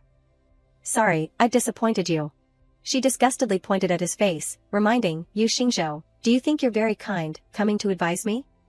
Go wash your hands clean first. Shui coldly turned around and pulled her suitcase away, not bothering to glance at him, get lost, someone is waiting for me, I have to go, I don't have time to talk nonsense with you here. Yu Xingzhou saw the car, his whole body was stunned, stammering incoherently, this car isn't, Shui, why are you with? She casually replied indifferently, so what? We're a match made in heaven, a talented man and a beautiful woman, do we need your permission? Yu Xingzhou unwillingly shouted and questioned while Shui ignored him, Xing Shui, are you taking revenge on me? Just then, Shiryan's secretary hurriedly ran over to report, Miss Xing. President sure has something to do, I'll take you there. She smiled politely and nodded, okay, thank you, secretary. She kept her face expressionless, her tone contemptuous, revenge, you overestimate yourself. Suddenly Shui smiled coldly and turned her head to remind triumphantly, but prepare yourself mentally. Her voice was full of smugness, sooner or later, you'll have to call me youngest aunt. Turning her head, there wasn't a ripple in her heart, all beginnings stem from revenge, I know this clearly in my heart. Shui blankly looked out the window, only. Her eyes were full of melancholy, now the two words revenge are so jarring, at first. I really felt that I could do whatever I wanted without caring about anything, turn the situation into a mess and lead decisively. She unconsciously stopped at the private chat, but now. On the screen were the messages between her and Shiryan, I'm here, remember to dress warmly, she fell into the trap she had set herself, falling. The more she thought about it, the more blurred her mood became, as if merging with the scenery of the setting sun, Shiryan. Scene changed to Fuching, Oxley Hotel. 10:15 p.m. As soon as she arrived, Shui collapsed wearily on the chair, groaning in her heart, I'm so hungry, taking a car all night to get here, I still haven't eaten anything. She took out her phone, expectantly sending 3 messages in a row, I'm at the hotel, I've been waiting for you for so long, where are you? Shui angrily sat up anxiously, no reply, still not replying to me, he clearly took the initiative to bring me here, it's been all night, I haven't even seen his shadow. At the same time, on the other side, in a luxurious restaurant. Shiryan leaned wearily against the chair in a corner. He casually took out his phone to check messages. A bit of interest flashed in Shiryan's heart, he seriously read all of her complaining messages, some people are eating meat and enjoying themselves, some people are starving. Isn't it just being abandoned alone in a strange city in the middle of the night? It's okay, I can do it, I'll go eat myself, attached with a cute spinning icon. He slowly typed, I'm busy. Then, he gently raised a glass of wine, drinking it all in one go. He coldly and decisively stood up, saying, "Everyone, I have something to do, excuse me." Everyone at the table exclaimed with regret, "President Sure, you have to leave so soon?" He smiled to himself, his face rarely gentle as he reached out to adjust his tie, making everyone curious. "I know, it's because of that beautiful woman from last time, right?" Yan didn't refute, and even nodded in confirmation, making the partners laugh and tease. "So clingy, you still have to bring her along on business trips." He quickly grabbed his coat and put it on, turning around. She's waiting for me to eat with her." In his heart, he imagined her fierce appearance and doted on her, going back to feed the kitten. Scene changed to a bustling food street with a lot of people coming and going. Shui sat angrily at the table waiting for food. Busy. I waited for him for so many hours at the hotel, and this is how he replies to me. He should have told me beforehand what he was doing." Suddenly her phone vibrated, notifying her of a call from Yan. Shui frowned suspiciously, "Remembering me in the middle of the night?" As soon as she answered, he bluntly asked, "What are you doing?" Shui angrily snorted coldly, "I'm being free and happy." Just then, the uncle selling skewers next to her shouted loudly, "Whose order is this? Do you want it spicier?" Shui immediately perked up, turning around and nodding like a chicken pecking rice. Mine, I want it spicier, no green onions." Yan looked suspiciously at the phone. He hung up. He coldly immediately ordered the driver, "Go to the food street next to the hotel." The driver nodded understandingly. "Yes," Yan anxiously reminded, "Hurry up a bit." On this side, as soon as the food was brought up, the boss smiled and reminded her in advance, "We're closing soon, the bags and utensils are for you, pack the food yourself." Shui smiled politely and nodded, "Okay, thank you."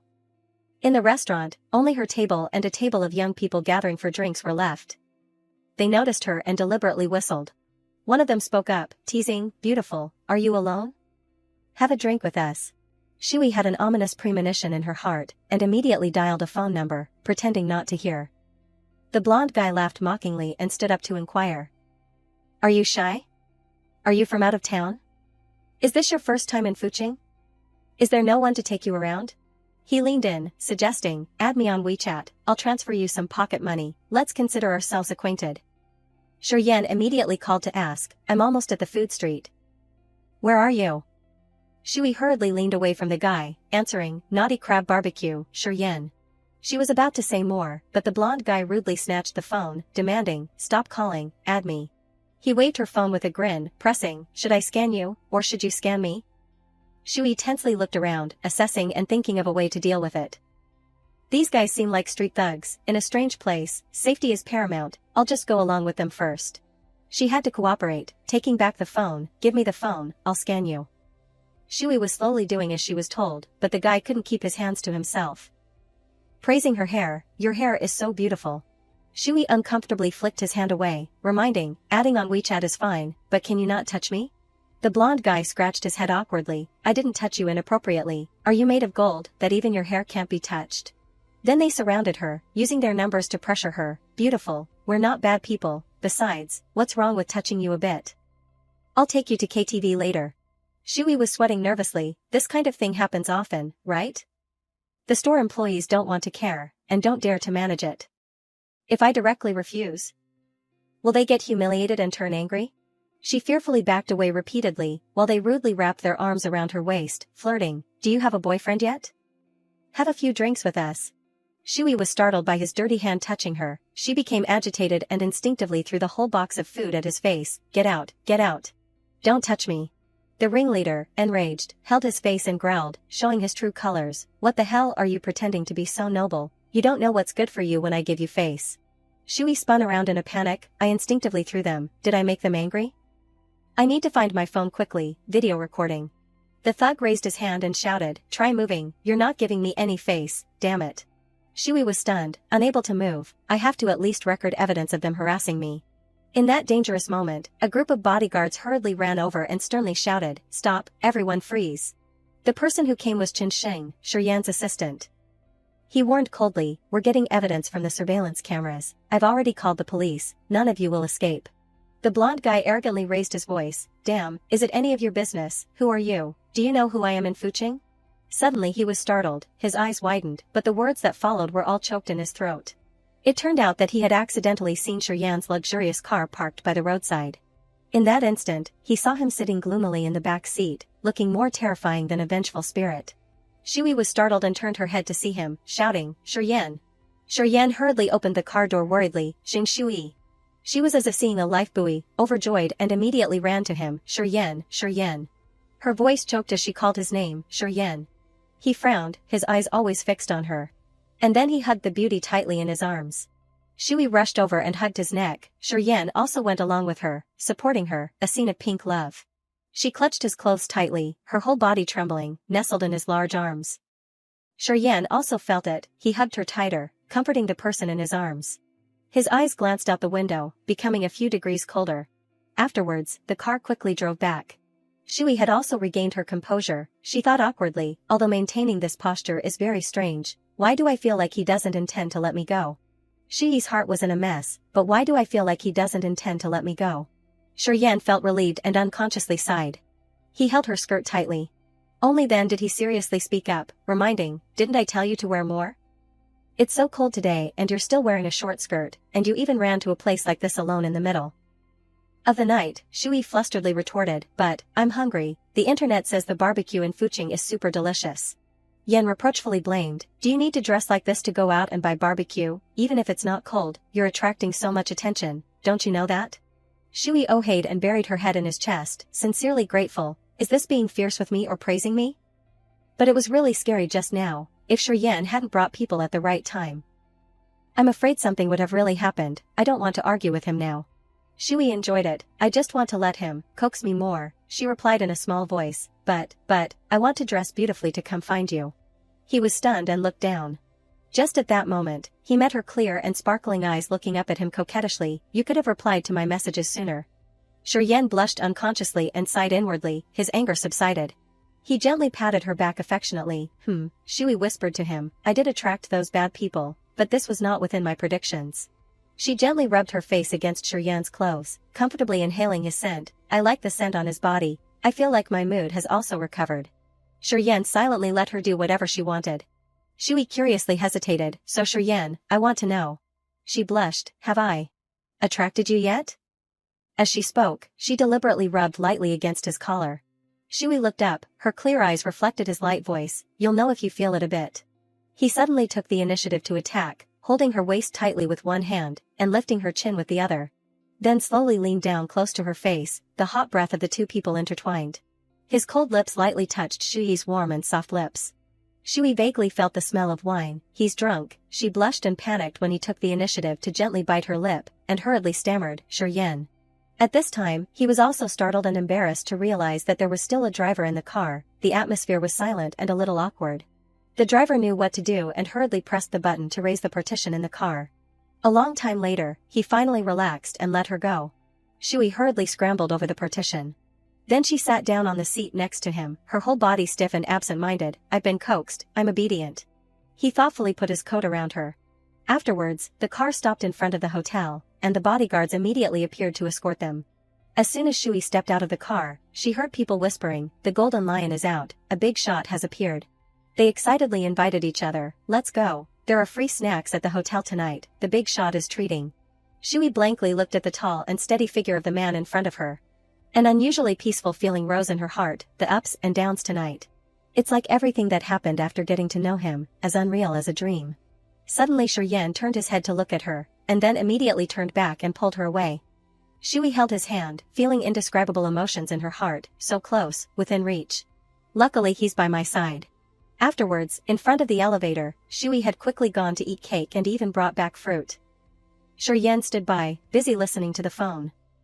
The other end respectfully reported, "President Sure, they've been taken away, they're just a bunch of cowards," they admitted before we even took action. He coldly and uncompromisingly ordered, "Investigate their background, get rid of them, don't let them show up again." Shui listened silently, feeling extremely happy in her heart and continued eating. After finishing the phone call, Shiryan looked at her puzzledly, reminding, "The elevator is here, what are you spacing out for?" Shui was startled and regained her senses. I was thinking." She laughed and pressed closer to him, attacking and teasing hard. "Did you kiss me just now, because you were drunk?" "But I don't seem to have felt it clearly." She picked up a strawberry, intending to have a dessert.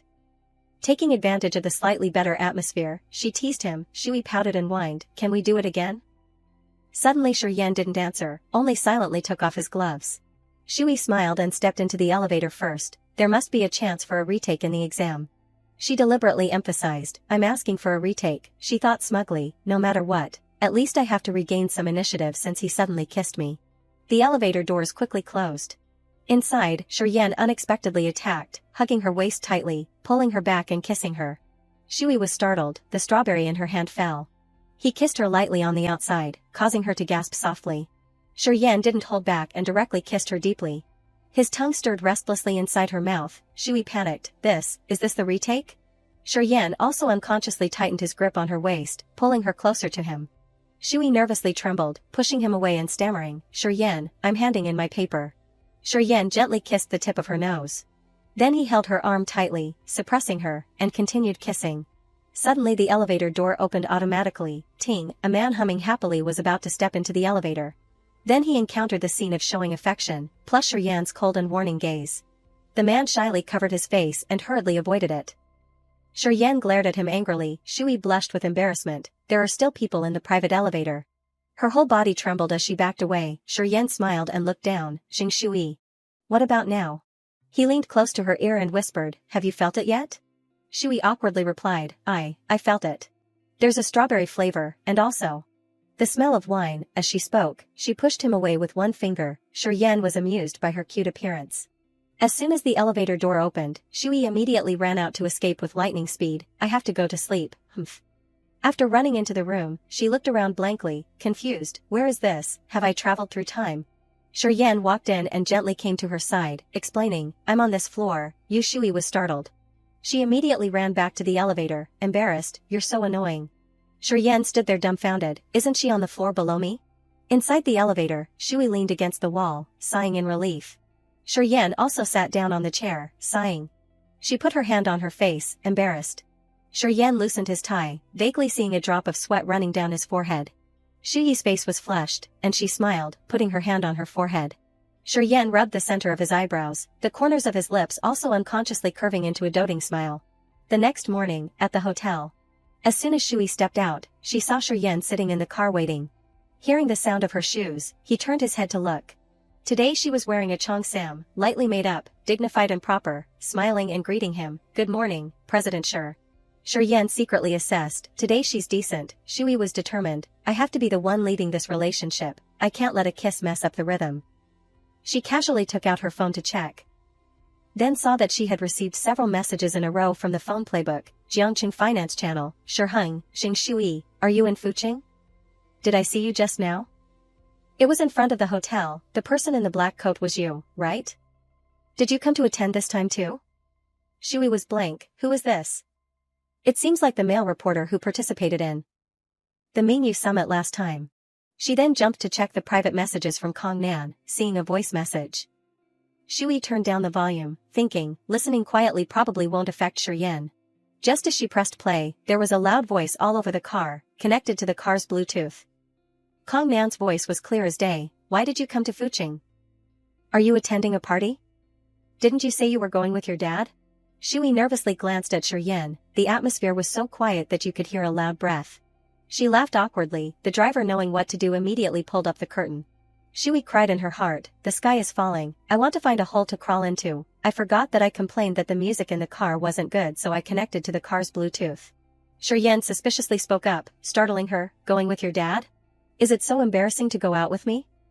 Shui hurriedly shook her head, denying, "No, it's not what you think." He nodded understandingly, deliberately teasing, "Oh, so, turns out you have this kind of kink." She was blank and confused, naturally having a bad premonition. "What kink?" Shiryan nodded as if understanding. "So you like to call it." Oya suddenly went crazy, interrupting his words. Shui was so embarrassed she wanted to shout. Shiryan was satisfied to have teased her into laughing. Shui was heartbroken and tearful, so she had to sit obediently and properly. "I should still be content. Don't really tell me to call him dad." Later, at a grand and luxurious building, in front of which was a huge lake with yachts. As soon as the guards saw him, they respectfully guided, "President Shir, please go this way." Shui excitedly stepped forward. Going to the meeting with Shiryan also has its advantages, you can get the best position. She happily stepped up the stairs. Yan also followed closely behind like a bodyguard, again accidentally combining red-soled shoes to create a powerful scene reeking of money.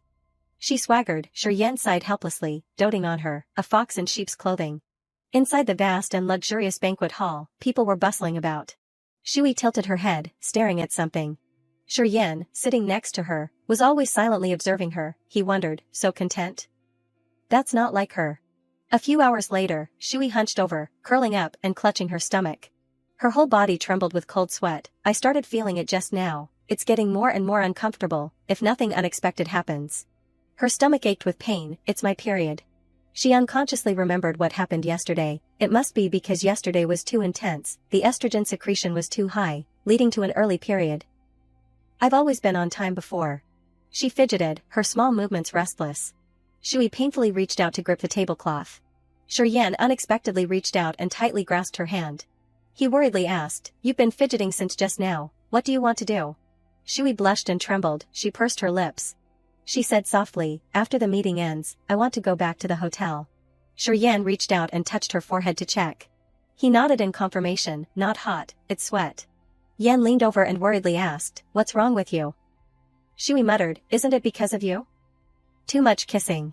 Suddenly a partner approached to greet them. "President Sure, long time no see, it's almost noon, let's have a meal together?" The person looked around curiously. "Is the girl with you going?" "I think she's very interested in today's topic." He said angrily, "Don't worry about me, I'm leaving." Yan responded vaguely, "Her? She's not feeling well so she's gone back to the hotel, she probably won't go." He shook his head and sighed, "Too weak." The people around laughed and teased, "Oh, I said so." Suddenly a bodyguard walked over and whispered a report, "President Sure, the hotel reception just called to say that Miss Shui has rested. It's not convenient to disturb her, the painkillers have been placed in front of her room." Yan nodded, thinking silently. On this side, Shui, as soon as she returned, immediately burrowed into the quilt, curling up. She restlessly tossed and turned in bed. "It's uncomfortable even sleeping, why haven't they brought the painkillers yet?" Shui reached out gropingly. Groping for a long time, but still couldn't find anything. Suddenly a hand gently placed a phone in her hand. Shui instinctively responded, "Thank." But suddenly she felt that something was wrong. She turned over and sat up, then found that Yan was standing at the head of the bed. "Yan." She shouted, "Why are you here? You almost scared me to death." Yan wiped his hands, seriously replying, "Look at your phone yourself." She opened it up and saw a missed call from Yan. He said coldly, "So if I didn't come in, you would have been left to fend for yourself?" Shui was spinning. "Am I so dizzy from the pain?" "Luckily I didn't lock the door." He reminded, "Sit up, take the medicine." Shui trembled and struggled to sit up. He wiped his hands clean and then got her the medicine. He carefully read through it. The instructions say 1 pill is enough. Shui leaned tiredly on his hand. Yan paused slightly. She didn't pay much attention to it, slowly lowered her head and took the pill from his hand. In that instant, the memories of her soft lips rushed into Yan's mind, causing him to blush. Shui whispered, "Yan, water." Her voice pulled him back to reality. Yan's Adam's apple moved slightly. He had to grit his teeth and restrain himself, reminding himself, "I can't take advantage of the situation. I must have limits." Then he turned away to get her water. Shui drank for a while and then gave him the glass, nodding, "Thank you." Yan raised his eyebrows, probing, "You still haven't told me, where exactly does it hurt? Stomachache, headache, or somewhere else?" She shyly covered her face with the quilt, stammering, "It hurts there." Yan grumbled, Tomorrow you continue to wear short skirts outside, short shirts are also fine." Shui shouted angrily, "It's not because of this, isn't it because?" Because, her voice became weaker and weaker. Yan sighed, 3 parts helpless and 7 parts doting, pulling out a handkerchief. Then gently wiping the sweat on her forehead, soothing softly, "You're beautiful enough even if you don't wear short skirts." Shui was stunned, pain relief immediately. She moved closer to him with interest, then. She whispered coquettishly, "Then coax me some more, I won't hurt any more." Yan was puzzled, How do you want me to coax you?" She blinked her eyes, thinking, Then just say. Why haven't I ascended to heaven yet? But I can already see the fairy." Shui chuckled with satisfaction. Suddenly Yan stood up, and then like an automatic machine, moved away, retreating a few meters. Shui was stunned. "He wants to leave? Doesn't he like this?" Yan took off his coat, revealing his firm chest muscles. That line was so charming that Shui stared blankly. Yan sat down on the sofa and loosened his tie, instructing, "Go to sleep, I'll be here." Fairy, he said, suddenly blushing, turning his head away from her eyes. In the early afternoon at the hotel. Shui was still sleeping soundly, not moving. Shuryen was still sitting and watching her sleep when he received a phone call notifying him, President Shur, the next meeting is about to begin, the driver is downstairs. He carefully tucked her legs, which were sticking out of the quilt, back in and nodded softly, okay. Suddenly he saw her phone vibrate with a message. The sender was Chuanyang's pig farmer. Are you busy recently? Shuryen glanced at the message speechlessly. What kind of note is that? Do you raise pets at home? He silently looked at the next message. Go see a movie with you, don't refuse this time. In the evening at the hotel. Shui just woke up and was sitting at the table eating. She blankly fiddled with the fork. I slept until 10 o'clock at night. I feel much better. I wonder if Shuryen is done being busy. She took out her phone, took some pictures of the food and sent them to him with a tone of gratitude. Thank you, boss. The dinner was delicious, Shuryen coldly replied. Who is your boss? Shui smiled and sent a good dad icon. Shuryen, he changed the subject and asked, just woke up? She replied, yes, I'm doomed, I'm going to have insomnia tonight. Then she suggested all kinds of things in frustration. Is there anything I can do? For example, call Director Chiu to send me more documents. Shuryen teased, it's so late, you still want to bother others? After texting for a while, Shui thought in frustration, okay, I'll find something to do myself. Suddenly there was a knock on the door. Shui was stunned. Who is it?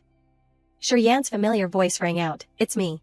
Shui rejoiced, jumping up and excitedly. Shuryen couldn't stand it, so he came to find me again.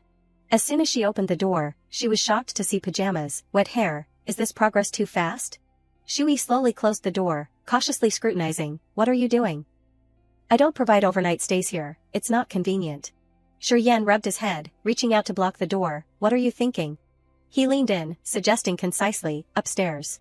His voice was gentle, I'll take you to watch a movie. A sweet voice rang out in the room. If it's a movie that's showing, then that's it. Is it possible to watch a movie that's not even showing? Shui looked around and found a movie she liked. She turned to ask Shuryen, is this one okay? I've always wanted to watch it, but I don't have time to sit down and watch it. Anything is fine. Her favorite movie quickly appeared on the screen. At this time an idea popped into Shui's mind. It's the first time watching a sweet love movie with Shuryen. I have to leave something behind, post it. She posted a picture on her personal page and received countless comments. Shui's eyes were fixed on the phone screen. Luckily, she and Shuryen don't have mutual friends, otherwise Shuryen might really think I have a special hobby. Suddenly a notification rang out. Shuryen liked it. She curiously turned to look at him, who was sitting next to her. He sighed and turned to gently remind, watch the movie.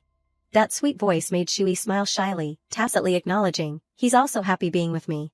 She happily commented on the movie. The beginning of the love between the male and female leads is so good. Love at first sight is so sweet. I believe in love again.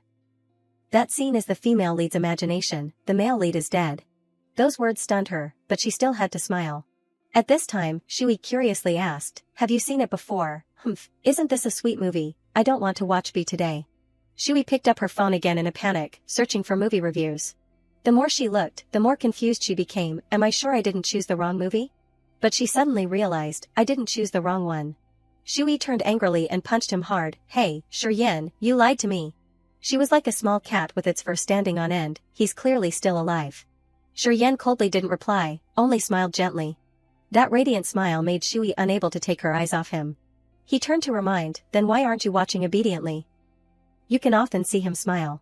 She secretly assessed him in her heart. It seems like he shows more expressions when he's in front of me. Everywhere is likable except for that one place. Shui's eyes looked at him without a moment's break. Seeing this, Shuryen hurriedly turned her head away. Focus a little. She couldn't help but smile shyly. I know. Suddenly an idea popped into her head. I want to lean closer to him. Closer. Shui slowly moved closer to him. Finally, the two of them were stuck together. Suddenly Shuryen's arm wrapped around her shoulder, out of physiological instinct. That arm mischievously hugged Shui tightly. The two of them sat watching the movie, hugging each other intimately.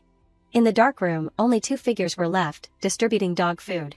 Inside the movie, the female lead stood alone in the field, while the male lead sat quietly under the fog. The sunset gradually fell behind the male lead. Shuryen pondered as he watched. When I first watched this movie, I still couldn't sympathize. Is that unknown risk really worth him overcoming so many obstacles and doubts? Just because of love at first sight? He slowly took off his glasses. Then gently looked down at Shui, who was sleeping obediently next to him. It's just a product of visual stimulation and imagination, a perfect combination in illusion. So I never thought, I'm also in that fog. Just because she takes the initiative a little, I eagerly rush towards her. Just because of the first meeting, he recalled that time, the fifth speaker just now was the winner. Will she be attending the next event? Oh, it's Xing Shui. Now, she must be. Hearing her name, she quickly rushed over. Here. Her hair flew lightly in the wind, smiling brightly as she walked over. Was my presentation good just now? Yan's eyes were captivated from the first meeting. Xing Shui. Her arm reached out to shake hands with the person opposite. Hello. The two of them passed each other coldly. Returning to reality, it turns out that I'm also willing to believe in illusions, immersed in something that doesn't fit my subjective thoughts, escaping, ridiculous. Countless tricks, often causing headaches. Suddenly at this moment, Yan brought his lips closer to hers. Those two lips slowly touched each other. The thing called dream. Suddenly he stopped. There's a scab. It turned out that Shuyi's lips were injured. Her lips are torn. That time, was I too much? He realized why Shui was a little strange today. No wonder she's wearing heavy lipstick today. Don't move, shut up. He sighed and reached out his hand to gently rub. It seems like in the future, I have to restrain myself a bit.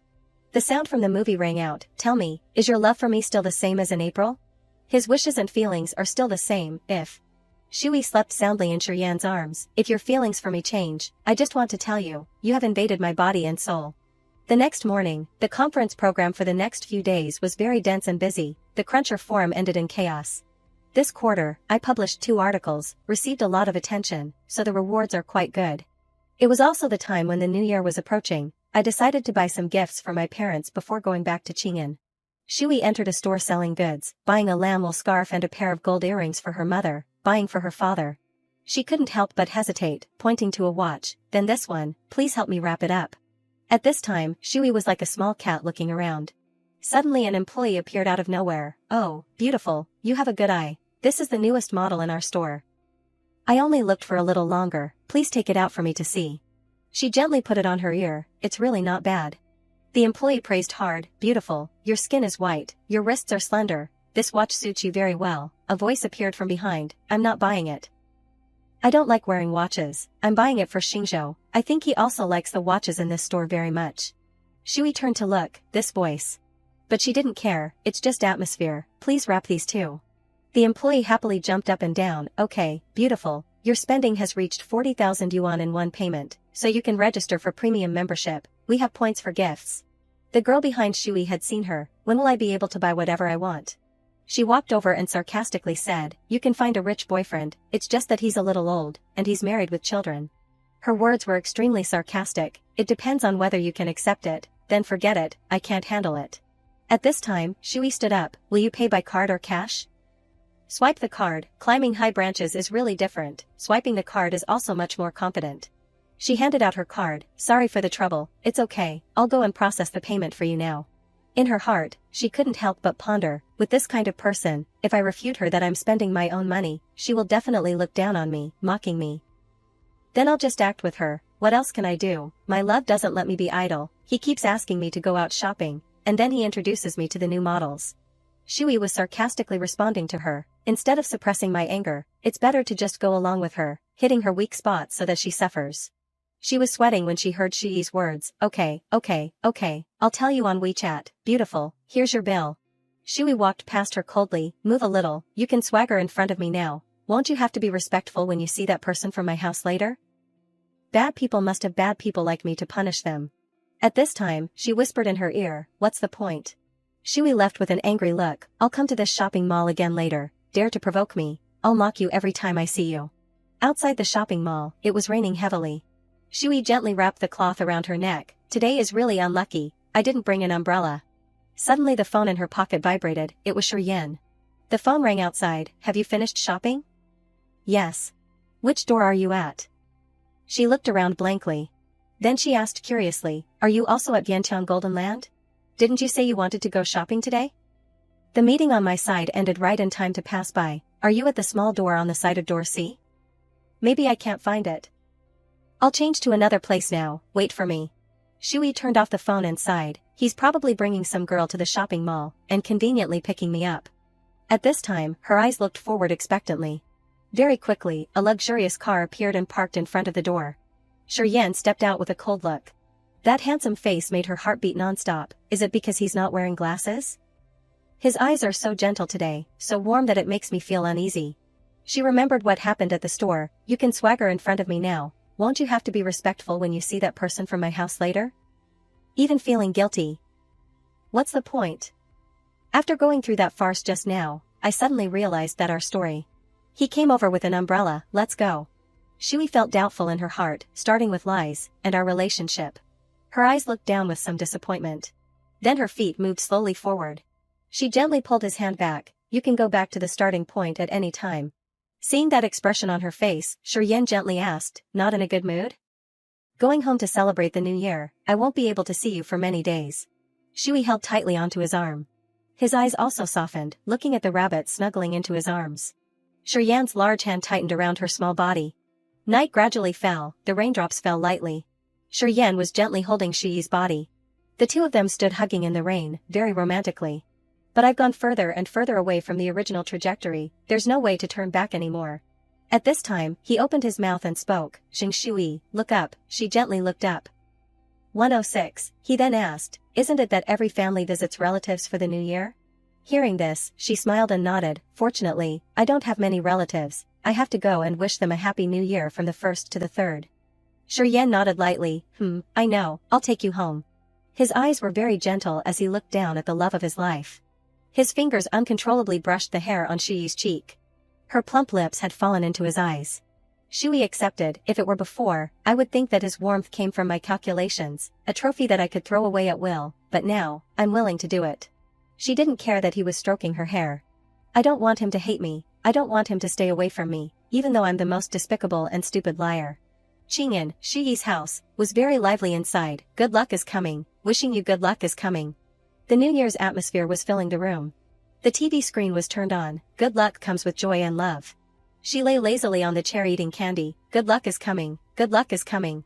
Shui's mother then gently hit her. Have you washed your hands? Are your hands clean? Mom, it's rare for me to come home for the new year. Can you treat me a little better? At this time, suddenly the phone rang. Hello, Senior Chen. Happy New Year, Happy New Year. Have you eaten New Year's Eve dinner yet? My family ate early. Oh, aren't you coming to my wedding in a few days? I thought about it and still felt that I should tell you in advance. Qiao Xingzhou and his current girlfriend are also coming. That's right, all of us have a good relationship in college. The matter between you and Qiao Xingzhou, she replied indifferently. I thought what it was. I'm fine. It's not a big deal. Then that's good, then I'll contact you later. At this time, Shui quickly stood up and left. That's bad. What is it? I'm going upstairs. She turned to pat her husband. Old Jing, do you feel like our daughter has been in a very good mood recently, and why does she slip away to answer the phone at this time every day? Is this really happening? The two of them went to snoop on their daughter. Shui was calling someone. I have to go to a wedding on the 4th, my senior from college. It's a senior. Why, when you were in school, did no one call you senior? She was angry to see her daughter like this, just answering the phone. Why is her tone so flirty? That's right. She quickly hung up. Then you just be busy with your work, I'm hanging up. Turning off the phone, Shui felt a little empty. Now hearing about you Xingzhou, I don't have any fluctuations in my heart.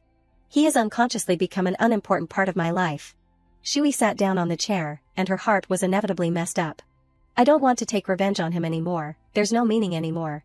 Looking at the name on the phone screen, her face couldn't help but blush. Just like calling Yan every night at 9 o'clock, now I have more expectation, even better.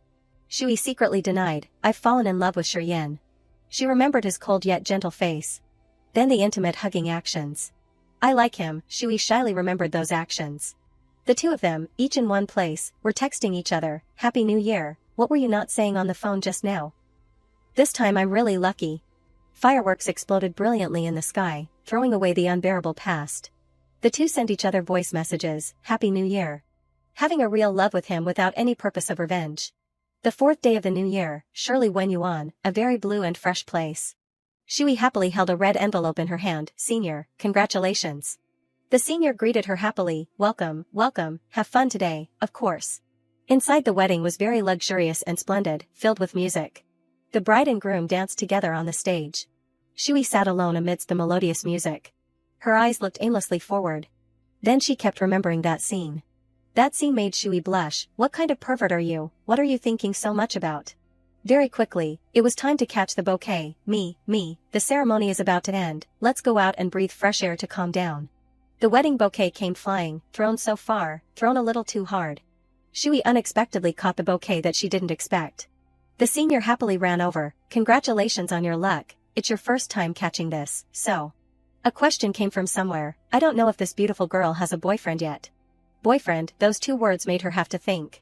Then she kept thinking about Shiryan's handsome appearance. She then smiled shyly, I don't know if it's deliberate or not. Shui held the wedding bouquet tightly in her hand, I already have someone I like now. She took out her phone and kept taking pictures with the bouquet. Then she praised herself, oh my god, where did this fairy come from, she's so beautiful, the person who likes me is really blessed. She was sending a message to the blessed person. Shiryan, sitting in the car, quickly received the notification.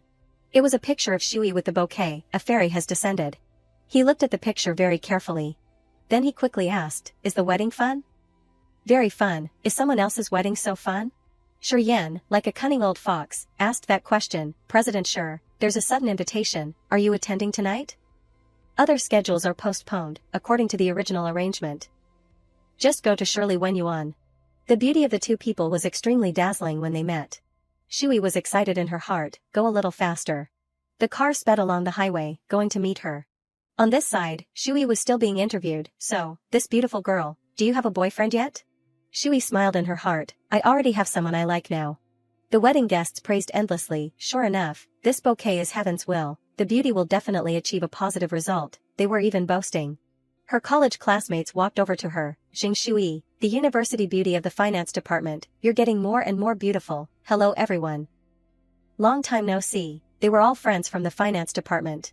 They chatted and inquired back and forth, just now when you talked about your boyfriend, everyone was very curious, what kind of deity is Jing University Beauty's partner? Is he in the same industry as us? Are they always assuming it's a boyfriend?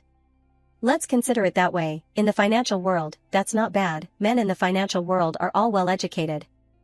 With good conditions. A voice came from behind, that's right, I know him, it's not just that he's highly educated, he's outstanding in every way.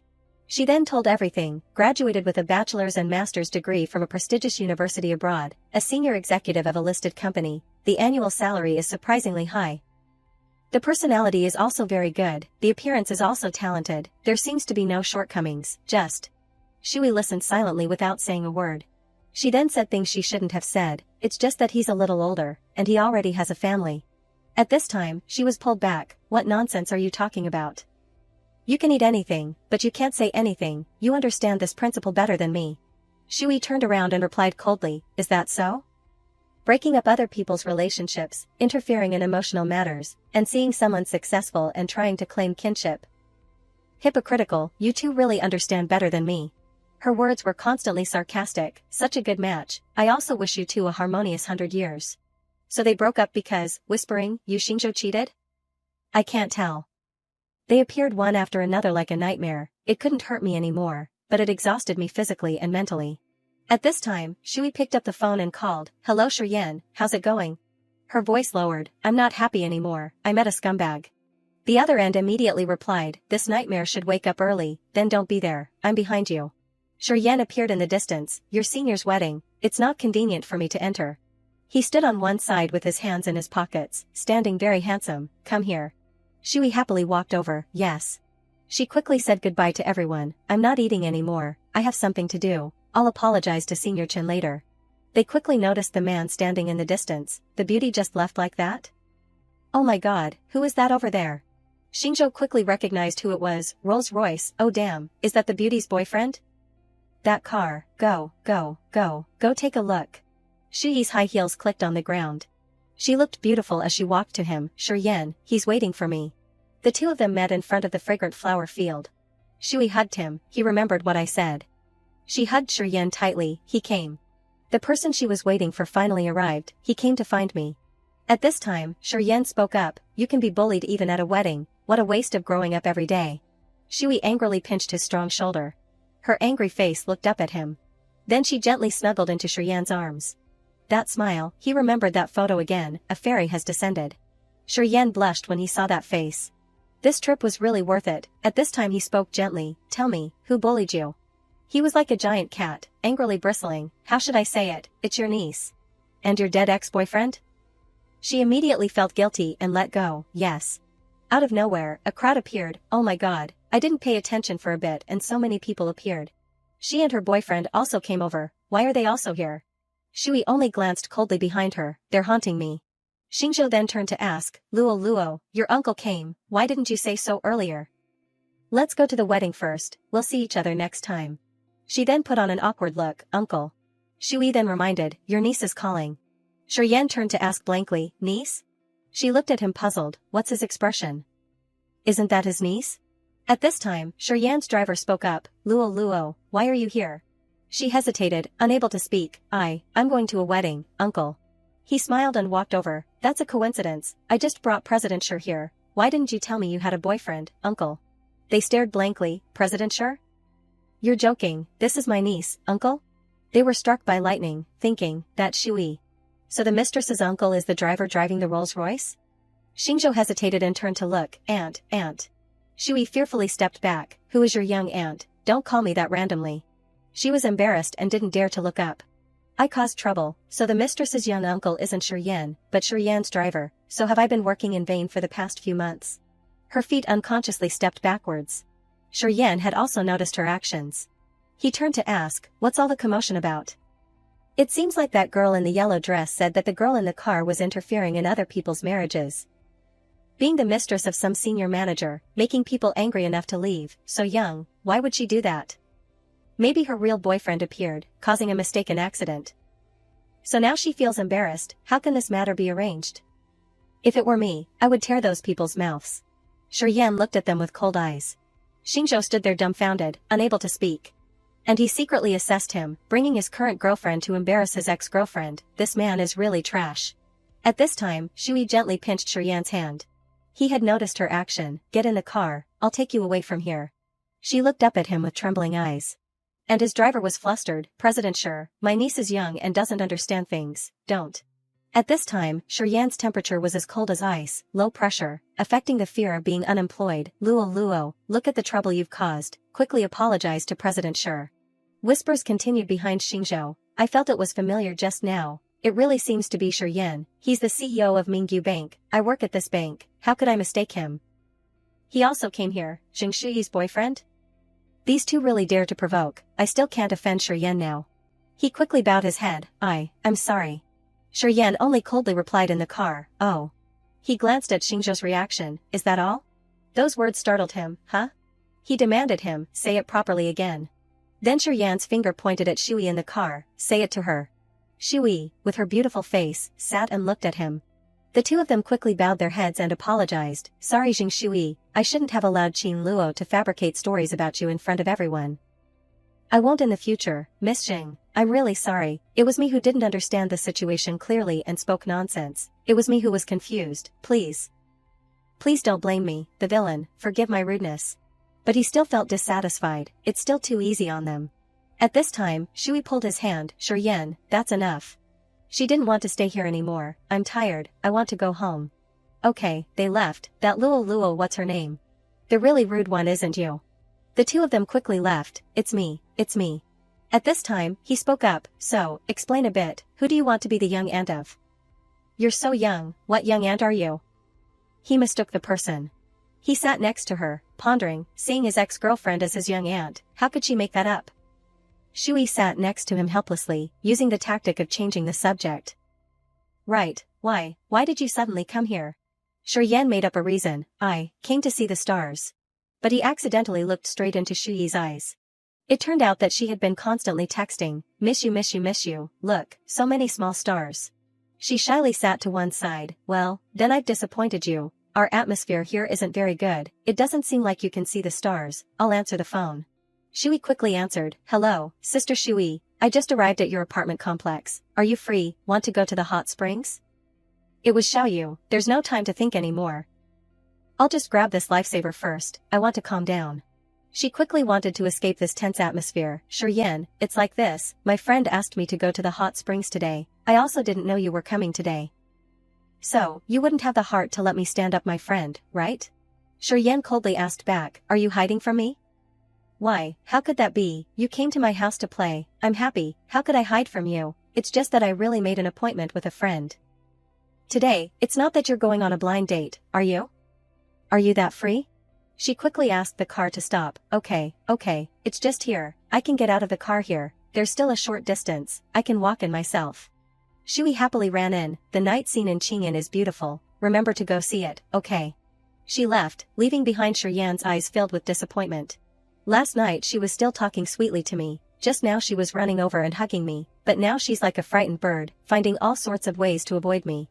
Because of that man, is that man still able to affect her emotions? She still can't let go of him? Shui left with a messed up mind. My head is too messed up. How did things turn out like this? Even though I had prepared for the worst-case scenario, the more absurd truth that was laid out in front of me made me unable to react. Her feet had to walk on the dark road. I don't know how to face him, and I don't know how to find a reasonable excuse for myself. Escaping is the simplest way. But I know, she walked and thought. In my heart, there is clearly a joyful feeling that is contrary to morality. I'm happy because this misunderstanding made him see me. Suddenly, her eyes looked aimlessly ahead. Shiyan was also watching every step of Shui. Even happier that the more wrong I am, the more connected we are. At this time, she called him, Shiyan, the process is absurd, but he's not, I shouldn't avoid him. Shui ran over very quickly, wait for me in Qingyan, okay? The mud carp here is delicious. She smiled and made an appointment with Shiyan, wait for me to finish my appointment with my friend, and then we'll go eat together, okay? From the beginning to the end, I never mistook anyone, okay? It's him, is it spicy, not spicy, luckily it's him, I trust him. At the private hot spring resort, Sister Shui, this place is my territory today, just have fun, okay? Sure, you sat there with her thoughts, the like on her personal page that night. I always felt it wasn't right. Today my uncle didn't come to pick up the god of wealth, but eagerly ran to Qingyan. Her eyes looked at Shui with a charming appearance. Who is in Qingyan? There's the beautiful Jing Shui, who else? At this time, Shiryu was transformed into a detective, so I also secretly came over to find out the situation, to find evidence to prove that my uncle has fallen in love. She kept looking at Shui, but why did I easily ask her out? Could it be that my sixth sense is mistaken? Why does Xiaoyu keep looking at me? I'm not willing, I have to probe again. Shiryu quickly probed again. Sister Shui, how was the blind date the last time I picked you up? It was just like that, we both went out to meet to please our parents. So who is your person? It's that person you're pursuing, uncle, how is it? Shui was embarrassed and didn't know how to answer. Well, it's just like that, I'm still thinking, really what's the matter? Don't mention it again, don't mention that matter. She was still unwilling to ask, what do you mean? Are you not pursuing him anymore? Please, don't ask this question anymore. Then it seems that it's mostly a failure. Okay, I won't ask anymore. That man has eyes but can't see. Shui silently didn't say anything. Suddenly Shiryu stood up. Sister Shui, how about I introduce you to my uncle? Absolutely, he's more handsome and richer than that mistress's uncle. She refused hard. No, I don't want to get to know any uncles anymore. I'm very good now. I just want to be a decent person. Okay. The two of them bathed in the hot springs under the dazzling orange sunset. Sure enough, the scenery of the hot springs in Qingyan is really beautiful. Sister Shui, let's take some selfies as a souvenir. Shiryu took out the phone and took 2 pictures. Okay, I'll send them to you after taking them. But in her heart, she was still unwilling, still wanting to probe. I have to probe my uncle again. At this time, she sent a message to her uncle. I'm going to the hot springs with Sister Shui. Sister Shuyi's relationship has run into trouble. Extremely sad. It's a good opportunity to insert myself. Hesitate any longer and you'll fail. Be decisive, uncle. But there was no response. Sure, you used all sorts of methods, then I'll use the ultimate move. I won't let you see it. She quickly sent a picture, a beautiful photo of a great beauty. Still no response. Could it be that my sixth sense has lost its effectiveness this time? Do they really have nothing going on? Very quickly, the two of them said goodbye to each other. You must come to Qingyan next time. Her body was full of vitality. I'll go ask people to bring some food over here. You don't eat, you're already thin. Shui quickly put on her robe and walked in. Maybe things here are about to end. Should I call Shiyan? Her face blushed shyly. It's the right time to go eat supper with him. Mud carp. Suddenly Shiryu's voice rang out. Uncle, why are you here? She blankly looked up. Wait a moment, okay. On the upper floor was the figure of Shiyan standing coldly. In her heart, there was a bit of curiosity. Uncle. Shui couldn't help but wonder. Uncle. At this time, Shiyan's footsteps slowly walked down. She shyly covered up her charm. Then she kept screaming in her heart. Shiyan is Qin Shiryu's uncle? Her feet uncontrollably stepped backwards, getting further and further away. Shui felt confused in her heart, I'm doomed. His feet quickly rushed in front of Shui. Then he coldly asked, what trouble is there in your relationship? She blankly didn't understand those words, relationship, trouble. Shui quickly called from behind, uncle, it's a broken relationship, even more broken. She walked over and saw that awkward scene of the two people, I'm just chatting with sister Shui, she only has a little trouble. The two of them didn't care or pay attention to her words, it wasn't, no one paid attention, no one answered. At this time, Shui secretly understood immediately, I'm redundant. She quickly ran away, my manicurist has arrived, I'm going first, no sudden drama. I said that those two have something going on, uncle really knows how to pretend. Shui shyly pushed Shiryen away, I have water on me, don't lean too close to me. Suddenly he gently called out for his outer coat.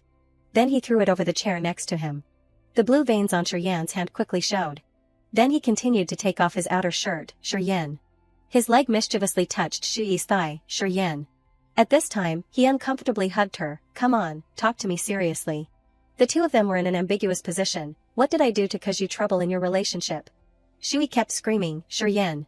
Come on, talk to me seriously. What did I do to cause you relationship trouble? If she couldn't tell the truth, then just ignore it, coax him.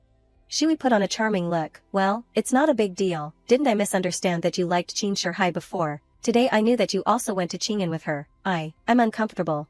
Her fingers mischievously played on Shiryan's collar, but I know you two are relatives. She kept moving on his neck, so. That appearance was very charming, stroke his fur, now it's good, my trouble is gone. She was constantly stroking the lion's fur, why is he so hot? He blankly looked at Shui, can she be jealous for me like this? You little liar. At this time, Shiryen hugged her tightly, oh, speaking so truthfully, do you like me very much? Shui kept avoiding his eyes, I'm a quite narrow-minded person, so, the story about the squirrel today was rushing in, exhausting me. Shiryen hugged her head tightly, answer me directly, huh? He kept hugging his little rabbit, say it. Shiryen wasn't wanting to ask, how much do you like me? But Shui remembered the image of Xingzhou. Then she remembered the image of her linking arms with Shiryen at the wedding. The silhouette sitting in the car was constantly watching Shui. Memories kept rushing back. And those laughs flew in the wind. Shiryen kept whispering in her ear, say it quickly. Whispering in her ear made her ticklish, blushing, and shivering. Shui's legs were unsteady at this time, like. She hesitated, trembling, like. Then she gently hugged his neck, I like you. Shiryan's eyes looked down madly. Then suddenly he hugged Shui tightly. He laid her down hard on the table, then compared to your ex-boyfriend, how is it? Shiryen kept asking, do you like him more, or do you like me more? Shui's feet moved slightly, Shiryen. He gently took off his glasses, compared to asking me questions. Her shoes uncontrollably clattered and fell to the floor. He was more like bewitching her to say the answer he wanted, huh? She was pressed down, hesitant, you. Shiryen kept making her blush, what? At this time, Shui had to say, I like you. Those words made Shiryen smile with satisfaction. In his heart, he couldn't help but be happy, I want you to only like me. Her eyes were like bewitching Shiryen, every second, every minute, I only like you. He confirmed and repeated like this, as if he had known for a long time that she had her own intentions. Making her feel guilty, Shui gently pushed him away, Shiryen, slipped down. She hurriedly used the outer robe to cover up the tense atmosphere. Suddenly Shiryen lifted her up and gave her a hot kiss. At this time, he spoke up, why don't you answer? Suddenly, someone's phone rang, cutting off the atmosphere between the two people. Shui blankly listened to the phone ringing. She quickly answered, hello, Mom, it's so late, when are you coming home? Mom, I'll take good care of myself, don't stay outside too late, my daughter, there are few people on the road during the new year, but there are many bad people. It's not safe, yes, okay, I know, come back early, I'll leave the door open for you. She shyly looked at Shiryen, pack up, I'll take you home. Shui was stunned, what my parents have already called to urge me, if I come home later, what will the two elders think of you? But he was concerned about her parents' thoughts, just now he was so bad. Suddenly he stopped, right, tomorrow try to be more local, have more experiences, you won't just designate taking me to eat mud carp, will you? What?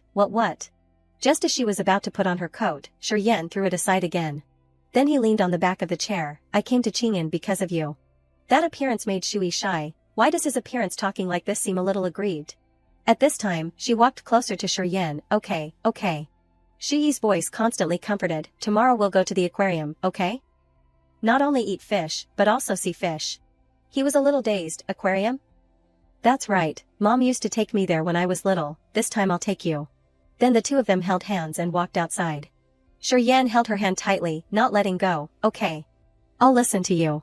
They stood in the ambiguous atmosphere. Let's go to the aquarium together. I've made up my mind, I'll take the aquarium as the starting point for our new beginning. Before the night of the confession, after taking Jingshui home, Shiryan went to a bar. He sat down on the chair, drinking in thought. At this time, Shiryan remembered the moment when Shui pulled off his outer coat. Then he constantly blushed, drinking the wine in his hand. Then he remembered that beautiful face sulking. Shiryan smiled secretly nonstop as he thought. He remembered that moment again. Was I too hasty? Therefore, a few steps were skipped. For me, during the time we were together. Shui with her clear and beautiful eyes. Along with the moments of snuggling in Shiryan's arms. That action made him unable to restrain himself. Also, after that kiss that she didn't resist. I secretly admitted that Jingshui was my girlfriend. But today I discovered that she doesn't seem to completely think that way. She was facing my eyes, avoiding and hesitant. Is it that I don't understand her emotions? Standing on the perspective of others to guess thoughts. I'm not good at this, I have to learn slowly, but I don't want to wait. Then I'll go tomorrow. He carefully put the thing in his hand into his coat, bring her the sense of ritual that she should have. The night sky gradually fell. Only one figure was left here, drinking alone. Shiryan looked out alone. Her city was indeed very beautiful. But he couldn't stop thinking about the images of Shui. Every image rushed back like that.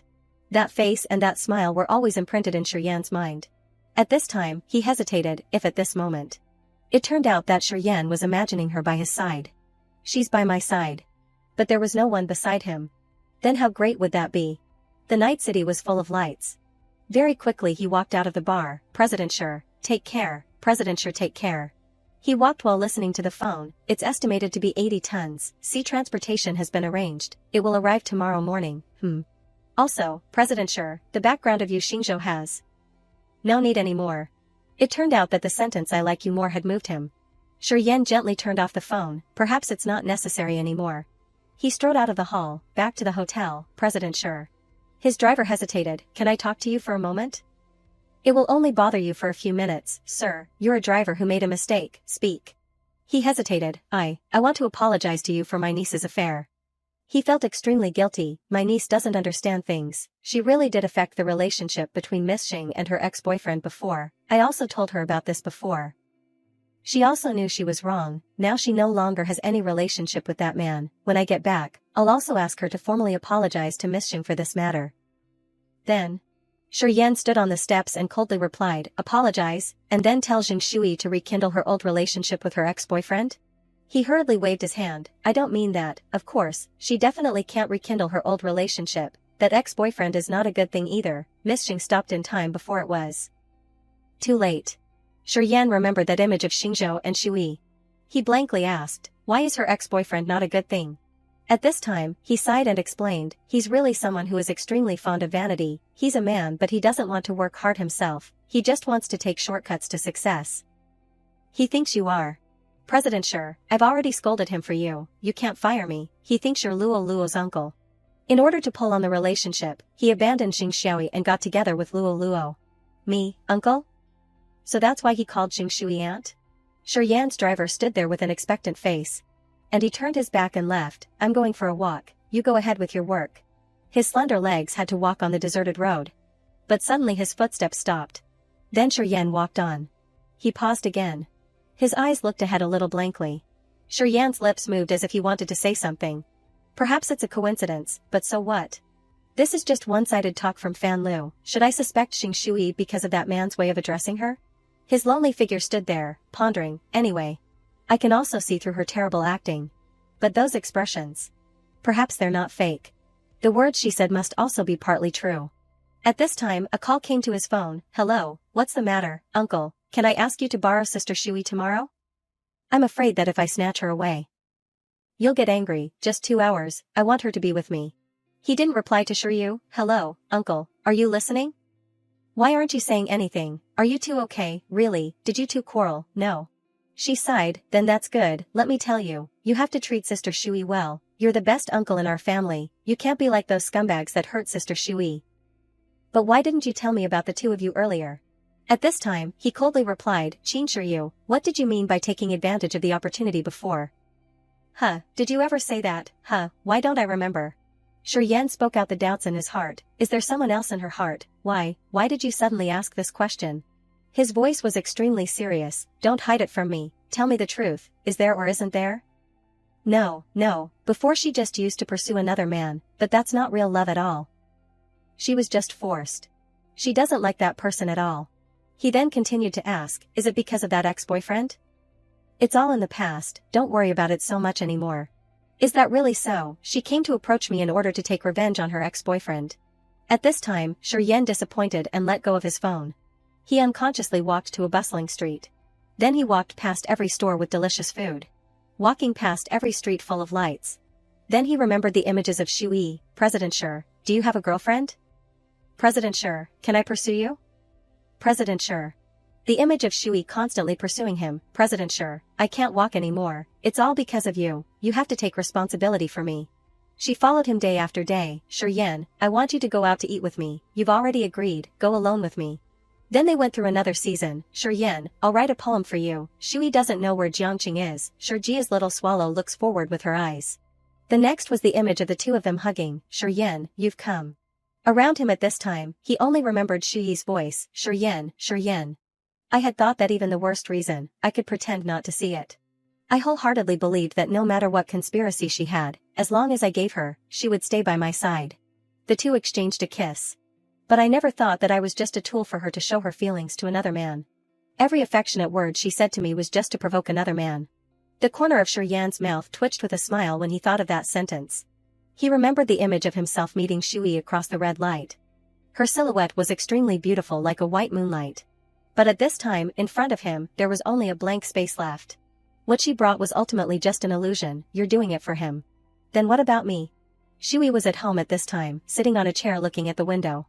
She looked outside very carefully. Then at this time, Shui looked down at the gift that he had given, the shoes that Yan gave before, preparing for tomorrow, hoping. This year's snow in Qing'an, don't stop falling so quickly, okay? So that I and him can see a little more. She remembered the image of herself bringing medicine to Yan who had a fever. Why did you come here? I even brought you medicine. Shui thoughtfully gave him each type of medicine. Come. But suddenly she snatched it back. Not right. Shui's eyes were extremely sinister. I discovered that this has more effect than medicine. He blankly asked back, what is it? Shui pressed her face closer. It's me.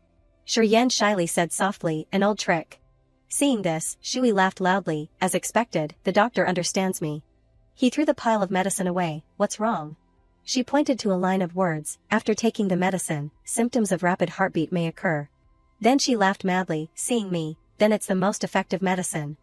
Yan coughed nonstop. I'm really giving up on you. Don't be excited, don't be excited.